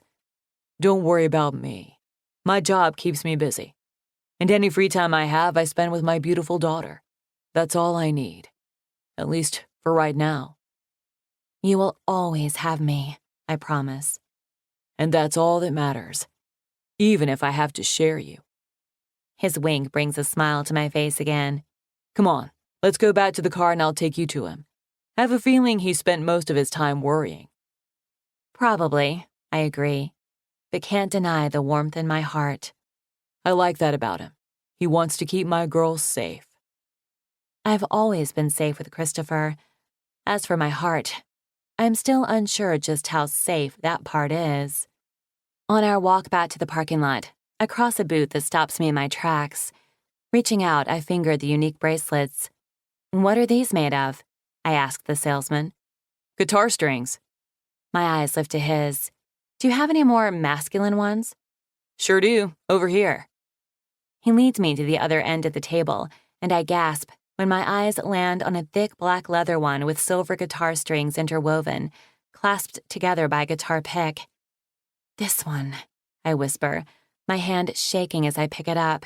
How much? $150. There was a lot more work involved, but I'll throw in any engraving you want. Can you do it right now? You bet. Give me 5 minutes. I turn to my father. Do you mind? Not at all. I have a quick call to make. You go ahead. I'll be right back. I hand the salesman the bracelet, then write down what I want inscribed on it. My heart dances in my chest, excited for the moment to give it to Christopher. I'll do it once we're done having dinner with Kate and Faith. Hey, Liz. I tense the deep voice and turn to find myself face to face with Ryan. What are you doing here? I just finished up a business meeting, he explains, pointing to the restaurant on the harbor. I saw you as I was leaving, so thought I'd come say hi. Instead of responding, I turn my back on him. Guess I deserve that, he mumbles quietly. I'm sorry about the other day. I am sure you are, I bite out. I am. I didn't go there to fight. I twist back to him, my eyes narrowing. Really? That's why you started one with Christopher? Spewing lies about us? Anger sparks in his eyes. The guy gets under my skin just as bad as I get under his. I lost my cool, okay? I'm sorry. You owe Christopher an apology, not me. He grunts. Well, it's never going to happen. Then I have nothing more to say to you. He steps closer, softening his tone. Come on, Alyssa. We haven't always been at each other's throats. There was a time when we could hang out and talk. There were a couple of times when I thought there might be a decent bone in his body. They were few and far between, and they stopped the night he was drunk and tried to kiss me. Listen, I know this isn't my business, but your mom misses you. She hasn't stopped crying. You should really come by and see her. No, she brought this on herself, and if she ever wants to have any kind of relationship with me, she needs to apologize and respect my choices, especially when it comes to Christopher. What if she's right about him? He asks. You have to admit, it's a little coincidental he shows up out of the blue again when you're kidnapped and nearly killed. My eyes widen in disbelief. My dad sought him out, Ryan. He asked him to risk his own life for me, which he did. How convenient. A bitter laugh escapes me. Forget it. This is why I never take you seriously. I am being serious, Liz. So am I snap. Even if I didn't know better, why the hell would he risk both of our lives like that? To get back into your bed. He's always been welcome there, I confess shamelessly. He's had my heart the whole damn time, Ryan. He doesn't need to trick his way back into it. The admission only seems to infuriate him. Is everything all right here? My father asks, coming to stand next to me. Everything is fine. Ryan and I were just clearing a few things up, I explain. Ryan's jaw ticks angrily. Think about what I said. Without another word, he walks away, leaving my father and me in tense silence. What was that about? Mom wants to see me. Apparently she hasn't stopped crying, I inform him, hating the guilt that takes up residence inside of me. Maybe you should. I shake my head. I'm not ready, Dad. She owes Christopher an apology first. You're right. She does. Sighing tiredly, I turn back to the salesman who looks a little uncomfortable as he hands me the bracelet. I'm embarrassed that he witnessed my argument with Ryan, but the feeling fades when I look down at the inscription on the bracelet. My breath catches, not caring about anything else but what I hold in my hand. It's absolutely perfect, and I can't wait to see it on Christopher. Thanking the man, I pay him, then follow my father to his car. On our drive to Faith's School of Music, my thoughts stray to my mother, and I hate the feelings that are brought on with them. Anger, resentment, but most of all, longing. I wish we could have the kind of relationship a mother and daughter should, filled with laughter, love, and kindness. But that will never happen. Not when she can't respect Christopher or me. I'm not even sure she's capable of that kind of love. Once we arrive at the school, I bid my father goodbye with a kiss on the cheek, then walk in the front doors, my heart lighter the moment I enter. I pass by Faith's classroom first, giving her a quick wave, before continuing to the room at the end of the hall, where Christopher said he would be. Clapping and stomping fill the air as I approach, the beat to Queen's "We Will Rock You" vibrating the floor beneath my feet. I pause at the open door and smile when I see Christopher with a headset on, a small microphone pointed to his mouth. The harsh lyrics spill from him as he instructs each group of kids their part with his hands. Some are backup singers, and others keep the rhythm with their hands and feet. Eventually, he motions for a young girl to come forward, then moves to the boy at the drums, grabbing his wrists. "Next!" he bellows the order. The beat changes, rolling into "Another One Bites the Dust." Christopher helps the boy play the drums, eliciting a smile from him while the young girl sings. She is a cute, sassy thing, her hips swinging as she soaks up being front and center. Sensing my presence, Christopher's eyes lift to mine, the connection making my heart tumble in my chest. Every single time. He graces me with one of his sexy smirks before returning his attention to the boy at the drums. When they stop halfway through, I break out into applause. All eyes swing my way, the children's faces gripped in surprise. Come in here. Christopher motions for me to enter, his arm curling around my waist when I come to stand next to him. Guys, I want you to meet my friend Alyssa. Hi, I wave, feeling a little shy. You guys are great. Why, thank you. The little girl who is singing with Christopher bows. That's Letitia, he says, formally introducing us. With an L, she adds. Nice to meet you, Letitia. You too. On the end there is Arnie. Christopher points to a cute boy with thick glasses and curly brown hair. I smile at him. Hello. The boy takes his glasses off, rubbing the front of the lenses on his shirt before putting them back on and blinking up at me. He takes a large gulp before finally speaking. Man, you're pretty. Why, thank you. You are quite handsome yourself. His cheeks redden at the compliment. Christopher grunts. Back off, kid. She's mine. Giggles fill the room, mine included. I thought you said you didn't have a girlfriend, a girl chimes in, sounding a little accusatory. That was before. The look he sends my way has my heart fluttering in my chest. My mom is going to be really disappointed. Christopher clears his throat. This is Katie, he says, introducing the young girl next to me. I offer her a smile and a wave, which she returns. Next to her is Trini. Hi, Alyssa. She greets me with an enthusiastic breath. Jumping off the bench she's standing on, she walks up to me, her cute self dressed in pink overalls, warming my heart on the spot. I sure do love your dress. Thank you. I like your outfit, too. Her face lights up at the compliment. Thanks. My gram bought it for me, but sometimes I have a hard time undoing the buckles to go to the bathroom, she informs me. Yeah, we had that problem about 30 minutes ago, Christopher grumbles. Thankfully, Faith is down the hall. I bite back a chuckle, imagining how panicked he must have been. The introductions end with the young boy sitting at the drums. His head is lowered as he twists the drumstick between his small fingers. Hi, Rafe. You did a great job on the drums. Thanks, he mumbles shyly. So what do you guys think about the mix? Christopher asks the class. Should this be our performance? I dig it, Letitia says with a nod. The rest chime in their agreement. Good, then that's settled. I made each of you a CD. He points to the table where a stack of discs lay. I want you to take one home and listen to it as much as possible. A small crowd begins gathering at the door as parents arrive to pick up their children.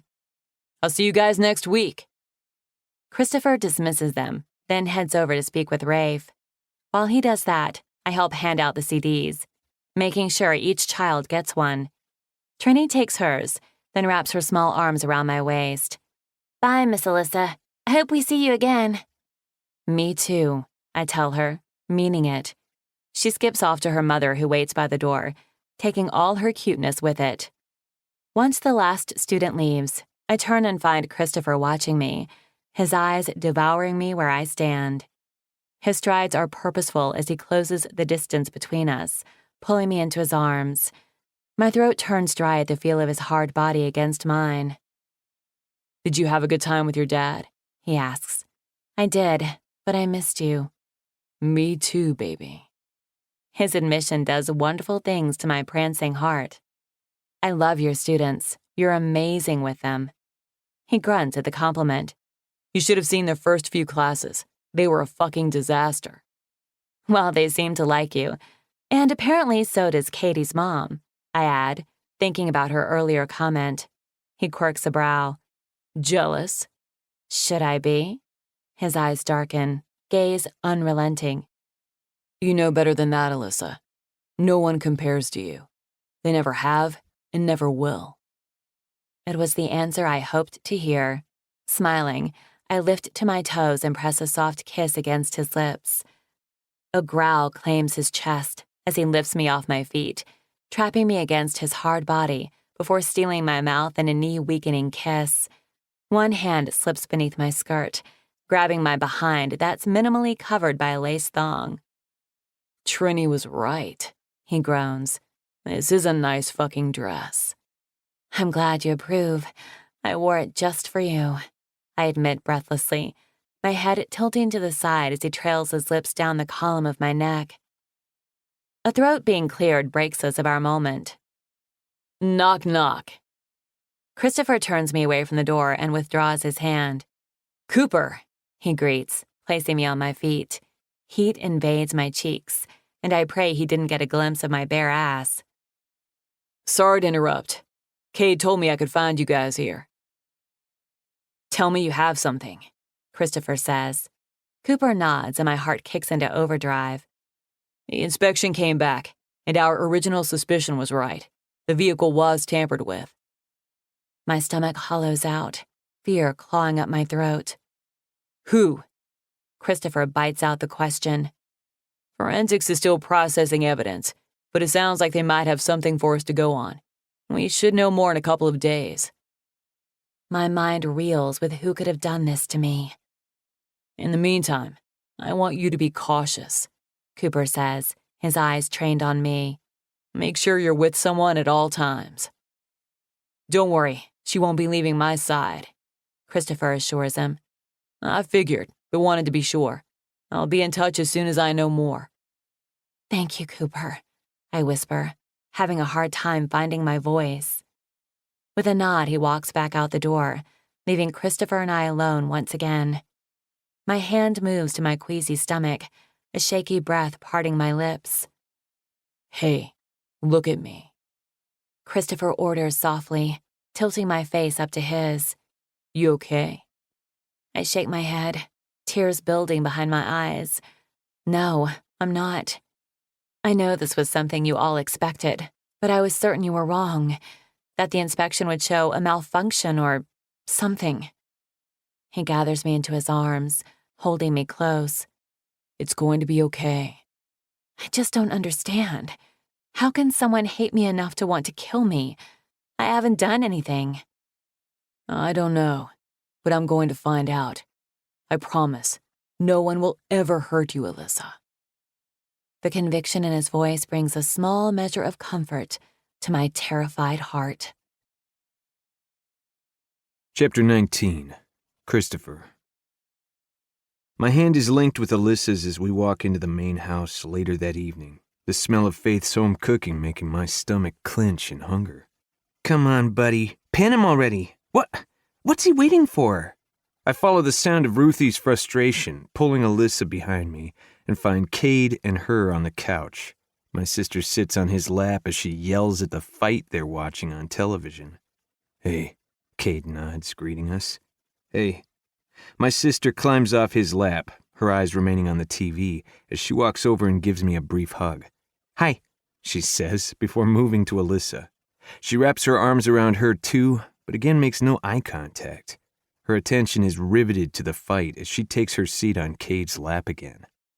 "Big guy, pass me my root beer, will ya?" Smirking, Cade hands her the can and throws an arm around her shoulders as she rests back against him. Grunting, I tug on Alyssa's hand, leading her out of the room, her laughter following us. "I take it she likes watching EFC? "Yeah, she got into it when Slade started working at the gym," I explained, thinking about how she would live at the gym if she could.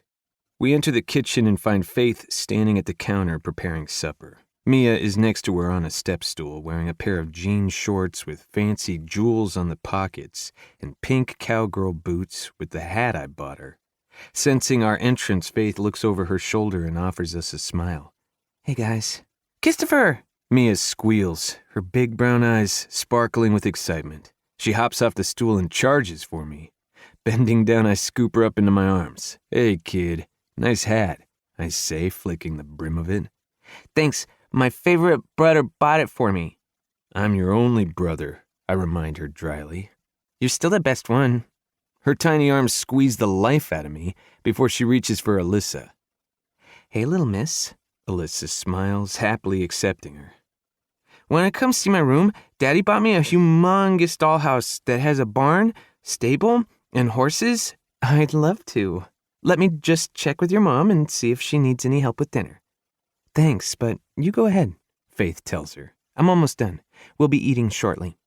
Alyssa turns her smile my way, her earlier upset from Cooper's visit fading. "We'll be back." Once they head out of the kitchen, Faith eyes me over her shoulder again. "Come here, please, so I can greet you properly. My hands are full at the moment," she says, nodding down at where her hands are stuck in a bowl. Walking over, I lean down and kiss her cheek rather than accept one from her. It earns me a grateful smile. "You're looking good," she observes. "It looks like you're actually getting some sleep." That's because I've been exhausting myself by being buried in Alyssa every chance I can. I refrain from saying that, though, and give her a half-assed shrug. Sleep has been a little easier lately. She shoots me a knowing look, but thankfully doesn't voice whatever she's thinking and moves on to something else. "How was class today?"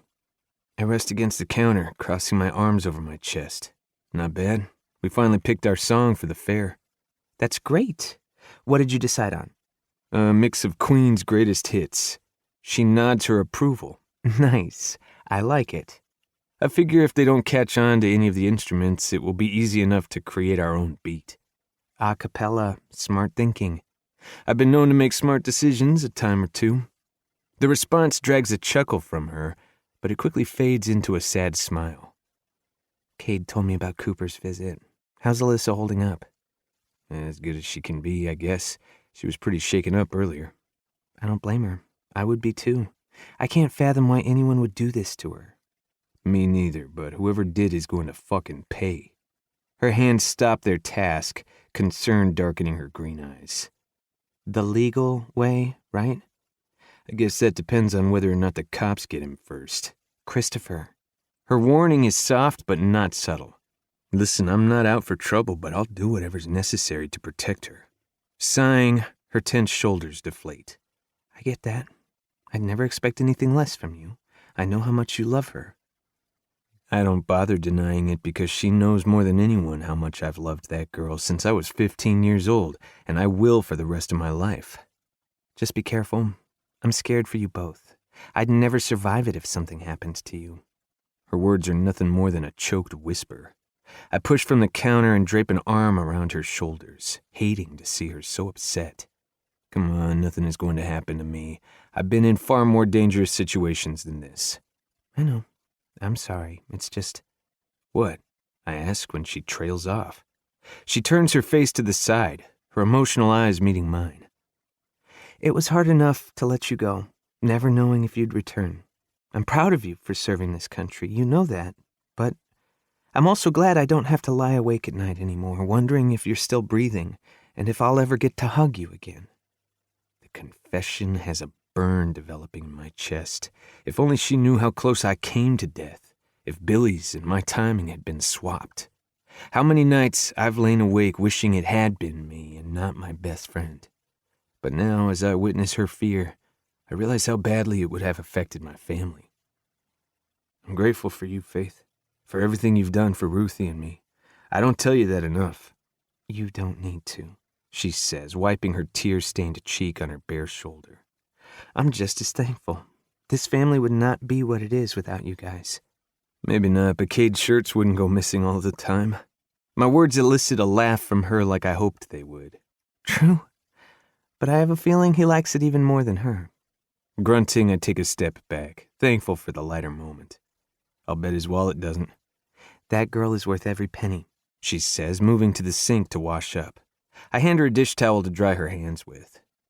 Thanks. I'm almost done here if you want to go get Alyssa and your sister. Nodding, I leave the kitchen and head up the large staircase to Mia's room. The sound of their hushed voices has me pausing just outside the door. The big horse is Kai, and the other one is Penny, and this is their baby pony, Lala. Oh, I love that name. It's a very pretty pony. Yeah, they make cute babies. Alyssa's giggle drifts from the room, igniting a warmth through my whole body. Are you and Christopher gonna have babies? I tense at the question, my chest tightening at the thought of Alyssa's stomach swollen with my baby. There's a long bout of silence before she answers, Why do you ask? Well, aren't you his girlfriend again? We're hanging out together again, if that's what you mean. That's not what I meant. I bite back a chuckle at my sister's honesty. Oh, Alyssa pauses, clearing her throat. Well, I'm not sure. Do you want to be? Hope surges inside of me as I wait for her answer. Yes, I do, she answers. I've always loved your brother. Mama says that's how you have babies, by loving each other, Mia informs her. I choose that moment to enter, saving her from having to answer anything else. Dinner's ready. Both of their heads snap up in surprise. Alyssa's eyes lock with mine, seizing the moment. By the expression on her face, I have no doubt she knows I just heard everything. Oh, good. I'm starving Marvin, Mia announces, standing. Go see Mom and wash up. We'll be right there, I tell her, my eyes remaining on the girl in front of me. Okay. She skips away, oblivious of the tension consuming the room. I'm guessing you heard all that, Alyssa mumbles softly, climbing to her feet. I did. I wasn't sure what to say, so I just tried to be honest. The uncertainty in her voice sends me forward. I stop just in front of her, my hand moving to her satin cheek. You've always been mine, Alyssa. Even when we were miles apart and years separated, never fucking doubt that. The smile that claims her lips lures me in. With one arm curled around her waist, I reel her in for a long kiss, tasting the need that rivals my own. I don't pull back until I sense her need for air. Slowly her eyes flutter open, lips parted and swollen. I'm pretty sure you could kiss me for the rest of my life and I would never have enough. Her honesty has a million emotions banging around inside of me. If she only knew how badly I want to keep her forever, how much I ache to make things right between us again. Would she still feel this way if she knew what I've done? I know you're going through a lot right now, she says, sensing my internal battle. Things I know nothing about, but I hope you know I'm here. I'm always here for you, Christopher. I wish I could tell her everything, tell her the truth, and promise her I'm worthy of her love. But the fact of the matter is I'm not. Not after what I've done. Rather than dwell on that and ruin the moment, I drop a kiss on her head and sling an arm around her shoulders. Come on, baby. Let's go eat so we can go home. The evening is warm as we trek across the property back to my house, the locusts filling the summer night with their steady call. Alyssa's arms are linked around my neck and her knees hug my hips as I carry her home on my back. She jumped on as I was descending the porch steps, something she always used to do. It's a blast from the past, right down to her bubblegum snapping in my ear. I'm happy we had dinner with your family tonight, she says softly. I've always loved hanging out with them, and it helped to take my mind off things. I had a good time too, seeing her so at ease with my family again, laughing and fitting in. It felt right, normal, something I haven't had in a long time. I can tell it meant a lot to Faith, too. She's always been big on family, and Alyssa was a part of ours for a long time. She always will be. I catch sight of something out of the corner of my eye. Twisting my head to the side, I come face to face with a massive pink bubble she's blown in my direction. She taunts me with it, waving it in front of me. Smirking, I lean forward and bite it, popping it with my teeth. Her squeal of laughter is muffled as she tries to dodge the attack, but she's not quick enough. "Aw, man, I used to be so much faster back in the day," she giggles, cleaning the pink stickiness off her face. I grunt. She wasn't fast then either. "Okay, question? No lying. How much heavier do I feel now compared to back then?" she asks, amusement thick in her voice. "Carrying you around has never been a challenge, even when my skinny-ass arms were doing it." Giggling, she turns her face to the side, brushing her lips across my jaw. "I loved those arms and hands." She follows her words with a sharp nip to my earlobe. "Be careful, Alyssa. My control is thin right now," I warn, my voice tight with restraint. "Hold that thought, Walker. First, I have a present for you to open up when we get back to the house." "Good, I have one for you too." The response elicits a laugh from her. "I have a feeling yours differs from mine," she says, her voice softening. "I bought something for you when I was with my dad today." "Why?" I grumble, though I can't deny the shift I get in my chest. "Because it's perfect for you," she whispers, her lips pressing a gentle kiss to the corner of my eye. "I hope you love it." "That's a given, Liz. I love anything that comes from you." She rests her forehead on the side of mine, her arms hugging me tighter as I climb up the steps of my porch. The moment we enter the house, she slides down my back and grabs my hand. "Come with me." My eyes drop to her ass as she leads me down the hall, my cock hardening at the sight. Inside my room, she retrieves her purse from the nightstand, then turns to me. "Close your eyes and put out your hand." Leaning against the wall, I do as she asks, my curiosity piquing. Her delicate fingers touch mine as she places something in the palm of my hand. "Okay, now." Opening, I take in the thick black leather bracelet that has guitar strings woven into it. A pick is anchored in the center with the words, "Music is the voice of the soul." "Let's see if it fits." Taking the bracelet, she fastens it around my wrist. "Perfect." I'm speechless, unable to find the right words for what I'm feeling. Next to the drum set Faith bought me for my 16th birthday, this is the best gift I've ever been given. "Do you like it?" A heavy breath escapes my tight chest. "Yeah, Liz, I love it." Reaching out, I sweep a hand under her hair, cupping the side of her slender neck. My mouth descends hard, taking what I crave every second of my dark existence. Moaning, she grips the bottom of my shirt, dragging it up my stomach. I lean back, helping her clear it over my head. Before I'm able to do the same to her, she drops to her knees before me. My blood ignites with heated force, a primal hunger surfacing. Her gaze holds mine as she works the buckle of my belt and unbuttons my jeans.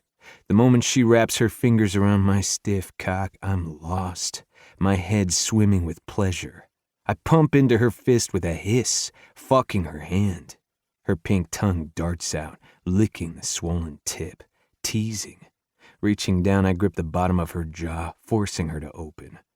"Put it in your mouth." Her eyes storm at the order. Tentatively, she leans in and wraps those pretty lips around my cock, sucking me into the heat of her mouth. A growl rips from my chest as the beast within me rises. She sucks me from base to tip, swirling her tongue around the sensitive head. "That's it, baby. Just like that." The words renew her effort, her hungry mouth greedy. "You remember, don't you, Liz, the way I like my dick sucked?" She hums her response around my shaft, sending fire to spread through my veins. I wrap her silky strands around my fist and push forward, sending myself deep in her throat. She relaxes her mouth, relinquishing all of the control over to me, but her cheeks remain hollow, gripping every thrust I deliver. "You look so pretty right now with my cock fucking your mouth." Whimpering, she shifts on her knees, her hand reaching under her dress to touch herself. Her eyes close in ecstasy, almost shattering the little control I have left. Somehow, I find the strength to pull back. "Stand up." With flushed cheeks and swollen lips, she pushes to her feet. Turn around.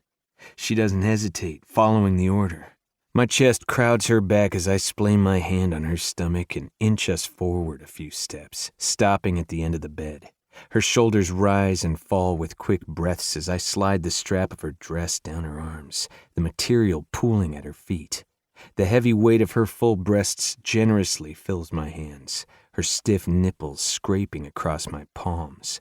Moaning, she hooks an arm around my neck, arching further into my touch. Remember the things I used to do to your tits, Alyssa? How hot you would get when I'd fuck them before sliding into your mouth? Then I'd come all over them? God, Christopher. My name falls on a sexy whimper as she pushes back against me. Smirking, I press a kiss to her temple and coast one hand down her flat stomach, slipping my fingers into her wet panties. Fucking soaked. A harsh cry parts her lips, her knees buckling when I stroke her clit. Does your pussy ache, baby? So much? She moans. Crawl onto the bed. She shivers at my breath in her ear before doing what I tell her. When I see she's wearing a thong, her bare ass pointing up for my taking, it's almost enough to bring me to my fucking knees. Growling, I grip her hips, keeping her in place. She stills, her breath racing as she waits for my next move. You have the best ass, and it's all fucking mine. My hand glides over one bare globe before delivering a light slap. Her gasp penetrates the room and she pushes back, seeking more. You want to be spanked, baby? Yes. I deliver another one, my hand landing with a resounding smack. The sound of her pleasure rushes through my veins, my cock aching as I watch her flawless skin turn pink. My hand dips between her legs, and I trail my fingers along the wet satin to the crevice of her ass, stopping at the scrap of material there. I want this, I tell her, my voice rough. It's the only place I haven't had you yet, and I want no part of you untouched by me. Her response is a fiery whimper. Is that a yes, Alyssa? I ask, needing the assurance. Yes, every part of me is yours. It always has been. The words not only feed my hunger, but also soothe the regret I have when it comes to her. I walk over to my nightstand and retrieve the bottle of lube, then move back behind her. Anticipation hammers through me as I finish ridding myself of my jeans, then tear the scrap of silk from her hips. A shiver racks her body, her ass lifting, begging for what I desperately want to give her. Opening the bottle, I squeeze, drizzling a generous amount over her backside. My fingers glide from the top all the way down to her pussy. The sexiest noises escape her as I work my way back up to the spot I need more than my next breath. We're going to take this slow, baby, I tell her, penetrating the tight barrier with my finger. Oh, God. Her breath hitches, filling the air with stark need. Relax. I work her over, each stroke preparing her for more. Whimpering, she pushes back along my finger, making my cock ache to be in its place. More? Yes. I stroke my shaft, getting it nice and slick before breaching her tight hole with just the tip. She cries out, her body tensing. Easy, baby, I got you. Reaching around her hip, I massage her clit. Her face drops into the mattress, the covers muffling her moans as she accepts more of me. Good girl. Take me, Alyssa. Feel the burn, baby. My hand glides up her soft back, coaxing her with ease. Once I'm fully buried, I still, my head swimming with pleasure as I give her time to adjust. God damn, you're perfect, I grit. You feel so good like this? She whispers, lifting her face for me to hear her. So do you, baby. Gripping her hips, I thrust slow and steady, each one deeper than the last. Oh, God. You good, Liz? So good. Give me more. Growling, I surge forward, harder and faster, my hips slapping against the supple flesh of her ass. Yes. She claws the sheets, her screams of pleasure burning within my blood. My dirty girl, I groan. You like my cock deep in your ass, don't you, baby? So much. Don't stop. Never. I'm never going to stop, Alyssa, because you're fucking mine. Every piece of you belongs to me. Yes, always. Damn straight. Stroke your clit, baby. Play with your pussy while I fuck your ass. Whimpering, she reaches between her legs while my cock remains relentless. I'm going to come. The warning pushes past her lips. Do it, baby. Fucking scream for me. I deliver another smack on her ass and it gives her the push she needs. She hurtles over the edge, my name tearing through the room and ricocheting off the walls, filling the deepest part of me. I follow along with her, diving headfirst into the release we both seek, because in our world we always finish together. Our sweat-slicked skin melds together as we fight to catch our breaths. You okay? I ask, praying I didn't take it too far. Her body twists beneath me, gracing me with her pretty face. I'm more than okay. Relief fills my chest as I rest my forehead on hers. Good. I'd never be able to live with myself if I hurt you like that. You could never hurt me like that, Christopher. You don't have it in you. If she only knew what I was capable of, she'd never look at me the same way again. Shoving the painful thought aside, I lift her into my arms. Come on, baby. Let's shower. We take our time soaking under the hot water. Her soapy hands pass over every scar I bear, the old and the new, grief striking her eyes. One of the reasons I got the tattoo along my ribs was to cover the jagged marks that were left on me by the razor blades my father hid in my soap.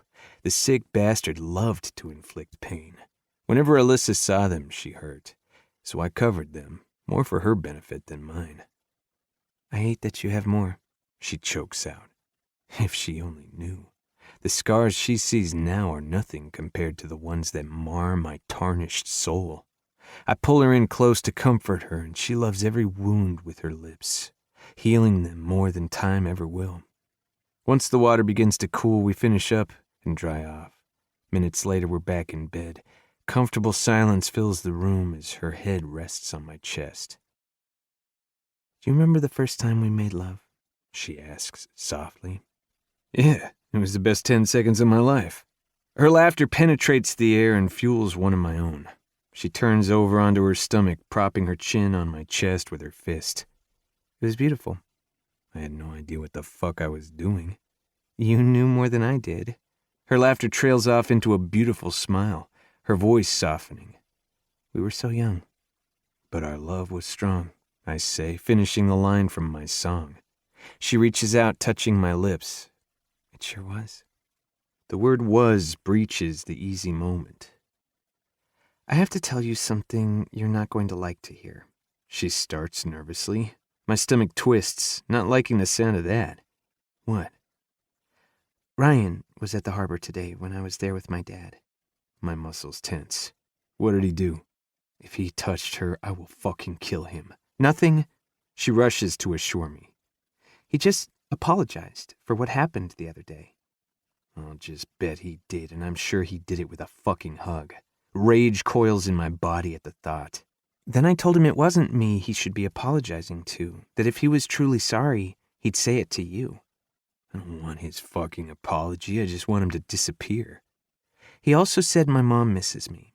She continues, a hint of sadness entering her voice. Said she's been crying and wants to see me. And what do you want? She lifts one slender shoulder. I feel like it's pointless. My whole life I've wanted that special relationship that every mother and daughter should have, but I don't think she's capable of it.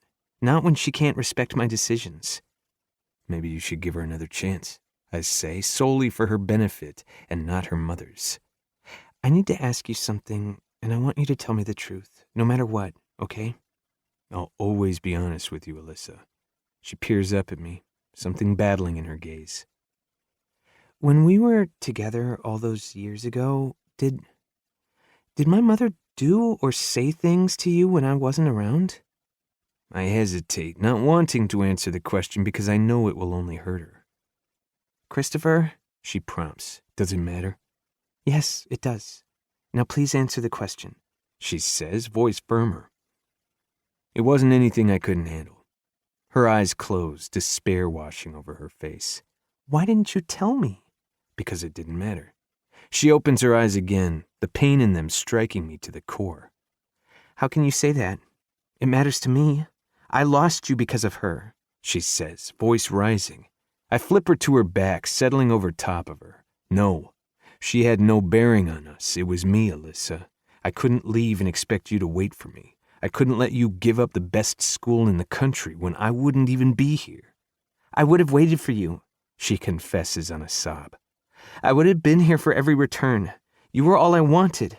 Grinding my teeth, I attempt to suppress the grief threatening to take me. If I could change the past, Liz, I would in a fucking heartbeat, but I can't. And it's a regret I'll have to live with for the rest of my life. She holds my gaze, and I will her to see the remorse I carry. Reaching behind my neck, she pulls me down for a kiss, her tears and flavor mixing on my tongue. Groaning, I pin her hand over her head.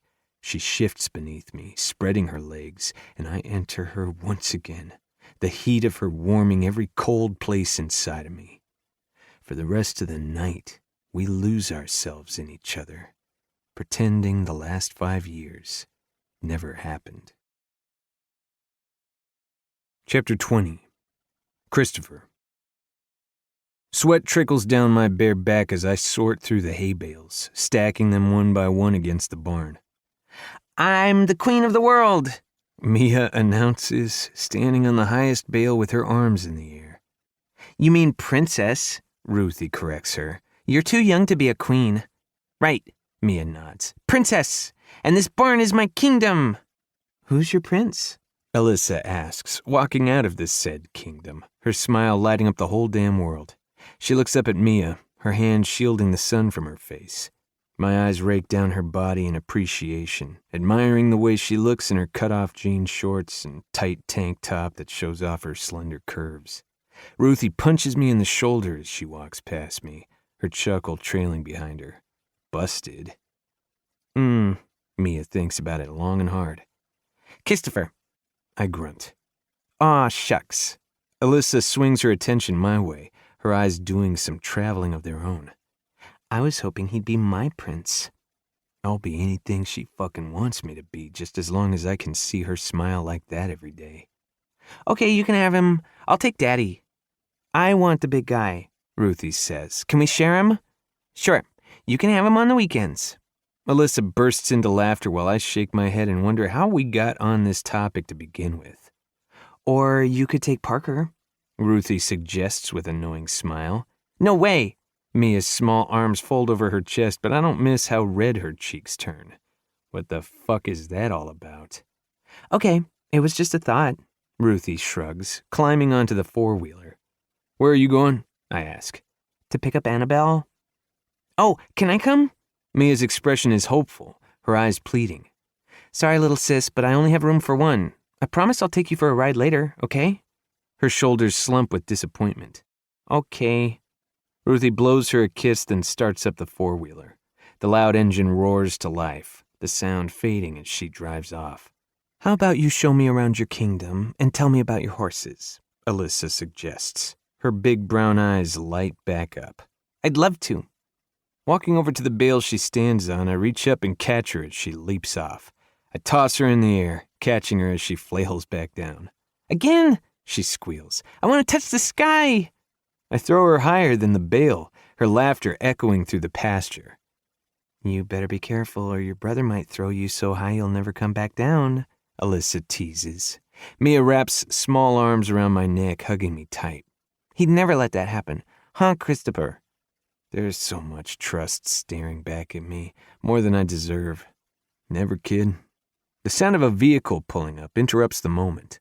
Looking over my shoulder, the entire world comes to a standstill, blood roaring in my ears as I recognize the white car parking in front of my house. Who's that? Mia asks. I'm unable to answer, unable to move from the ache scorching my chest like a ball of fire. Christopher? Alyssa says softly, tentatively resting her hand on my shoulder. I flinch, the touch yanking me back into myself. Ignoring the concern in her eyes, I hand her Mia, then push forward, each step bringing me closer to a reality I have to face. one I have avoided for far too long. Gina climbs out of the car, and the sight of my best friend's wife brings all the guilt that I've tried burying bubbling up to the surface. "Hi, Christopher." She greets me with a wobbly smile. "Hey, Gina." She lifts her glasses on top of her head, her pain revealed, and it's as powerful as mine. "Sorry to show up unannounced like this." "Everything okay?" I mentally kick myself for asking the stupid fucking question. Of course it's not okay, and it won't ever be. Not without Billy. "We're okay. Hanging in there." "How's Kristen?" The name slices my throat like 1,000 razor blades. If he's going to be the coolest kid around, he has to have both of our names. I push aside the voice in my head, my body already in too much turmoil. Gina's sad smile transforms into one of pride. "She's good. Getting bigger every day. She's even walking." "Whoa." "She's a determined little girl." She chuckles, but it quickly fades. "Not surprising, though. She's Billy's child after all." "I'm sorry I haven't been by to see you guys." She waves away my apology. "Don't worry about it. We're not your responsibility." They are. I made a promise and I broke it because I'm a fucking coward, because I couldn't face her. "Anyway, the reason I'm here is because I have something for you." She reaches into her purse and retrieves a yellow envelope with my name on it. "It was in a shoebox in our closet. There was also a note telling me to make sure I give you these." Reaching back in, she pulls out his dog tags. I practically jump back, the sight of them setting fire to my already tortured soul. "No, you keep them." She shakes her head. "He wants you to have them. The note said only the most honorable man can wear them, and that's his best friend." Grief swallows me whole, pulling me down into its black abyss. When I continue to refuse them, she steps forward, forcing them into my hand. The clink of metal is a painful reminder of just how unworthy I am. "I waited to read his letter," she whispers, tears forming in her eyes. "Don't wait to read yours." I stare down at the envelope, my mind and body reeling from the pain I have tried to keep buried. "I need to ask you something." The overwhelming grief in her voice has my burning eyes lifting to hers. "Did he suffer?" The question brands me like a hot iron, driving it straight into my chest. "Please, I need to know," she says, sorrow twisting her expression. "I've been having these horrible nightmares where I can hear him screaming, begging for me, for his life." A sob tumbles past her lips. "Tell me I'm wrong. Tell me he didn't suffer." Every breath I try to inhale is more painful than the last. For the first time in my life, I look someone in the eye and lie through my fucking teeth. He didn't suffer. Oh, thank God. She falls against my chest, soaking it with her tears. "I miss him so much." My arms come around her, regret raging inside of me. "I'm sorry, Gina." I choke out, even though the words are meaningless. So fucking sorry. "It's not your fault." If she only knew the truth, she'd never forgive me, and I wouldn't blame her because I'll never forgive myself. "He loved you like a brother, you know," she says, stepping back. "You meant so much to him, and the only thing that brings me peace is knowing you were with him, holding his hand." If only it could have ended that way. I shove aside the shame and guilt threatening to take me under. "I should probably get going," she whispers. "It's a long drive back, but I wanted to do this in person." "You're welcome to stay the night and drive back tomorrow." It's the least I can do after she came all this way. Rosewood is about a 3-hour drive, a long way to come for 10 minutes. She wouldn't have needed to if you had kept your promise. "Thanks, but no. I don't want to leave Kristen for too long, and the drive is nice. It's quiet and gives me time to reflect." She steps into me for one more hug. "I hope his letter brings you the same peace it did me." That is something I will never feel again. If you ever need anything, Gina, you know where to find me. "I know. Come see us sometime, will you?" I nod, unable to form another word. After she climbs into her car, I wait until it disappears before I head toward the house. I sense eyes on me from across the way. ones that I can't bring myself to look into, fearing she'll see the truth, to know what a monster I really am. Walking into my room, I open my nightstand and throw the envelope in, then stare down at the dog tags. The dark memory begins to fester, coiling inside every muscle in my body. I squeeze my eyes shut, trying to suppress it, but his screams echo inside of my head. The pungent smell. The blood. So much fucking blood. The hook. Nausea burns in my gut, rolling around like a heavy stone of dread. Dropping the metal tags, I run to the bathroom and empty the contents of my stomach into the toilet.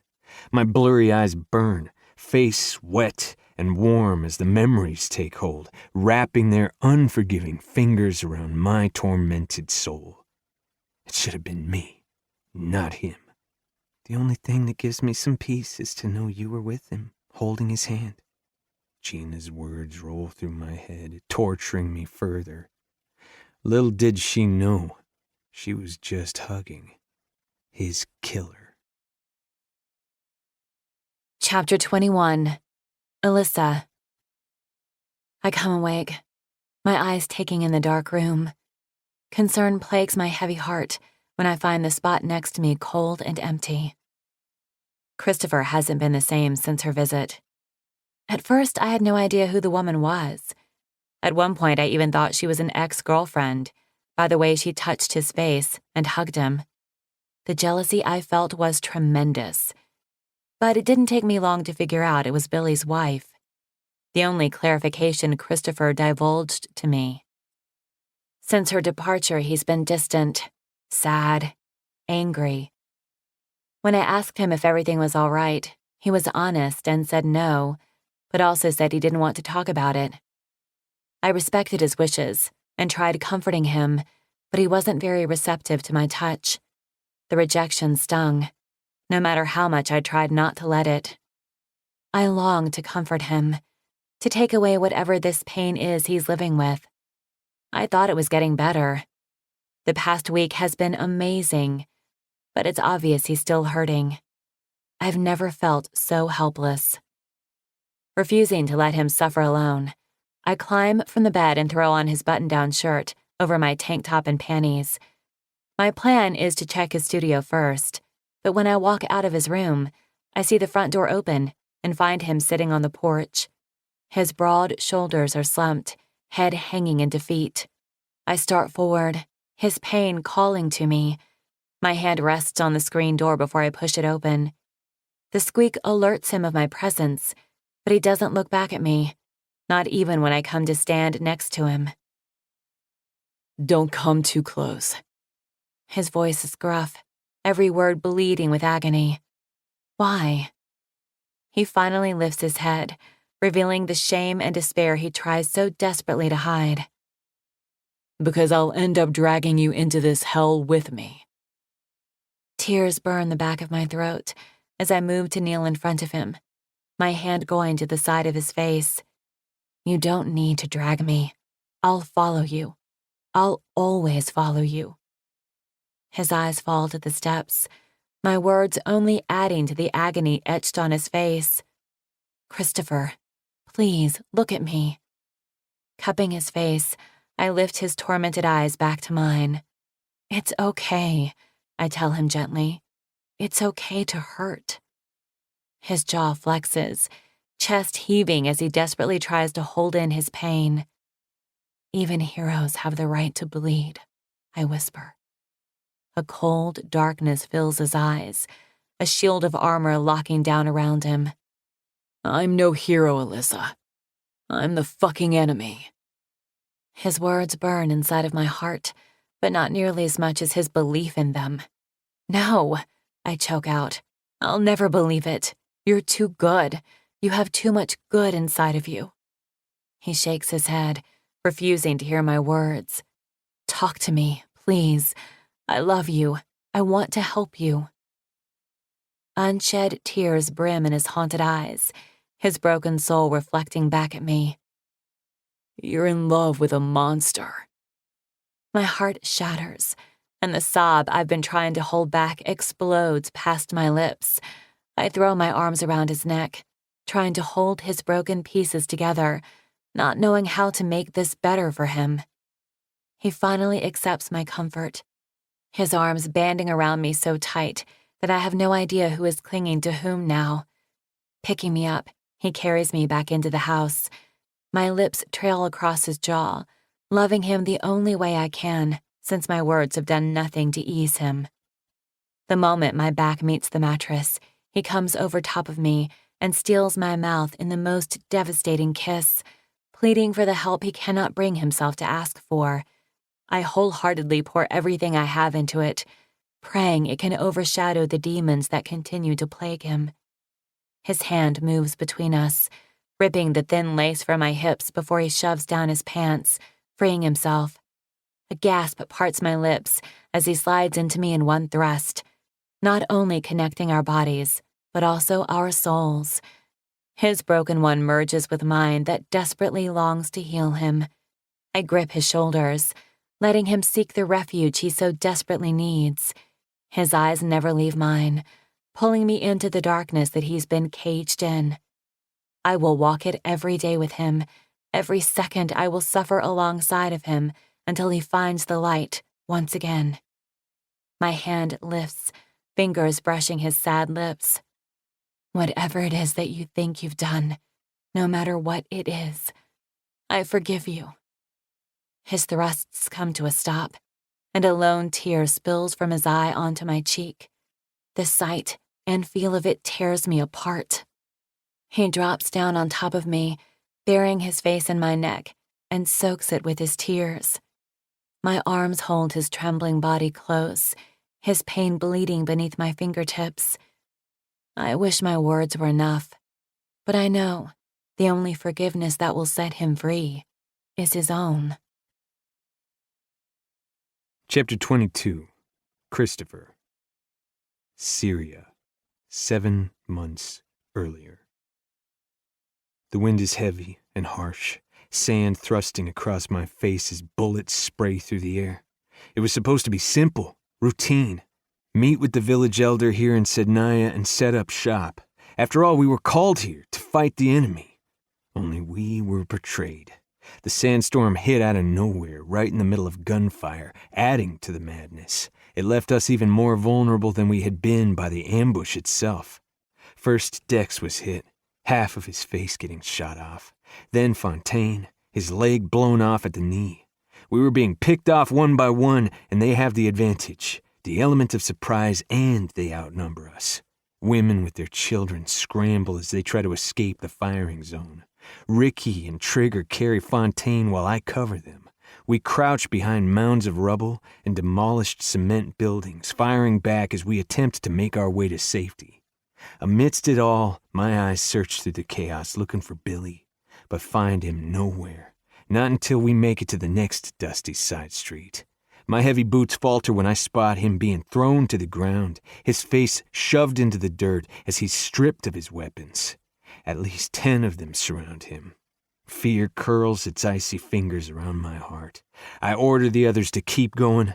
Then I open fire on the motherfuckers remaining out of sight. I manage to take out 8 of them, Billy already pushing back to his feet, but more come. So many more. Dread sinks into my gut like a heavy anchor when Billy is forced back to his knees, an assault rifle jamming into his head. I have the opportunity to bail and catch up with the others. Instead, I step into the street and follow my best friend into hell. Chapter 23. Alyssa. He continues to withdraw from everyone, including me.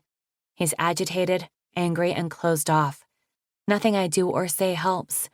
No one can get through to him. We've all tried. He and Kate even got into an argument yesterday because he snapped at Mia for asking him a simple question. It's heartbreaking because you can tell it hurt him as much as it did his baby sister. He doesn't want to be like this. He's spiraling, but we don't know how to help him. Not only is he hurting himself, but he's also hurting everyone around him. Even now, as I sit in the music class observing him with the children, I can sense the tension. Christopher has been frustrated with them since we started. They've lost their teacher, and it shows on each one of their faces. I've tried to act as a buffer, but he's not making it easy. They need more. They need the instructor who believes in them. Cut! Christopher's angry voice slices through the air. What are you guys doing? Did any of you even listen to the CD I gave you? Their eyes are wide, unsure of whom this person is in front of them. I've been wondering it too. This isn't the man I love. With a heavy breath, he drives a frustrated hand through his hair. Let's take it from the top. I need you to focus. Before they can begin, the timer goes off, signaling their dreadful hour is over. Thank God, Letitia grumbles. She jumps down from her spot on the bench and storms past Christopher, hitting him with her shoulder as she passes.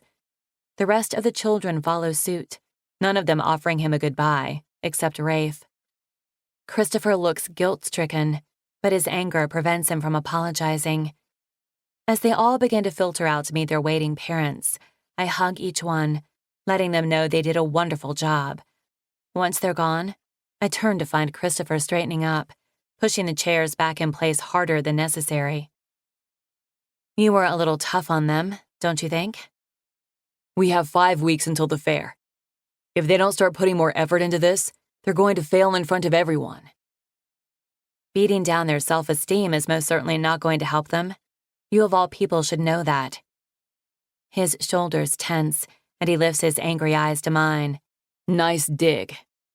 I swallowed thickly, refusing to let him make me feel bad for being honest.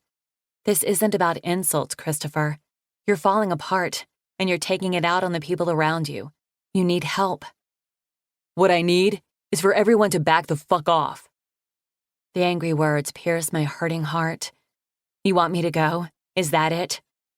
His jaw flexes, body rigid with tension. I didn't fucking say that. Then what are you saying? Tell me. I just want to help you. Before I can get an answer, his cell phone rings. Cursing, he digs it out of his pocket and holds it up to his ear. What? He snaps.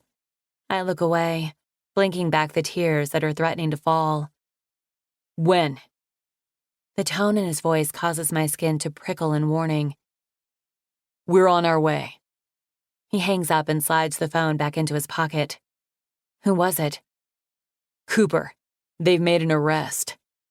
Grabbing my hand, he leads me toward the parking lot, his angry strides determined, while my mind races with who they could have arrested.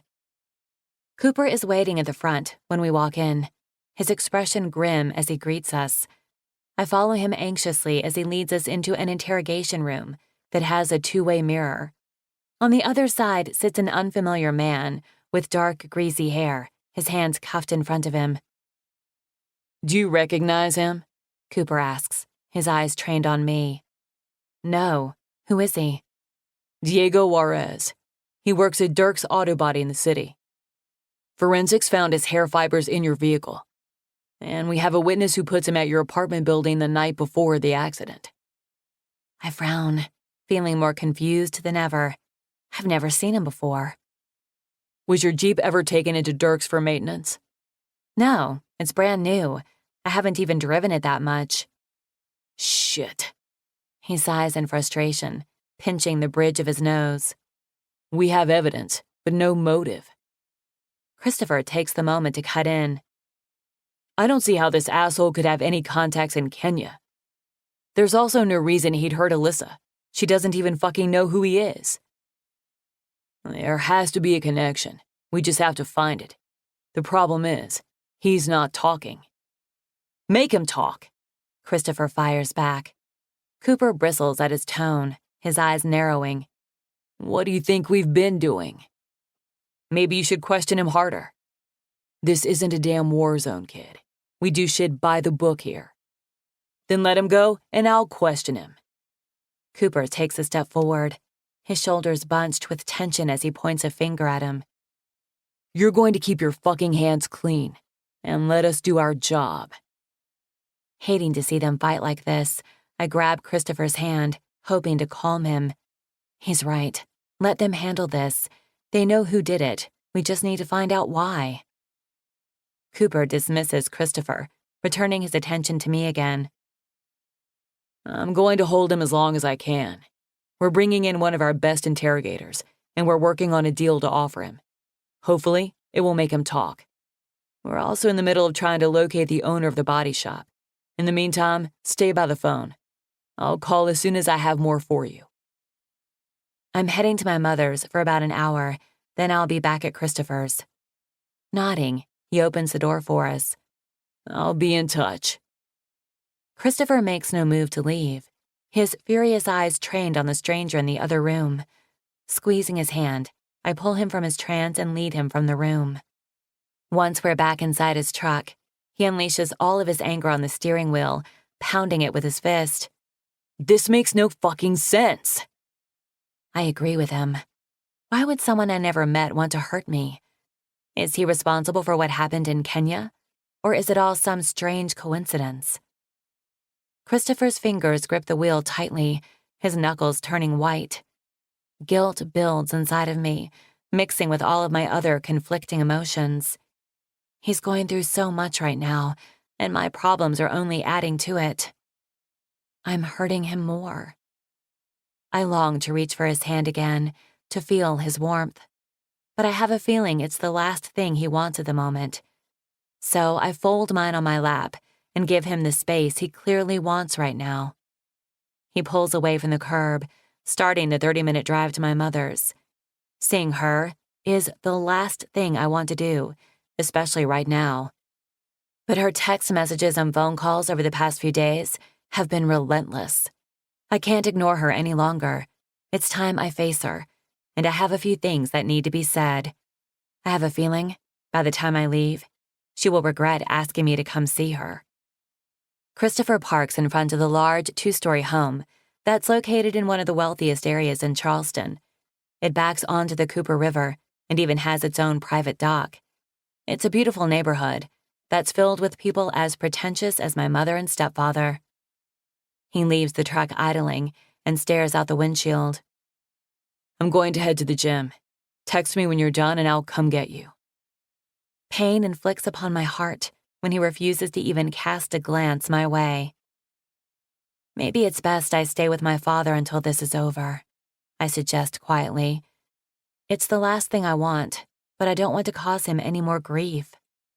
His head snaps to the side, dark eyes pinning me where I sit. You're not leaving my side until this is over. Then what? It's on the tip of my tongue to ask, but I refrain. The thought of not being with him when this is all settled hurts too much to even think about. Swallowing back the burn in my throat, I pull the door handle, ready to climb out, but find I can't do it. I can't leave him like this. Twisting my seat, I crawl over to him and wrap my arms around his neck. Relief floods my heart when he returns my embrace, his arms hugging me close. I hate fighting with you, I tell him, trying to hold back my emotion. I'm sorry I'm being such an asshole, Liz. The apology is delivered on a choked whisper. Lifting my head, I look back at him, my hand moving to his jaw. Everything is going to be okay. We'll get through this. That's supposed to be my line, he says, his lips curling in a sad smile. We can both say it. We can lean on each other. He pulls me in for a heated kiss. It's his way of deflecting whatever he's refusing to deal with, but I'll accept it. Anything is better than fighting, especially when we both need each other now more than ever. I'm breathless by the time we break apart. Are you sure you don't want to come in? Nah, I think it's better for all of us if I head to the gym. No need to cause World War III. He jokes half-heartedly, trying to lighten the moment. Well, it might happen anyway. My mother is not going to like what I have to say. Concern tightens his expression. Maybe I should come in then. I can tell it's the last thing he wants to do, and I don't blame him, not after the way my mother has treated him. No, I'll be fine. You go ahead. You sure? Positive. Okay, text me when you're done. Nodding, I reluctantly pry myself from his arms and hop out of the truck. The closer I get to the house, the more my heart longs to stay with him.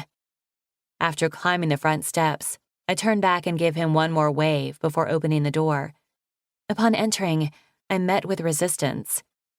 I poke my head inside and find luggage blocking the door. Confusion renders me momentarily before I step over the suitcase to get inside. "Mother?" I call, but get no answer. "Richard, are you guys here?" Putting my purse down, I check the living room first. When I find it empty, I start for the kitchen and notice everything is eerily quiet. I come to a quick stop when I catch sight of a slender foot peeking around the corner of the island. Dread seizes my chest when I recognize my mother's nude heel. "Mom?" Panic sends me forward, a gasp fleeing me when I find her unconscious. Blood trickles down her face from the large gash at the corner of her forehead. Terror rattles around inside of me as I kneel next to her. "Mom, can you hear me?" She lightly stirs, a painful moan pushing past her lips. "Alyssa." "I'm here. Just hold on. I'll get help."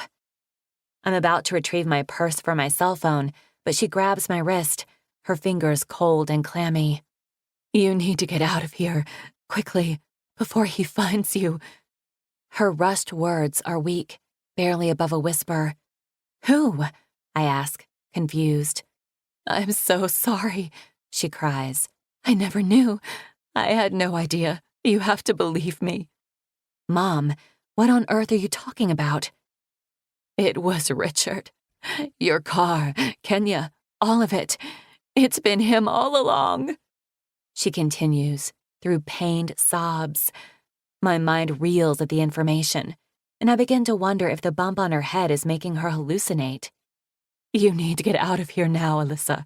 Hurry and get help."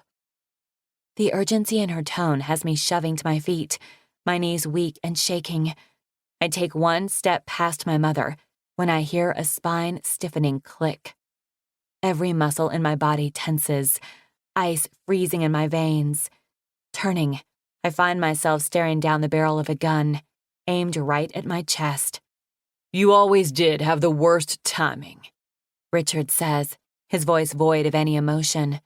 "No," my mother cries. "Leave her alone, please." I stare into my stepfather's cold, crazed eyes, unsure of the person looking back at me. "Why?" The one word is all I can manage, through the betrayal thickening my throat. "It was never supposed to come to this. If your boyfriend hadn't fucked things up in Kenya, I could have gotten the money I needed, and you would have been home safe." Why would he need money? I'm about to speak the internal question, but the front door opens and slams. "Hey, it's me." Ryan's voice booms through the deafening silence. "Anyone here?" Richard's eyes flare with panic, and he lunges for me at the same time I attempt to escape. His hand snags my hair in a tight grip as he yanks me backward. My mouth opens on a scream, but he slams his sweaty hand over it with brutal force. "Shut up," he hisses in my ear. Panic thrashes through my veins as he presses the gun to my head and drags me back toward the patio door. "Richard, stop, please," my mother cries weakly, trying her best to stand. "Helen?" Ryan appears in the kitchen and comes to a quick stop at the scene, his eyes widening in alarm. "Holy shit! Dad, what the fuck are you doing?" "Son, I can't explain right now, but I need you to trust me. I'm in serious trouble and I need to get out of here." Ryan's eyes shift from his father to me, and I silently plead for his help. "Okay, just calm down." He tries to placate Richard, hands up in surrender. "Whatever it is, it can't be that bad." "I never wanted this to happen." Richard's voice is filled with guilt, a hint of desperation lying within. "I didn't have a choice. I had to save the company. I had to protect your future." "The company is fine, Dad. I'm fine," Ryan assures him. "No, it's not. We lost it all," he chokes out. "Years of building it from the ground up, and it's gone." It's now that I realize he'd done this all for the sake of his company, my life completely worthless to him. Dad, just put the gun down and we'll talk about it. We'll make it right. It's too late. The cops will find out any minute, if they haven't already. I have to get out of here. His arm tightens around me as he slides open the patio door.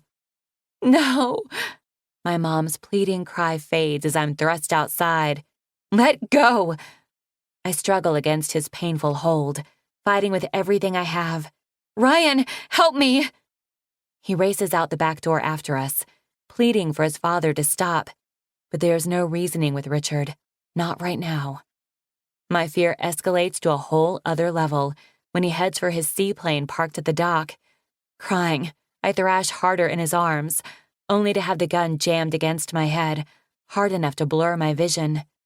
The closer we get to the plane, the more my hope begins to fade. My thoughts strayed to Christopher, my fear escalating at the thought of never seeing him again.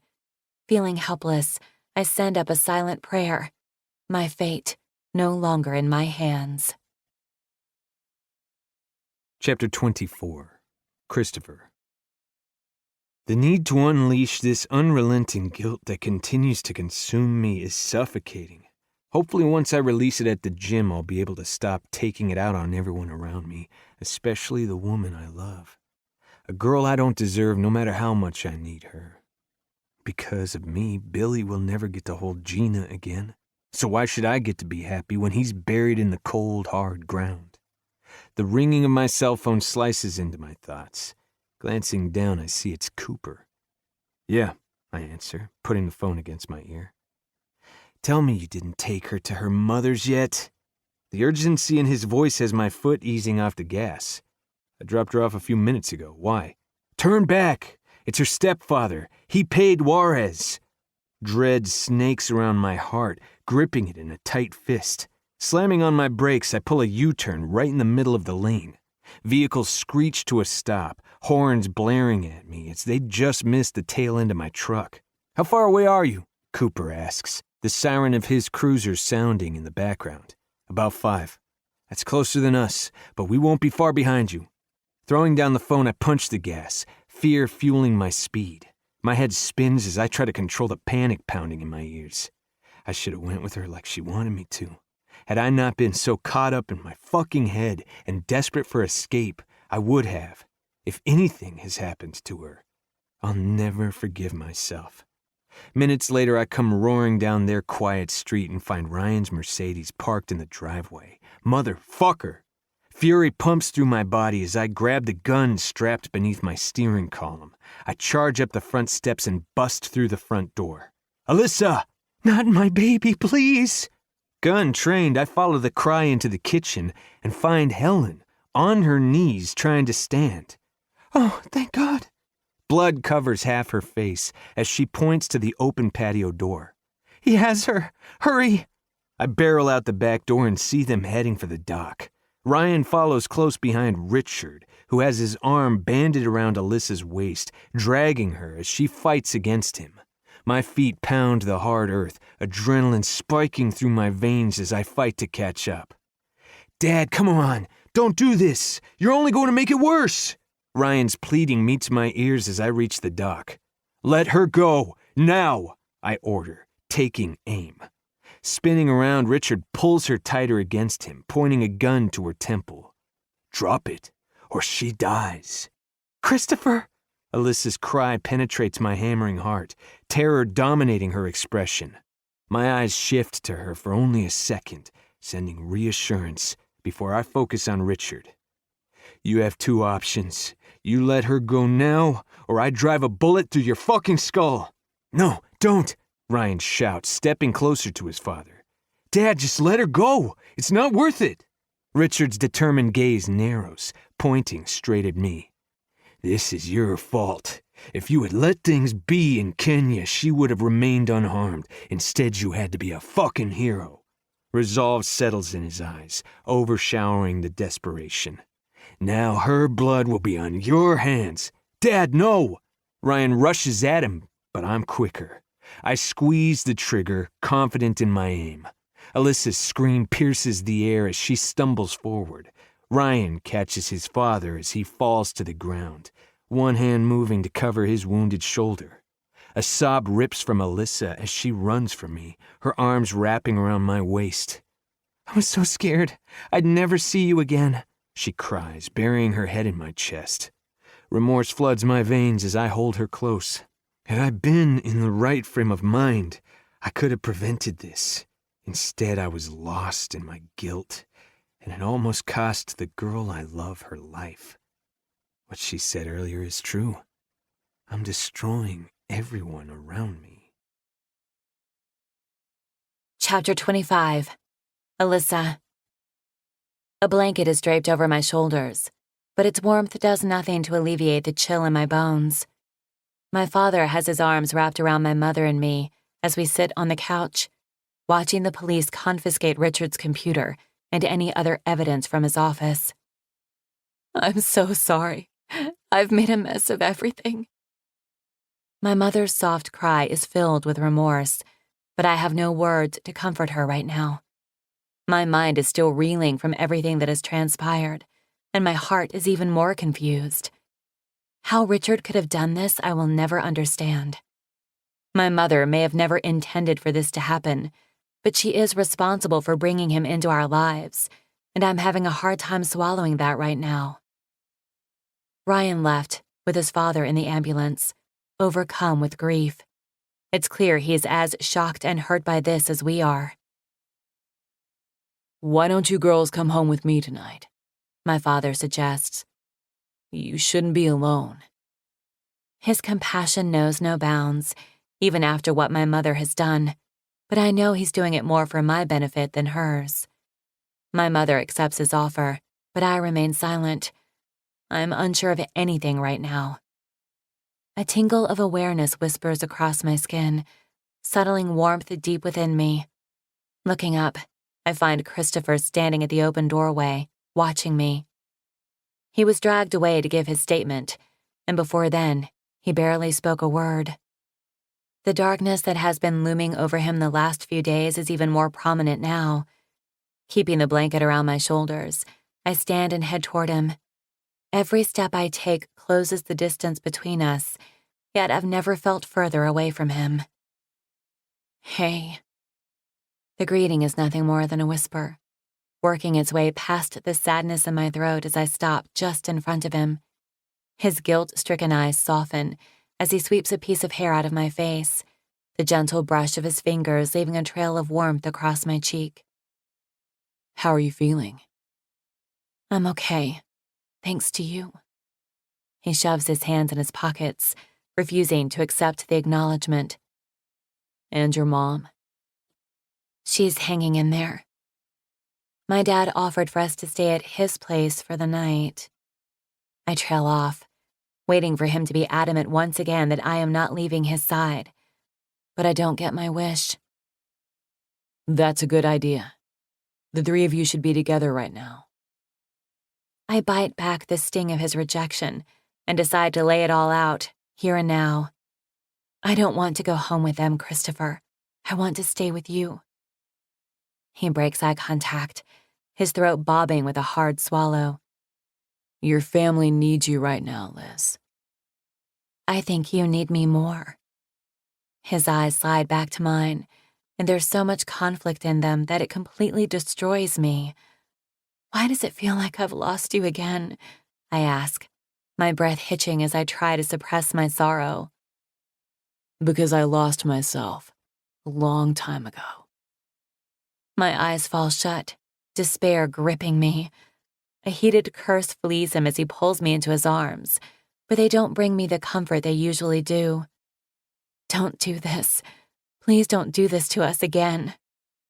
Framing my wet cheeks, he tilts my face to his and takes my mouth in a devastating kiss. The finality of it has a sob shattering my chest. When he pulls back, my eyes remain closed, unable to bear what I will see reflecting back at me. He rests his forehead on mine, his warm breath skimming across my cheeks. "I will love you until my last breath, Alyssa. Nothing will ever change that."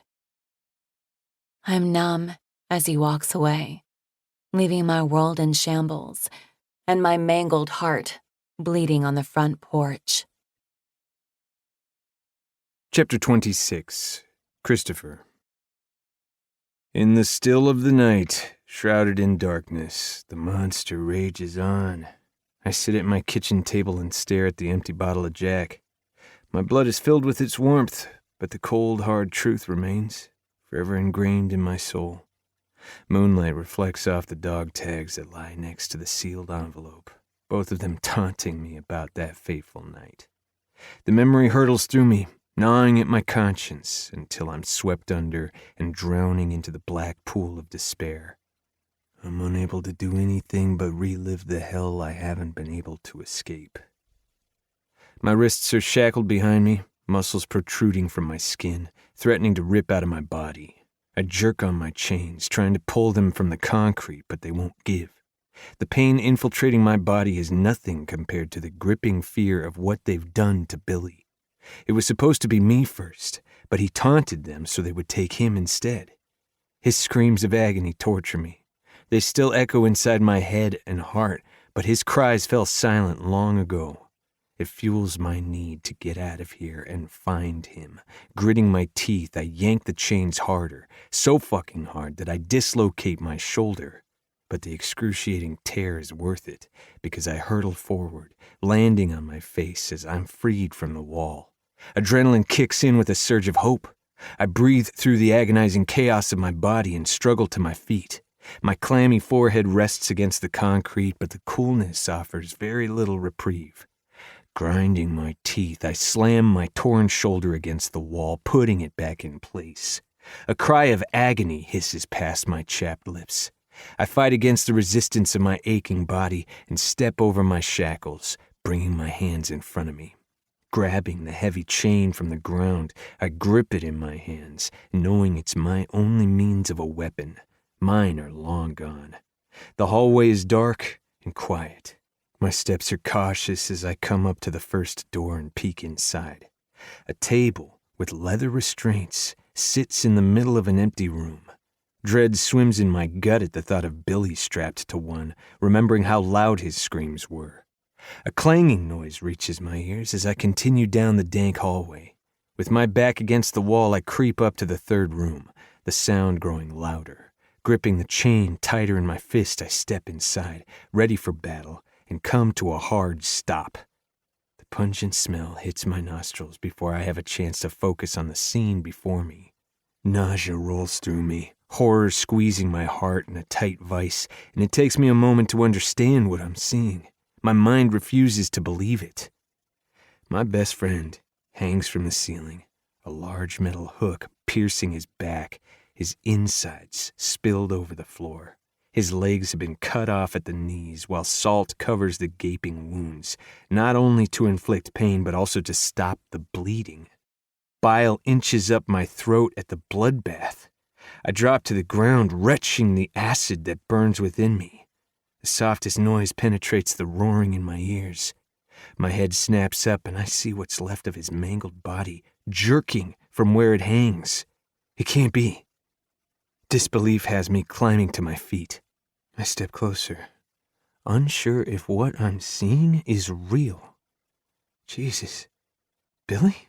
The words leave my mouth on a rush despite the grief strangling me. His body is completely massacred, but his heart remains beating. I watch his mouth move, but nothing comes out. Tears blur my vision, burning like fire as I move even closer and try to understand what he's saying. Finish it, he manages through chattering teeth. I shake my head, my mind scrambling for a way out of this, to save what's left of him and take him home with me. Please, he shoves out, his blood spattering across my face. I'm fucking begging you. Do it. The words rip from him, loud and powerful before they fade once again. It hurts so fucking bad, Chris, he sputters. Do it. For me. The last of his words slam into me, sealing both of our fates. A gut-wrenching sob explodes from me as I try to find the strength to do the unthinkable. I'm so fucking sorry. I place my hands gently on his shoulders, my forehead dropping onto his bloody, gaping chest as despair shreds me from the inside out. Tell Gina and my baby girl I love them. His words are muted as he chokes on his blood, and it's then I can no longer listen to him suffer. God forgive me. Those are my last words before pushing on his shoulders and driving the hook through his heart, stealing his last breath. It's instant, his lifeless eyes staring back at me. My knees crumble beneath me, guilt swallowing me whole. The roar that rips from my chest shreds my vocal cords. I stare down at my hands, stained red, blood that will forever tarnish my soul, and know that I'll never be the same again. Thrusting back to the present, the agony in my chest is just as prominent as the day I took my friend's last breath. Tears soak my face as I pick up the Beretta in front of me. The cold steel is heavy in my hand as the remorse that bears down on my tortured heart. Billy's plea whispers in my mind, and the urge to end it all becomes so strong. My hand shakes with the solution I hold in it, my soul yearning for redemption, but the moment my mind goes there, another voice invades my thoughts. I love you, Christopher. My eyes squeeze shut to block it out, only to have another one emerge, this one from the girl I promised to care for her entire life. Promise you'll never leave me? Ruthie's words bang around inside my head, weakening my resolve before Faith's follows after. I'd never survive if something happened to you. Unique pale eyes assault me next, stealing my every thought. Whatever it is that you think you've done, no matter what it is, I forgive you. I drop my head down on the table, the sob I've been trying to bury exploding from my chest. I'm so fucking sorry, Billy. So goddamn sorry. Drowning in my turmoil, I do the only thing I can think of and pray for my salvation. Chapter 27. Cade. An unexplained tightness in my chest rouses me from my slumber. Opening my eyes, I look at the clock and see it's 3 a.m. My breathing is shallow as I try to shake this sudden feeling plaguing me. I reach for my cell phone and find a text message. My finger grazes the screen as I freeze, my blood running cold when I see it's from Christopher, and it was sent only a moment ago. I need help. The 3 words put me in motion. Throwing off the blankets, I climb from bed and swipe my jeans off the floor, remembering what a mess he was when he got home earlier. Faith tried talking to him, even Ruthie, but all he wanted was to be alone. Something I can understand. After talking with Cooper, he told me Alyssa wasn't in much better shape when he left her earlier. I figured that's what he was upset about, but maybe I was wrong. Maybe I've been wrong all along. The thought makes me sick. Cade? Faith murmurs, rubbing sleep from her tired eyes. What is it? I need to see Christopher. She shoots upright, sensing the concern I'm trying to hide. What's happened? I don't know, I answer honestly, throwing my shirt on over my head. She flies out of bed, moving for the closet. I'm coming with you. No. I grab her shoulders, halting her quick pursuit. You need to stay here. Why? You're scaring me, she whispers, her lip trembling. Is he okay? I'm not sure, Red. That's why I don't want you there. Not until I know more. A fearful sob tumbles past her lips. I pull her against me, enveloping her slender body in my arms. It'll be okay, baby. Just stay here and I'll call soon. Take care of him? You know I will. Dropping a kiss on her head, I leave the room. My eyes land on Ruthie's open door, where I find her standing, wearing her boxer shorts and my muscled tank. Her tear-filled eyes bright with fear. It's Christopher, isn't it? That's where you're going? I nod, unable to lie to her. I think we all knew this day would come. It's going to be fine, kid. Go sit with Faith. I'll call soon. As much as I want to keep assuring her, I can't waste any more time. Every second matters right now. She heads down the hall to our room as I descend the steps. Once I'm out of the house, I move quickly, urgency propelling me forward. Promise me if it gets to be too much, you will come to me. You will ask me for help. Doubt burns inside of me as I wonder if I should have pushed harder. The thought of failing him like I did my sister completely destroys me. All the lights are off when I reach his place. I leap up the porch steps 2 at a time and barrel through the unlocked door. My swift feet falter, the blood in my veins turning to ice at the sight I'm met with. The boy I helped raise, a kid I love as if he were my own flesh and blood, sits at the kitchen table. The moonlight cascades in through the window, shining directly on him and the gun he holds in his hand. Terror stops my heart from fucking beating. Is that loaded? He nods, but doesn't look at me, his eyes remaining on the Beretta. Have you ever done something that you didn't think you could live with? The sound of his voice is unrecognizable. It's raw, broken, one I know better than anyone. No, never, and I've been through some pretty rough shit. Silence fills the room, yet his despair is deafening. I'm looking at something right now, though, that I wouldn't be able to live with. Neither can Faith or your sisters, I add, my teeth grinding as I fight against the clenching in my chest. You're stronger than this, Christopher. A choked laugh escapes him, the sound as broken as he looks. You have no idea what I've done. You'd be so ashamed if you knew what a dishonor I was. No, I shake my head, refusing to believe that. I know you. I know who you are, and I've never been more proud to call you family. There's a hitch in his breath as he chokes back his emotion. Whatever it is that happened, you can get through it. I did. Jackson and Sawyer did too. For some of us, there is no redemption, no absolution. Bullshit. My voice carries through the room, feeling like I'm losing this battle. My sister bled out in my fucking arms. I was taunted by sick pieces of shit who raped my woman, and I was helpless to do anything about it. I know how fucking bad life can be.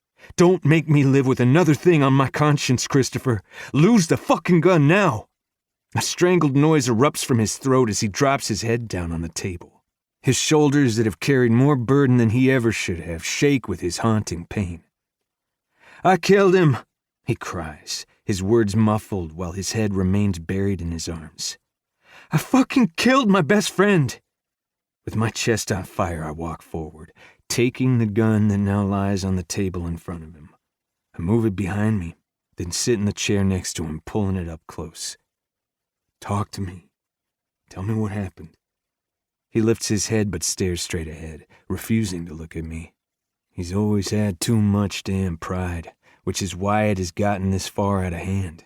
For that, I blame myself. He starts from the beginning, telling me how the mission he was on turned into a clusterfuck, that he went back for Billy, and with that decision came a heavy consequence. I had no idea about the captivity. It drudges up my own dark memories from the past, except his didn't end as well as mine. It kills me to know that the kid I've raised to be the best he can be had to endure a nightmare like mine.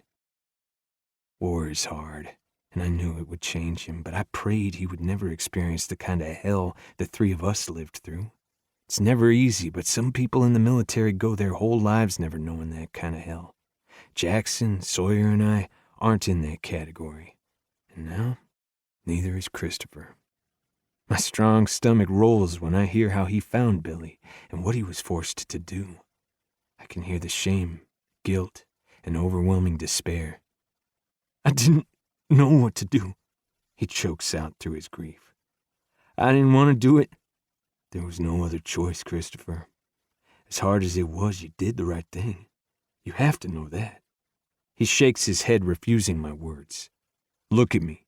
I grip his chin, forcing his eyes to mine, and what I see staring back at me is something I used to look at on a daily basis.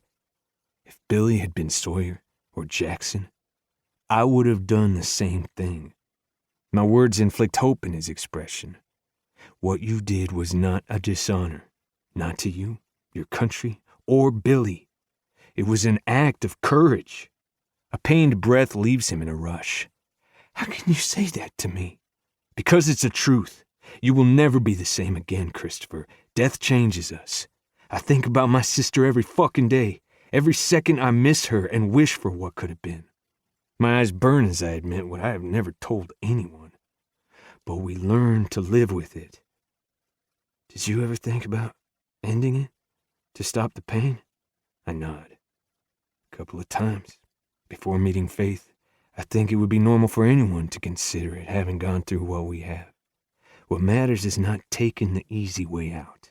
And we didn't because we're stronger than that. You are stronger than that, which is why you sent me the text message and kept your promise. My jaw hardens, tears of pain tracking down his face again.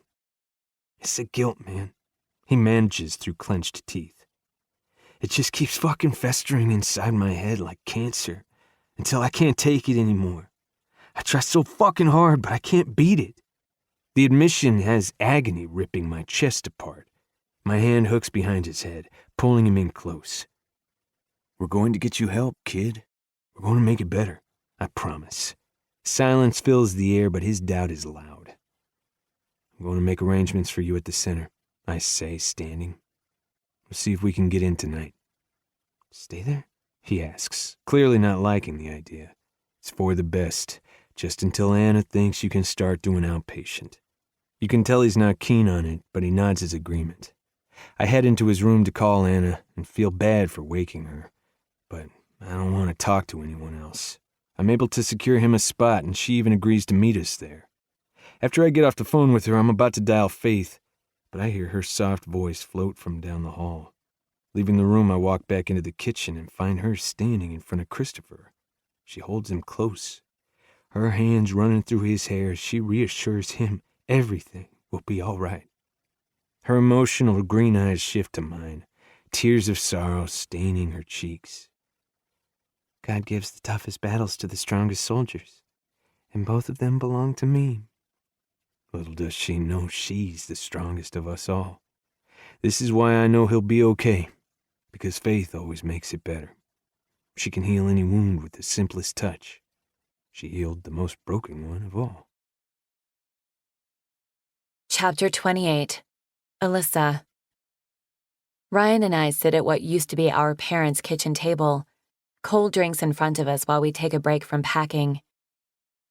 A week has passed since I was betrayed by a man who was supposed to love me, a man whose company, money, and pride meant more to him than the life of his wife's daughter.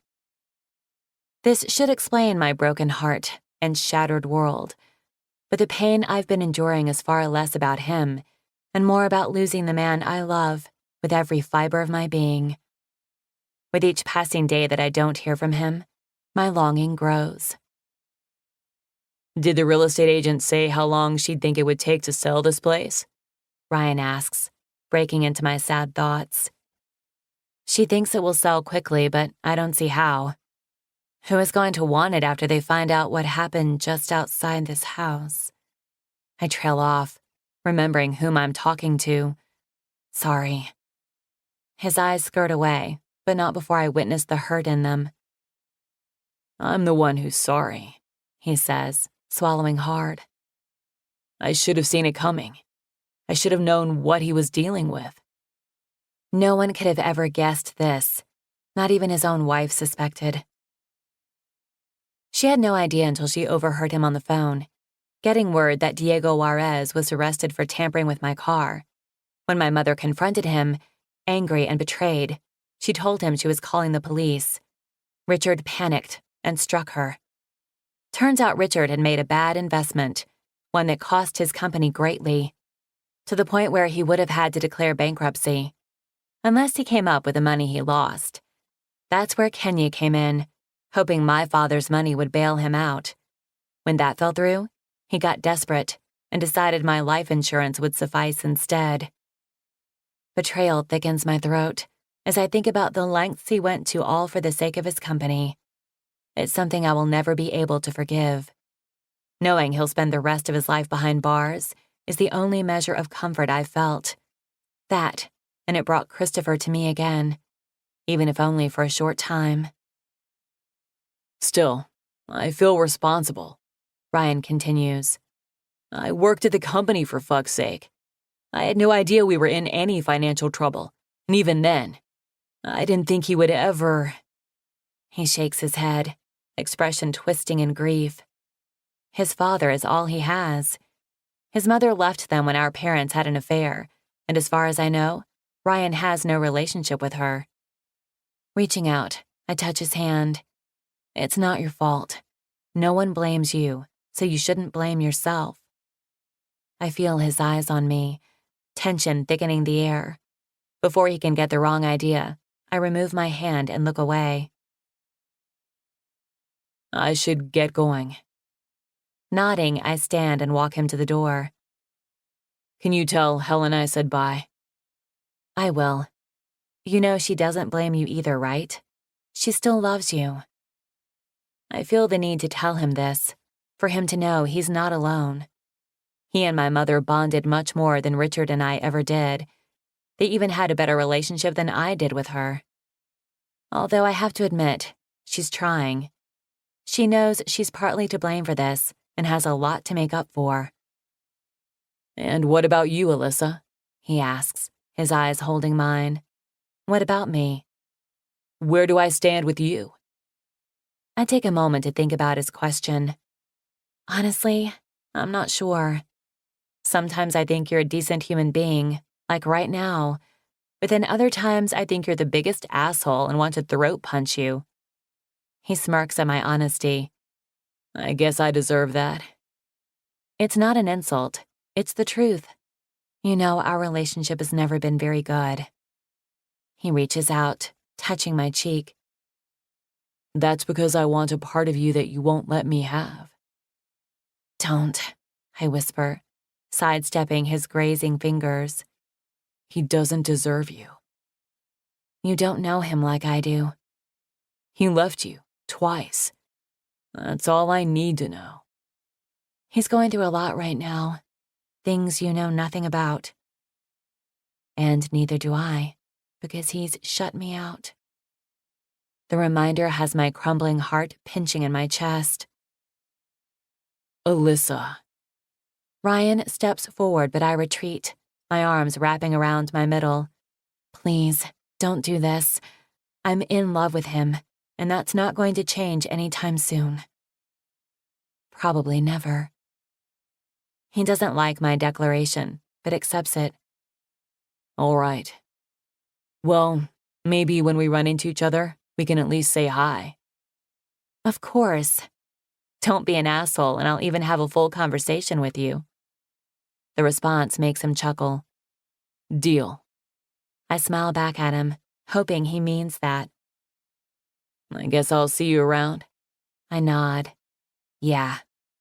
He opens the door, revealing Faith on the other side. Faith. I greet her, my surprise evident. Hi. I'm sorry to bother you. I was hoping you had a minute. Of course, come in. She flashes Ryan a polite smile before walking past him and pulling me into a hug. I hold on to her for a really long time, feeling like I'm finally getting a small part of Christopher for the first time since he walked away. The click of the door sounds upon Ryan's departure. Faith steps back, her eyes holding the same pain I have in my heart. Can we talk? Nodding, I lead her into the living room and sit next to her on the couch, my curiosity piquing as I wonder why she has come to see me. I haven't spoken to her since she called to tell me that Christopher checked into the Men of Honor Center. She didn't give me many details, but by the sorrow in her voice, I know something happened that hurt her deeply. As much as that pains me, I'm glad he's finally getting the help he needs. All I've ever wanted is for him to be happy, even if it's without me. How is he? I ask, before I can stop myself. I've been told he's doing well. We haven't been able to see him. He's not allowed visitors yet, but he did write me a letter, and he sent one for you too. She hands me a sealed envelope. Hope fills my wounded heart, my hand shaking as I stare down at the letter. You know, when I took Christopher and Ruthie in, my goal was to give them a loving home and try to mend the damage their father caused. She starts quietly. Ruthie was a lot younger, so she was more receptive to being told what a beautiful person she is. It took some time, but between Cade, me, and Christopher, she learned to love herself and see how truly amazing she is. She pauses, her bottom lip quivering as she tries to keep her composure. I reach for her hand, offering comfort. Christopher was different, though. He spent more years with his father, and even though he fought through it for the sake of his sister, some wounds never heal, especially the ones that can't be seen. It hurts me to think about all he endured at the hands of his father. One of the things I admire most about Faith is that she stepped in and saved him from that life when not many people would have. If not for her, I hate to think where he would be now. Every day, I told him I loved him, told him how talented he was and how proud I was of him. But he didn't believe in himself the way I did. Then one day, I began to see a subtle change in him. He started getting up a little earlier in the mornings before school.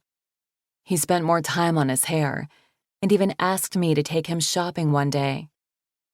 Her smile brings one of my own. As days went on, that doubt in his eyes began to fade, and as much as I wish I could take the credit for it, I know I was a much smaller piece to the puzzle. My aching heart begins to swell, knowing where she's going with this. When you two first started dating, he came to me and asked if I could help him think of the perfect gift for you. We brainstormed for hours, but everything I suggested wasn't good enough. He told me it had to be amazing, something worthy of you, but he wasn't sure if such a thing existed. My breath hitches as I become riveted to every word she breathes. I finally looked at him and said I knew of only one thing worthy enough for her. Then I pointed at his chest and said, "You. Give her your heart, because that's something no one else can give her but you." Covering my face, I sob into my hands, crying for the boy who never knew his worth. Faith pulls my hands from my face and holds them in hers, the emotion in her eyes mirroring mine. I know what it's like to love someone who doesn't love himself. I also know what it's like to live with the memories of war. It's a dark place and changes a person forever. But love can overcome hate, and light will always prevail over darkness. I love him so much, Faith, I confess. I always have. I know. That's why I'm here to tell you not to give up on him. I know, without a doubt, that man loves you with his whole heart, Alyssa. The problem is, he doesn't love himself enough. He never has. If only he could just see how extraordinary he is. If only my love for him was enough. A sound at my back interrupts our conversation. Faith tenses, her eyes moving over my shoulder. Turning, I find my mother. The tears in her eyes prove she's been listening in. "Hello, Faith." She nods in greeting. "Helen." Faith is civil, but lacks her usual kindness, and I can't blame her. "I should get going." She climbs to her feet, giving me a small smile. "We'll keep in touch. Feel free to come by any time. I know the girls would love to see you." "I'd like that too." I pull her in for one last hug, my mouth close to her ear. "Thank you for everything." "You will always be a part of my family. Never forget that." Stepping back, she heads for the door, but my mother intercepts her before she can make her escape. "I'm sorry for hurting you and your family." Silence settles over the room like a dark storm cloud. "I appreciate the apology, Helen, but it's Christopher who deserves one, not me." She walks out the door, leaving my mother and me alone. "I really have hurt a lot of people, haven't I?" she says, guilt thick in her voice. I nod, unwilling to hold back the truth. "For years I tried telling you how wrong you were about him, but you wouldn't give him a chance. You judge him on where he came from, when you should have only judged him for how much he loved me." "You're right. I'm sorry." "Why now?" I ask, feeling that old resentment bubbling up to the surface. She shrugs. "I realize I've been wrong about a lot of people, including Richard. It's probably not the answer you want to hear, but it's the only one I have." I've been wrong about a lot of things, and I just want the chance to make them right. Some damage can't be undone. Walking past her, I climb the stairs to my old room, needing to be alone with my conflicted thoughts.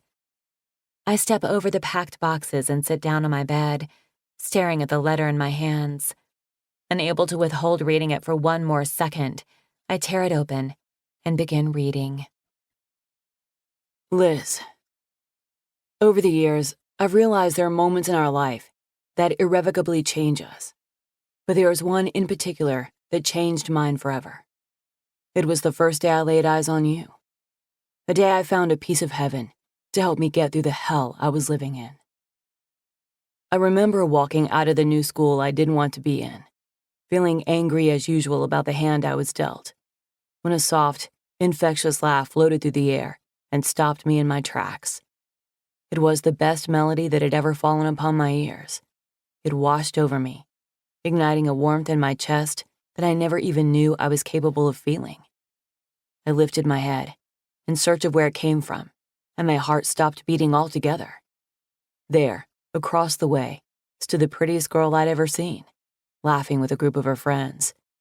Feeling the weight of my stare, her eyes found mine, and the ground fell out from under me. I tried to look away, not wanting to get busted like an idiot. But the unique irises anchored me in place. I waited for disgust to reflect back at me, because it was usually what I got from people. Instead, though, she smiled. A smile that lit up every dark place I had inside of me. Suddenly, my dark world became a little brighter. The words begin to blur, and I have to look away for a moment to compose myself. I remember the day he speaks about so vividly because I felt the exact same way about him. Something that I wish I would have told him now. Faith came along shortly after that, and from there, things only got better. Because the girl I dreamed about, the one who could have anyone in the world, for some crazy fucking reason, she chose me. I had you. I loved you. And then I lost you. Something I swore I would never let happen. And I have no one to blame but myself. I thought I was doing the right thing, but the right thing never felt so wrong. In the 5 years I was away from you, I never stopped loving you, Alyssa. And every second, I regretted the decision I made to walk away. But in those years, I also learned a lot about myself, especially in the Navy. I was stronger than I thought and exceeded even my own expectations. I also met this guy who became my best friend. Billy was crazy, funny, and oftentimes annoying, something he prided himself on, especially with me. But more than any of those things, he was honorable. Together, we fought alongside each other for our country and the people we loved. He was the brother I never had. One day, it all went terribly wrong. And it's another moment that not only changed my life, but also altered the very foundation of who I am. With it came a guilt so strong. One I've come to learn no one can make go away but myself. I finally see that now, and I'm trying. Not only for myself, but also for us. 5 years ago, I didn't think it was fair to ask you to wait for me. Well, I'm going to now. I'm going to be selfish and ask you to do just that. I'm praying I didn't fuck things up beyond repair. Because I'm coming back for you.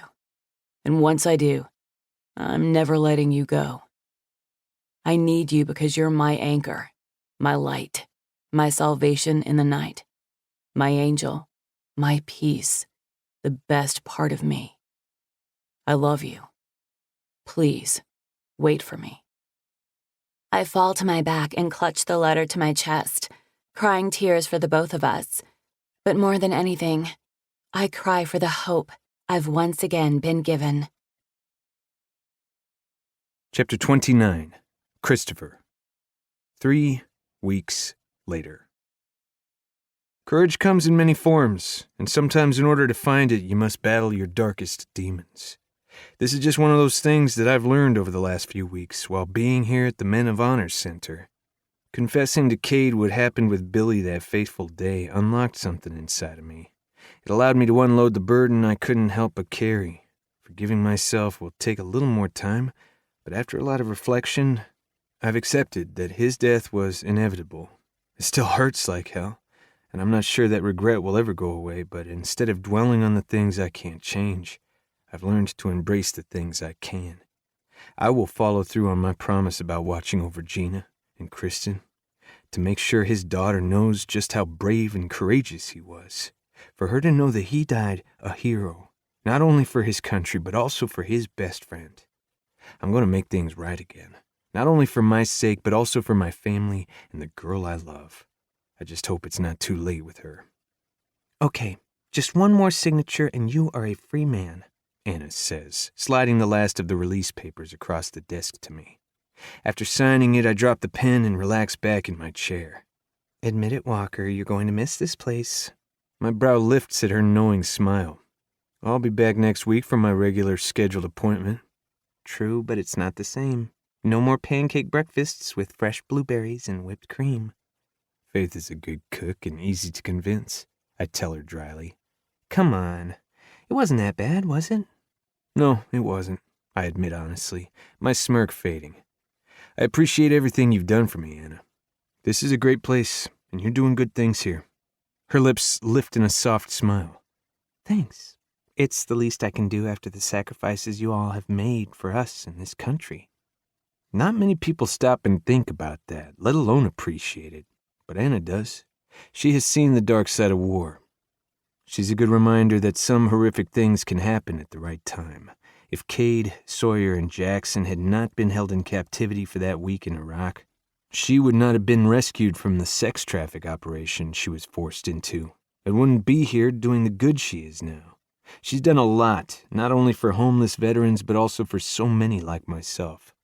There are many forms of post-traumatic stress. Sometimes it's hard for people to return as a civilian after living in war for so many years, witnessing things that not even most people's darkest nightmare could conjure up.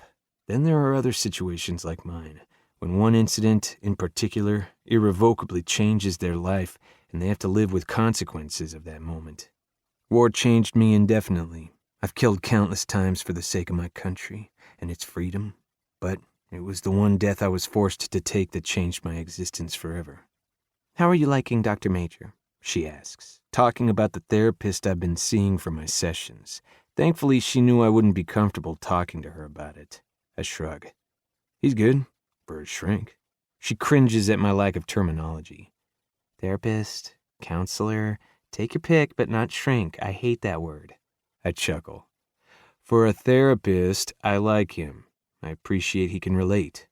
Dr. Major is a veteran himself, and even though he did not go through what I did, he can understand it better than someone who has never experienced the brutal reality of war. I'm glad to hear that.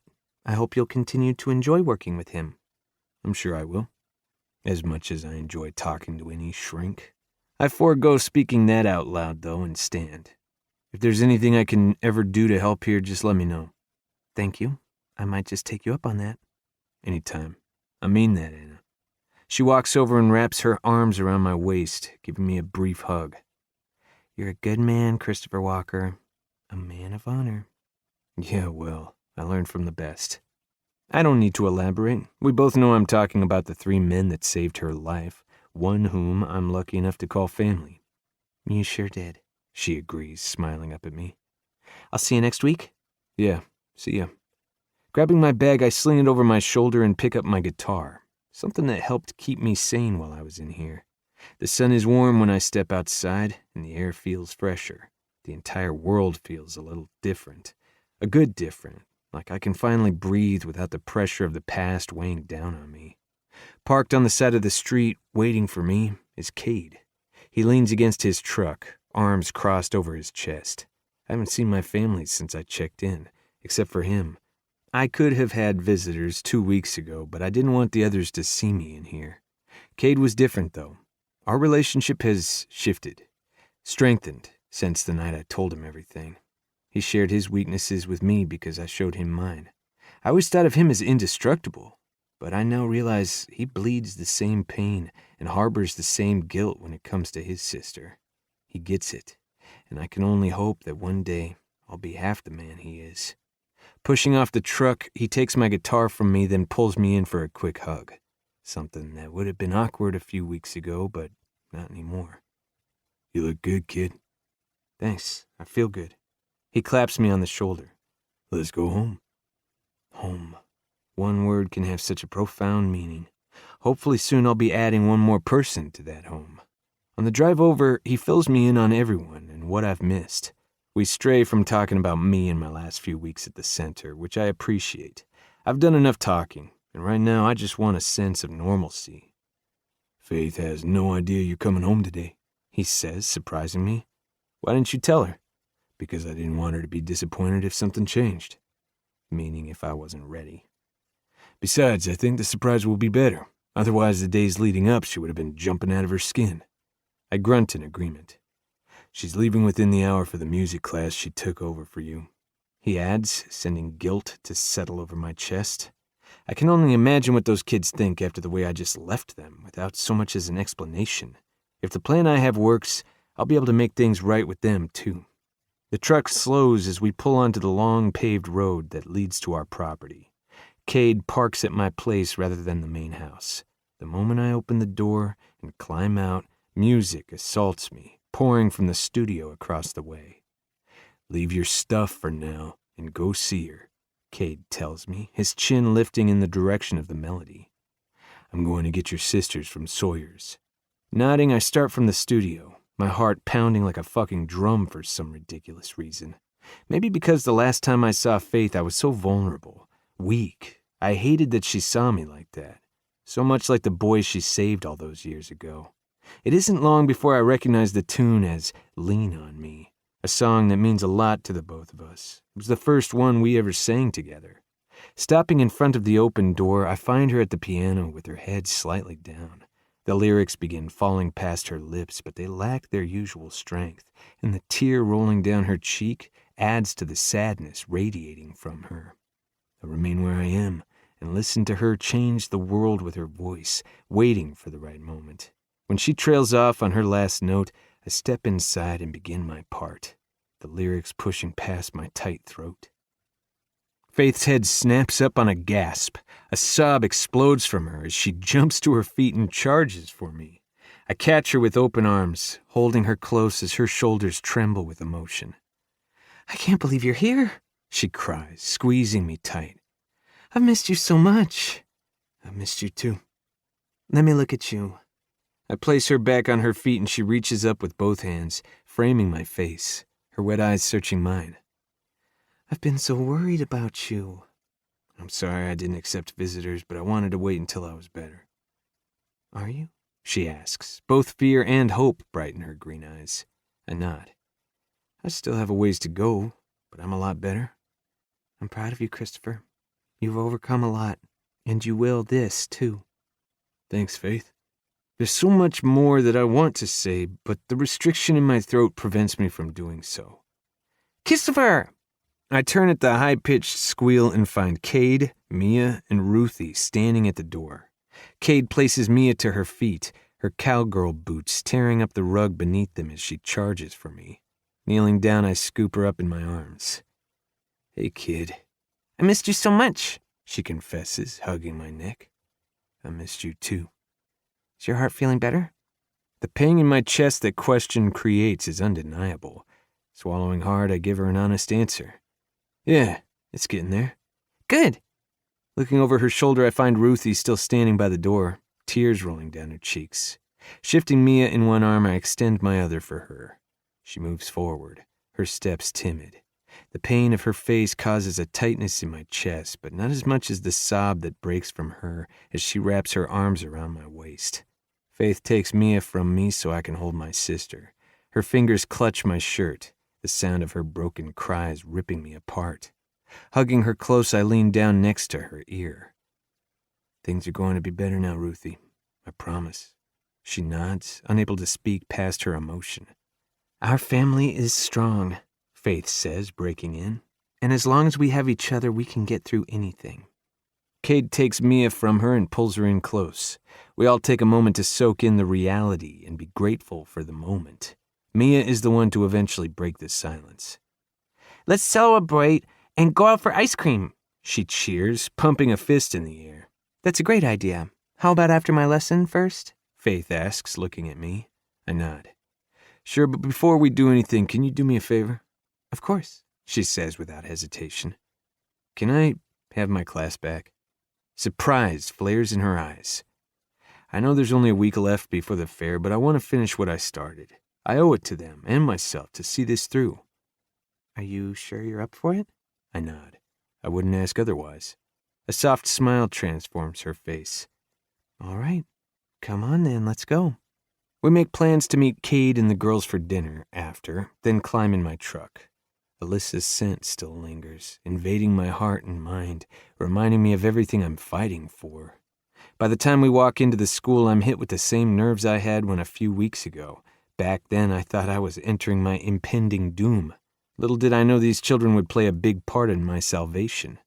Faith heads into the classroom first while I hang back and wait for her to get them settled. The parents are surprised to see me when they walk out. Most of them shake my hand and welcome me back, but I don't miss the questions in their eyes. Faith never told them why I left. All she said was that I had to go out of town for a few weeks, something I appreciate. Not necessarily because I'm ashamed, but I like to keep my personal life private. However, I will give the children the explanation they deserve. All right, boys and girls, come join me on the carpet. Faith's voice drifts into the hall, knocking me from my thoughts. There's a special visitor here to see you. By her enthusiasm, they're probably expecting the fucking Easter Bunny. They are about to get a serious letdown. Who is it? They ask excitedly. Releasing a heavy breath, I push from the wall and take that as my cue to step inside. Me. All of them twist toward the door, their eyes wide with shock and also uncertainty. I can't blame them, not after the way I acted the last time we were together. Hey, guys, I greet them quietly. They stare at me, looking less than impressed. Letitia is the first one to speak. She steps in front of everyone else, her hands planting on her hips. Well, look who's back. Here to yell at us some more, Mr. Grouch? Faith is about to come to my defense, but I don't give her the chance. Can you give us a few minutes? She hesitates for only a second before granting me the privacy I ask for. I'll be down the hall if you need me. Once she's gone, I pull up a chair and sit in front of them, bringing myself eye level. I owe you guys an explanation. Silence blankets the room, most of them waiting patiently to hear me out, except Letitia. She looks at one of her nails, feigning disinterest. Unsure of where to start, I reach inside my shirt and pull out the metal dog tags I've been wearing for the last week. Do you guys know what these are? Yeah, sure, Tommy answers. G.I. Joe has them. They're for soldiers. That's right. Lots of military men and women wear them. These were my best friends. His name was Billy. We were Navy SEALs together. You were a soldier? Tommy asks, eyes wide with curiosity. I nod rather than explain to him the difference between the two. How come you have his necklace? Katie asks. Because he left them for me after he died. Their small mouths part on a gasp, the sharp sound carrying the same kind of pain that will always linger with me. He died fighting for this country and our freedom. I continue, my throat raw as I talk about it. It's going to take time. I'm so used to bearing it. Have you guys ever lost someone that you love? I lost my grandma, Maddie says sadly. My grandpa died when I was 4, Katie adds. My dad. My eyes move to Rafe at the quiet sound of his voice, proud of him for speaking up, because I know better than anyone it's not easy to do. I'm sorry, Rafe, Trini says, placing her hand on his shoulder. Thanks. Clearing my throat, I push on. It was really hard on me when I lost Billy. It made me sad and angry. It still does, but I've been learning how to deal with it. That's where I've been the last few weeks. I wanted to get better so I would stop getting upset at the people I care about. Like us? Trini asks. I nod, but also think about my family and one girl in particular. I'm sorry for how I acted the last time I was here. I wasn't myself. I want you to know I've always been proud of you guys, and I really enjoy teaching you. I'm hoping you can give me another chance." They all look at each other, a silent exchange happening amongst them. Rafe makes the first move and comes to stand beside me. "I forgive you." I hold out my fist to him and get a knuckle bump. Trini walks over next and stands on the other side of me. Her bottom lip trembles as she wraps her arms around my neck. "I'm real sorry about your friend, Mr. Christopher." I pat her back, that ache in my chest spreading like fire. "Thanks, Trini." "I forgive you too," Arnie says, taking the spot by Rafe. "And me," Katie follows. Eventually they all surround me, granting me the forgiveness I hoped for. The only one missing is Letitia. She remains on the carpet. Her eyes are a little softer, but her pride too big. "What do you say, Diva? You gonna forgive me too?" "Oh, all right," she relents, stepping forward. "But no more Mr. Grouch." "No more, I promise."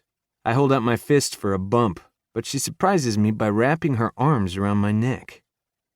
"Sorry you were sad," she whispers, hugging me tight. "Thanks."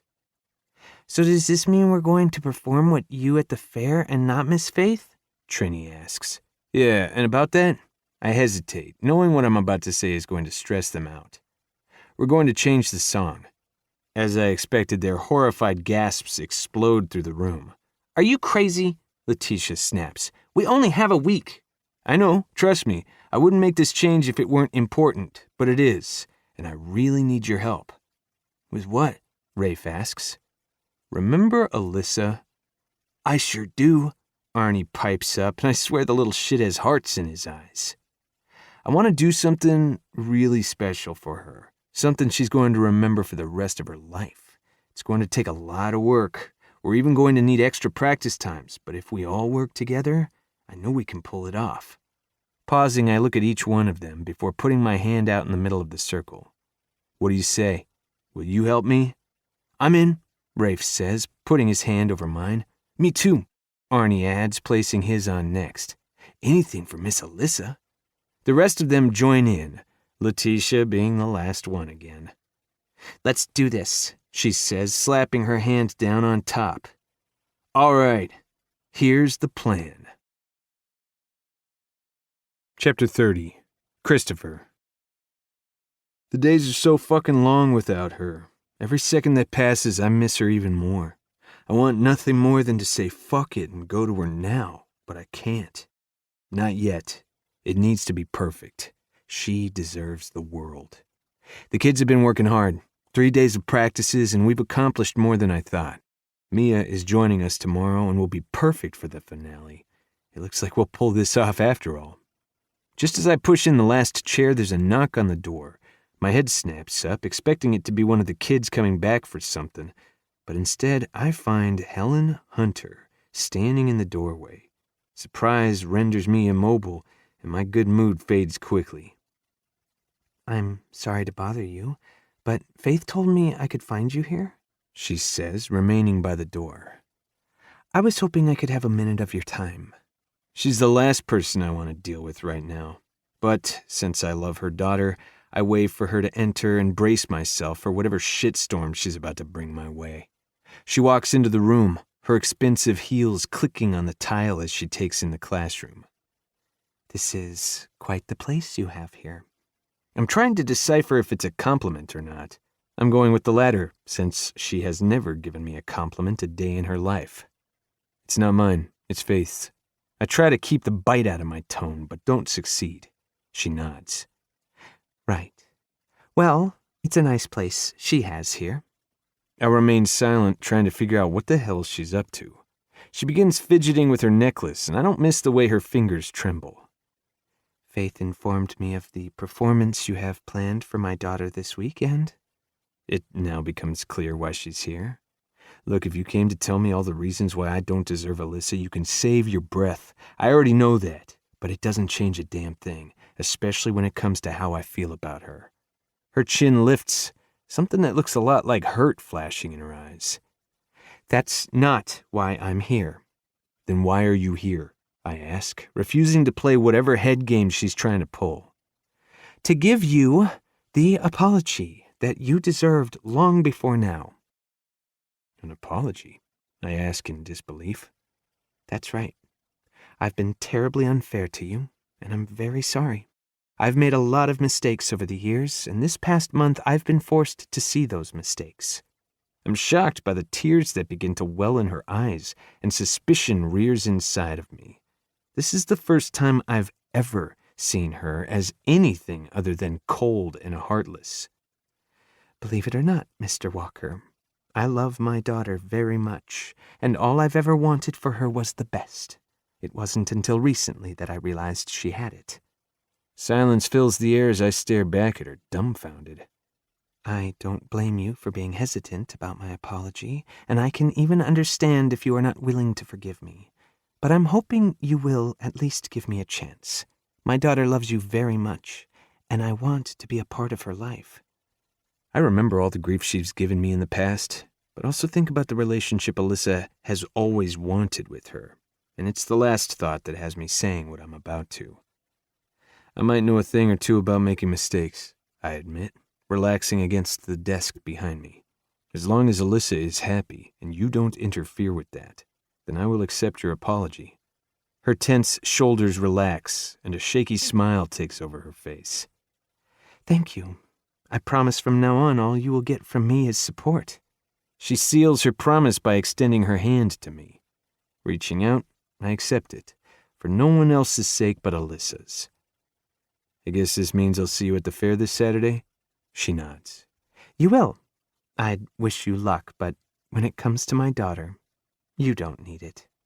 Those are the last words she speaks before walking out and leaving me with a little more hope for the future. Chapter 31. Alyssa. Sunset Bay's historic park is filled with games, rides, and food vendors for our annual town fair. The sun is warm and bright, energy palpable as children's laughter and excitement float through the air. I'm pretty sure the entire town is here. There's not an empty spot in the park. It's exactly what my lonely heart needed, and I'm glad Faith asked me to come. I'm even more grateful that my mother came with me, something I'm still surprised about. This is definitely not her scene, or so I thought. There's a genuine smile on her face as she walks next to me, holding a bag of cotton candy, the pink fluff disappearing into her mouth. When she makes eye contact, the simple act slips. "Why do you keep staring at me like that?" I shrug. "Just surprised you came is all." "Is it really that shocking?" "Yes, it is. Let's face it, Mom, this isn't your kind of place." "Why not? I'll have you know I used to love going to the fair. Your father took me to one for our first date." The light in her eyes dims, regret surfacing at the mention of my father. "Speaking of Dad, is he coming?" She nods. "He had some stuff to finish at the hospital first. Then he said he would meet up with us." I never thought the day would come where we could all be together again in the same place without fighting and hostility. But for the past month, it has been like that, and I'm thankful for it. My parents will never get back together. We all know this. My mother broke my father's trust long ago, and some things can't be undone. But they have found common ground again. You could almost say they're friends. My mother has learned a lot about herself since Richard's arrest, and she's opened up to me about it. One thing she confessed was realizing somewhere along the way she lost certain parts of herself, parts that kept her anger and bitterness from surfacing. A lot of that stemmed from her strict upbringing. According to her, my grandparents weren't very loving. I never had a chance to meet them because they died soon after I was born, but based upon what my parents have said, they weren't very kind people. I'm proud of my mother for recognizing her faults and going to counseling. She still has a lot of wrongs to right, but in time, I think she will accomplish that. "Well, it's almost 1, she says, glancing at her watch. "Should we head over for the show?" Nodding, we walk over to where the stage has been set up for Faith's class to perform. I'm excited to see how far the children have come. Yet, I hate that Christopher won't be here with them, like he should have been. The past month has been the longest of my life. Every day I wake up and read his letter, to instill some hope in my heart, praying he means what he wrote, and one day we will be together again. Patience has never been easy for me, especially when it comes to Christopher, but I will wait. I'd wait for him until the end of time.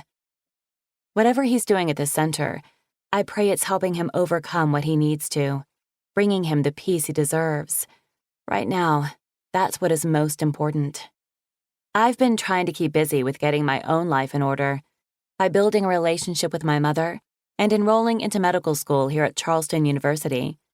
I'm excited to start there in the fall, and I plan to work hard to achieve my dream of becoming a pediatrician. Who knows, maybe even one day I'll have my own practice set up right here in Sunset Bay. The thought has a smile dancing across my lips. The area surrounding the stage is packed.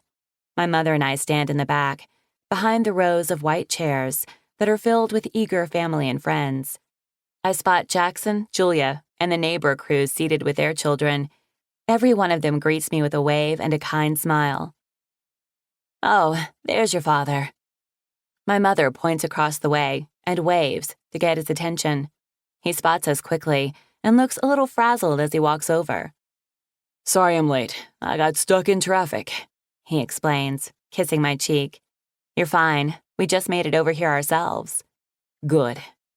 He turns to my mother, giving her a kiss on the cheek as well. Helen, good to see you. You too. A gentle hand lands on my shoulder, and I turn around, shocked to find Faith. "Hey!" I greet her with a hug, surprised she's not getting the children ready, considering the performance starts any minute. She returns my embrace, then shakes both my mother's and father's hands. "I'm glad you could come." "Thank you for inviting us. This is something we definitely wouldn't want to miss." My mother's response is odd, and the knowing smile on her face makes me feel like I'm missing something. Frowning, I shake myself of the bizarre feeling. "How are the kids? Are they excited?" I ask. "Very. They have been practicing really hard for this performance." "I can't wait to see what they've accomplished since I last saw them." Her response is a smile, one like my mother just had, and again that niggling feeling hits me. Before I can think more about it, the introduction begins. "Thank you, everyone, for coming." Every muscle in my body stills at the deep voice that cuts through the air. It's a voice I'd know anywhere, one I dream of every night. With my heart thundering, I slowly turn to find Christopher on the stage. My breath catches, heart seizing at the sight of him. "We have a very special performance for you today." His mesmerizing eyes hold mine captive, as if every word he speaks is just for me. "But before we can begin, we need one person to help us." He lifts a hand, pointing me out. "Alyssa, can you come up here, please?" All eyes swing to me while I remain where I am, shock rooting me to my place. "Go on," Faith coaxes gently, touching my shoulder. It knocks me out of my trance and gives me the push I need to get my feet moving. My mind continues to reel, each step bringing me closer to the man I love with my whole heart. My watery eyes stray from Christopher to take in all of the children standing next to him and even see Mia in the bunch. Their hands are clasped behind their backs and small faces lit with excitement. Arnie steps forward as I reach the stage, offering me his hand. I accept it with a smile, and he leads me over to where a white chair sits at the edge of the platform. Next, he hands me a white wicker basket to hold, then warms my heart by pressing a messy kiss to my hand. "Hey," Christopher gently scolds into the mic. "No funny business, kid. Lips to yourself and stick to the plan." The entire crowd breaks into laughter, including myself. Arnie shrugs, not the least bit sorry, then takes his place at the front of the stage again. Christopher lowers the mic in his hand and brings them all in for a quick huddle. My palms sweat as I nervously sit in front of the entire town, but my anticipation is stronger as I wait to see what happens next. When they break apart, the children line up one behind the other. Christopher points over to a man at the stereo and gives a signal. The tune to Bruno Mars's "Marry You" booms through the air, the bass vibrating the stage beneath my feet. I suck in a sharp breath, hope inflating my chest. Christopher's knee rocks to the beat, his free hand banging through the air, and I notice he's wearing his bracelet I bought him. He's the one to start the song off, but the lyrics have changed. It's a beautiful life, and I only want to spend it with you. Children, hey, Alyssa, Christopher wants to marry you. A sob of joy spills past my lips, my heart filling with love. The emotion only grows when each child takes turns dancing toward me and hands me a single yellow tulip with a pack of pink Hubba Bubba gum tied to the stem by a ribbon. Christopher. You are the love of my life, and you make my heart beat too. Hey, baby, I want to spend my life with you. Children. Hey, Alyssa, he wants to marry you. My heart explodes with happiness as the children continue to follow his soul-shattering voice, every lyric falling with love and grace. When it's Arnie's turn to dance up to me, he hands me his flower, then tries to plant a kiss on my cheek, but Christopher shoos him away while still keeping in beat with the song. The crowd breaks into laughter once again. So do I. Mia is the last one to hand me her flower, and Christopher trails off as she has her own solo in the song. Give him your heart because he wants to give his to you. Hey, Alyssa, my Christopher wants to marry you. Her beautiful voice and sweet words have me breaking down. My eyes fall to my lap, taking in the dozens of tulips and bubble gum I now hold, overwhelmed with all he's done for me. By the time I look back up, Christopher is down on one knee in front of me. Mia stands next to him and holds an open velvet box, displaying a breathtaking rose gold ring with a large solitaire. Don't say no, say yes, and marry me, he sings, his voice softer and eyes conveying so much more than words ever could.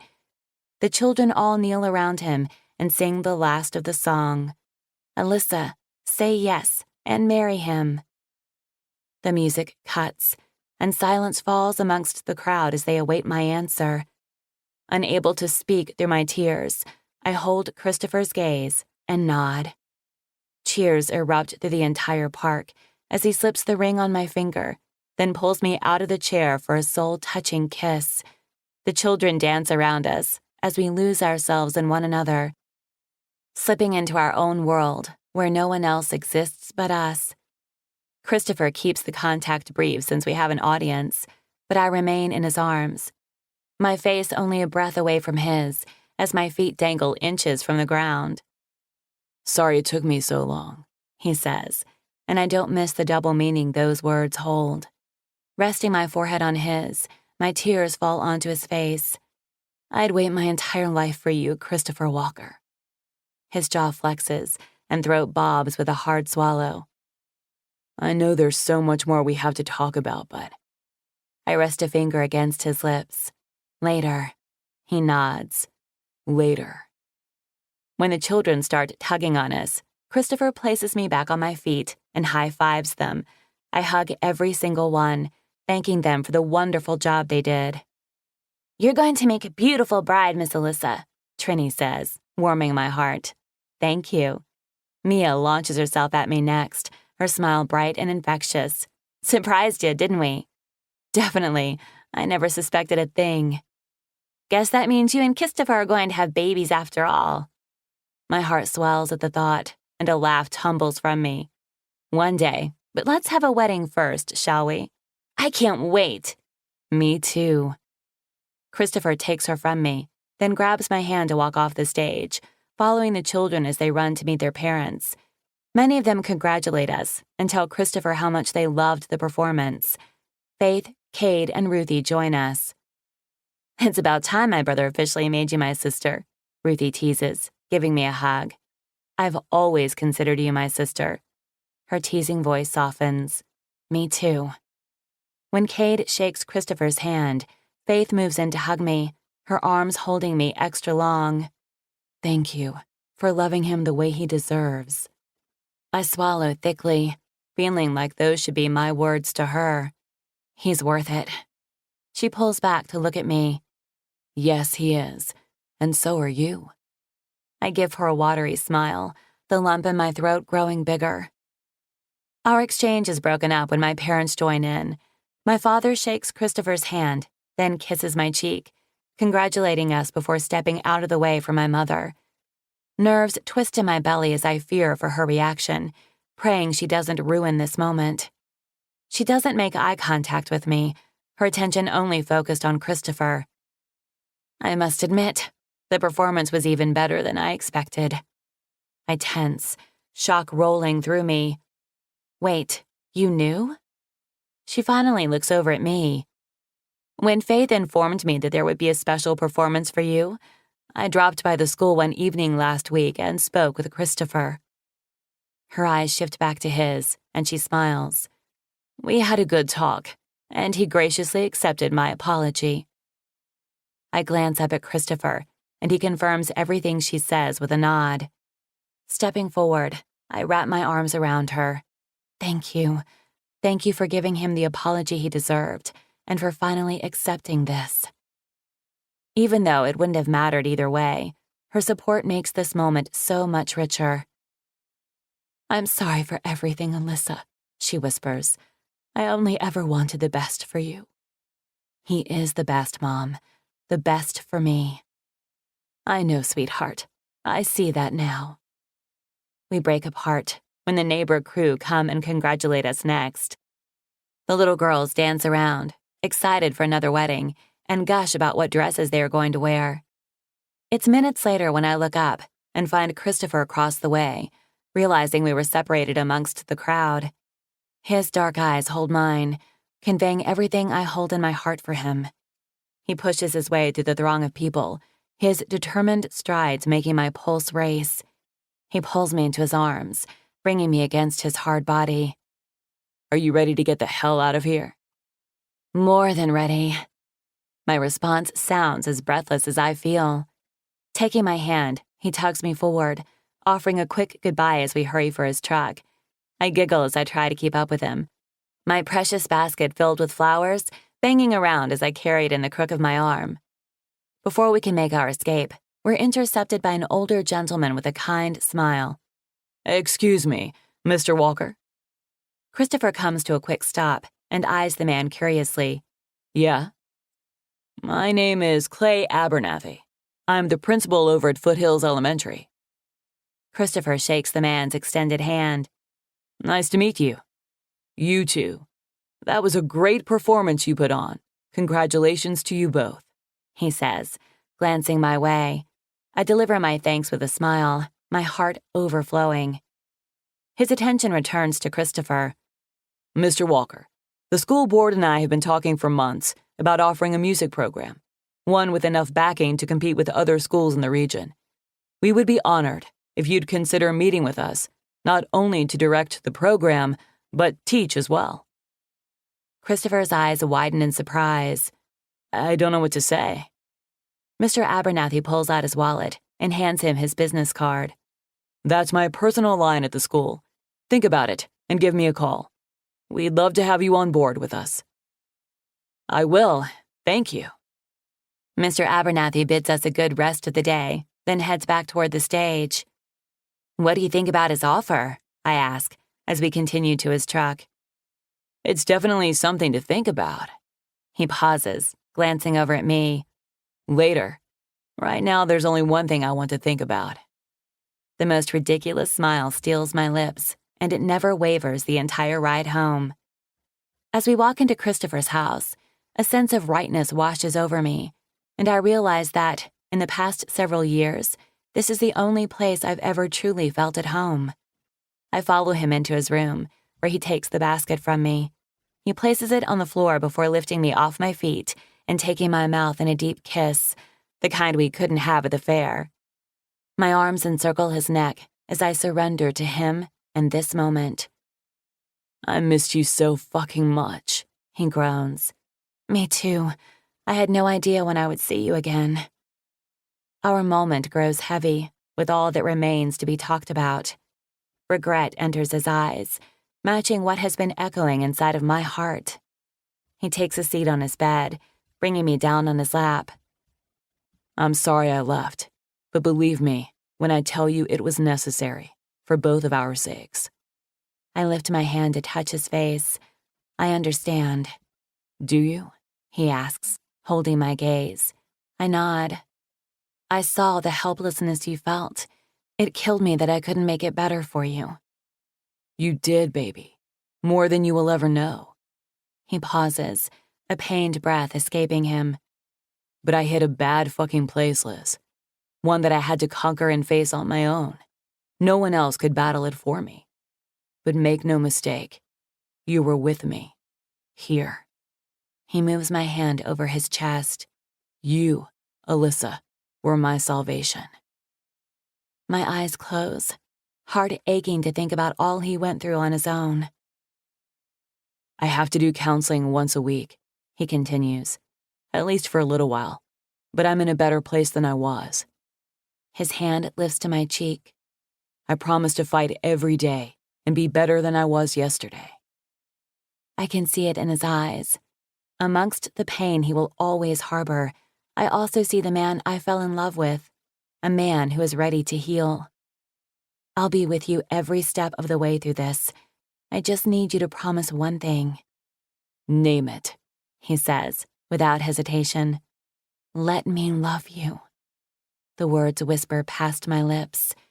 You don't have to tell me everything, Christopher. You don't have to give me the details of what happened if you don't want to. If there are times you need to be alone with your thoughts, then that's okay too. All I ask is that you don't stay away long, that every night you crawl in bed next to me and let me love you through it. Before he's able to speak the promise I long to hear, I climb off his lap and stand before him. His eyes spark with heat when I reach behind me and begin unzipping my dress, my heart thundering with the secret I'm about to reveal. The material slips from my body and pulls at my feet, leaving me in nothing but my soft pink lace bra and panties. His eyes sweep down my body like a dark hurricane. But it isn't until his gaze lands on my ribs that the current between us shifts to something else, something more. His swift inhale whispers through the room, pure emotion dominating his expression. Jesus, Alyssa, what did you do? Stepping closer, I grab his hand and trail his fingers across the lyrics I had tattooed into my skin, the same way they are branded into my soul.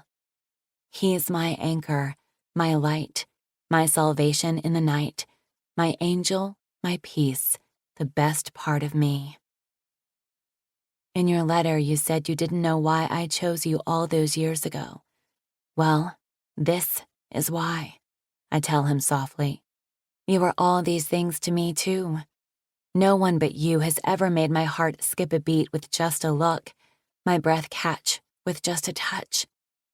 And the first time we kissed was when I knew what love felt like. The tears I've been fighting back begin to slip free. Let me love you, Christopher, because there is no battle too fierce for us. A heavy breath escapes him as he drops to his knees before me, his lips loving the freshly inked words. That's all I need, Liz. Just your love, and I have it all. My fingers thread through his hair as I hold him close. You've always had it. I know, and I swear I will never let you go again. He follows up the promise with a kiss to my tummy, trailing his lips across my naked skin. Goosebumps ripple across my fevered flesh as his mouth descends lower. I gasp when he reaches the apex of my thighs, skimming his nose along the center of my satin panties. My hips tilt, silently begging. You want more, baby? Yes. The breathless word tumbles past my lips. Sliding the damp material to the side, he swipes his tongue through my aching flesh. Oh, God, I cry out, my knees almost buckling in pleasure. Christopher grips my bottom, holding me in place. I miss this pussy almost as much as I missed you. His words are nothing more than a growl, adding to the sensations imploding through my body. He ravishes me like a starved man, every swipe of his skilled tongue driving me higher. Then he finds that perfect spot, pushing me into divine oblivion. His name leaves me on a rush, while I drown in the pleasure, allowing it to swallow me whole. Pressing a kiss to the inside of my thigh, he drags my panties down my legs, then makes quick work of my bra, capturing a beaded nipple between his lips. It has me squirming to get closer, my body flaring to life again. My fingers grip his shirt, dragging it up his back. He helps me clear it over his head, then grabs my hips and pulls me to straddle him on the bed. His hands fist in my hair as he takes my mouth in a searing kiss. The taste of me is prevalent on his tongue, and so is the love that is constantly growing between us. My hands move to his jeans, releasing the button and drawing down the zipper. I wrap my fingers around him, stroking up and down while he worships my mouth. Unable to go another second, I center myself and slide down on top of him. Oh, fuck. He buries his face into my neck, the connection between us stronger than ever. My girl, He murmurs against my skin. we're so fucking perfect, Liz. Beautiful, I agree. He wraps his arms around me in a cocoon of passion and desire, pulling me as close as two people can get. Heat invades my body as we move in unison with each other, mouth to mouth, heart to heart, souls on fire. We find our release together, holding on to the one thing that matters most in this world, each other. Afterward, we lie together in comfortable silence, the sheet resting at my hips. Christopher holds one of my tulips in his hands and sweeps it along my skin, the soft petals eliciting a shiver. My teeth sink into my lip, back arching as he circles one peaked nipple. I'm shocked my body is still capable of the reaction. He trails the flower lower, passing over the words tattooed on my ribs. Do you like it? I ask on a whisper. It's perfect, just like you. His sweet response brings a smile to my face. I never thought I would get a tattoo, but I love it so much. He drops a kiss to the lyrics, his lips a vow of love. That's because your body was made for my words. My heart dances in my chest. Do you like it here? His question catches me off guard. In bed with you? Duh, I tease. His lips kick up in a sexy smirk.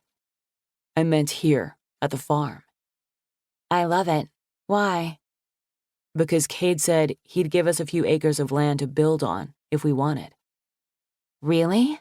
I ask, excited at the prospect to build our own home right here on the farm. He nods.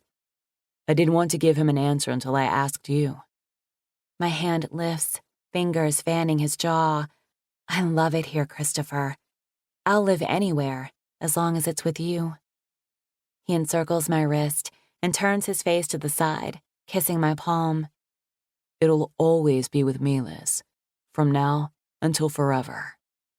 After all this time, my dreams have come true. I still can't believe you did all this for me. The performance, the flowers, my year's supply of bubblegum. I trail off with a smile. You've made me the happiest girl in the world, Christopher Walker.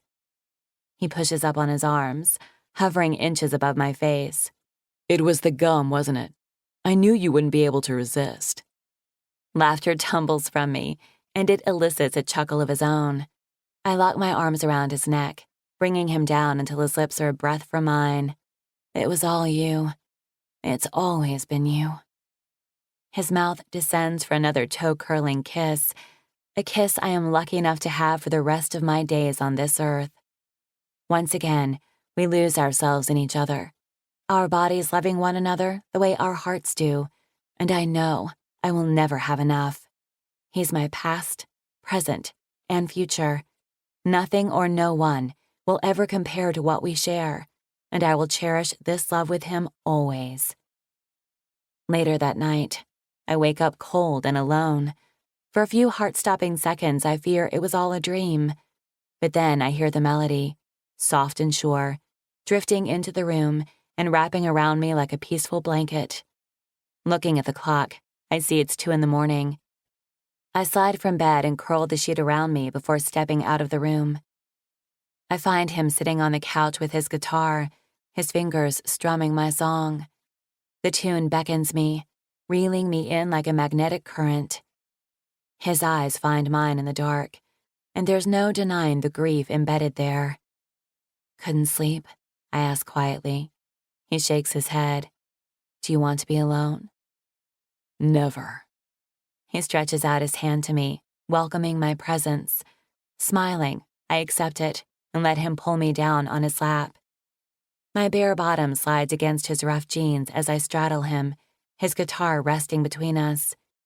His fingers begin to dance along the guitar, the beautiful melody of my favorite song filling the space between us. Our gazes never waver when he begins singing my song to me.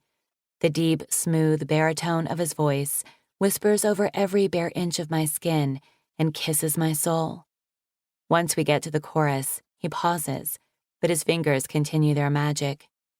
Sing with me, baby. I join in, my voice never comparing to his, but it doesn't matter, not when singing these words. She's my anchor, my light, my salvation in the night, my angel, my peace, the best part of me. For the rest of the night, until the sun rose, we made love and sang the song that was not only branded on my skin, but also in my heart, forever. It was then I knew this is how we would get through the dark nights together, by loving one another unconditionally, by being each other's salvation. Epilogue. Christopher. My brother, if you're reading this letter, then it means my fight is ended. If I know you, and I do, you're likely blaming yourself. Stop that shit. Sometimes, no matter how hard the good guys fight, evil wins. But it doesn't mean they've won the war. You are the closest thing to a brother I have. Knowing you and fighting alongside of you has been an honor and definitely the best part of my career. Continue to live for me. Continue to fight, whether it's against our enemies or for the happiness you seem to refuse yourself. Find that girl of yours and live your life to the fullest. If you don't, I will be forced to haunt your ass from the grave. Look after my family and never stop being my brother. Wear my tags and know I'm with you every step of the way. Until we meet again, brother. Billy. It took 6 months, but I finally read his letter.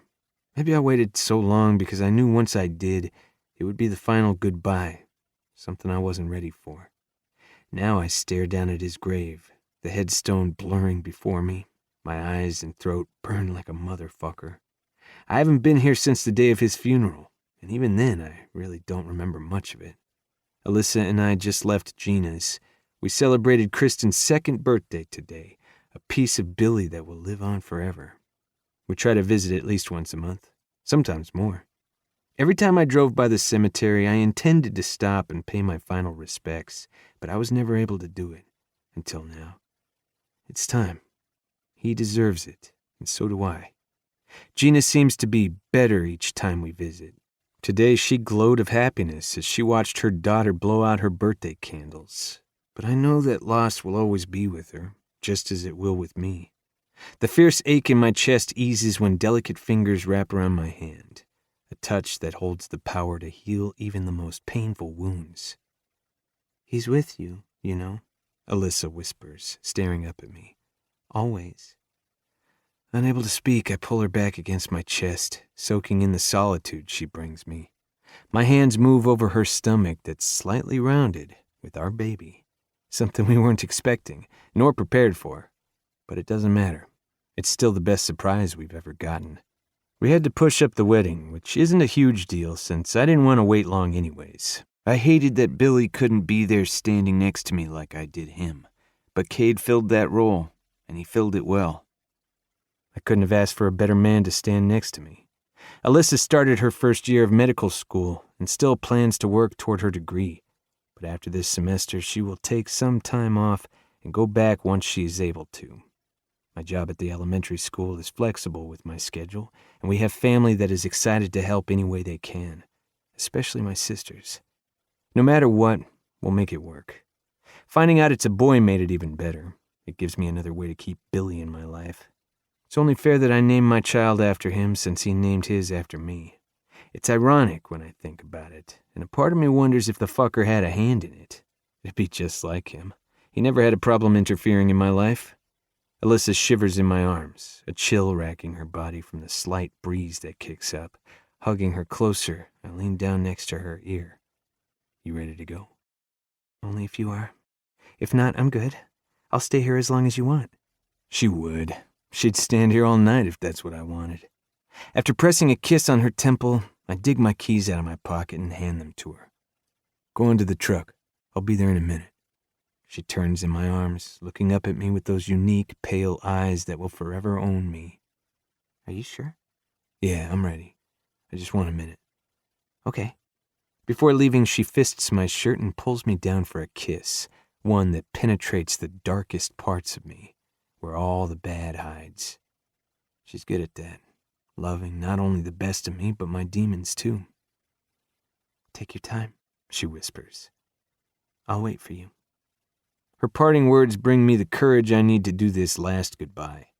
Once she's out of sight, I kneel down, placing my hand on the headstone and stare hard at the words before me. Billy Manuel Garcia. Husband, father, hero. No one really knows just how much that last word represents him. No one but me. The tags I wear around my neck grow heavy with the reminder of what he sacrificed. Swallowing hard, I reach into my pocket and pull out the ones I haven't worn in a really long time. I'll keep yours if you keep mine. The words are rough, working their way past the knot in my throat. I tie the chain around the cross that's cemented on top of the headstone, making sure it's secure. Warmth tracks down my face as I rest my forehead on the cold concrete, brushing my lips across the smooth surface. Until we meet again, brother.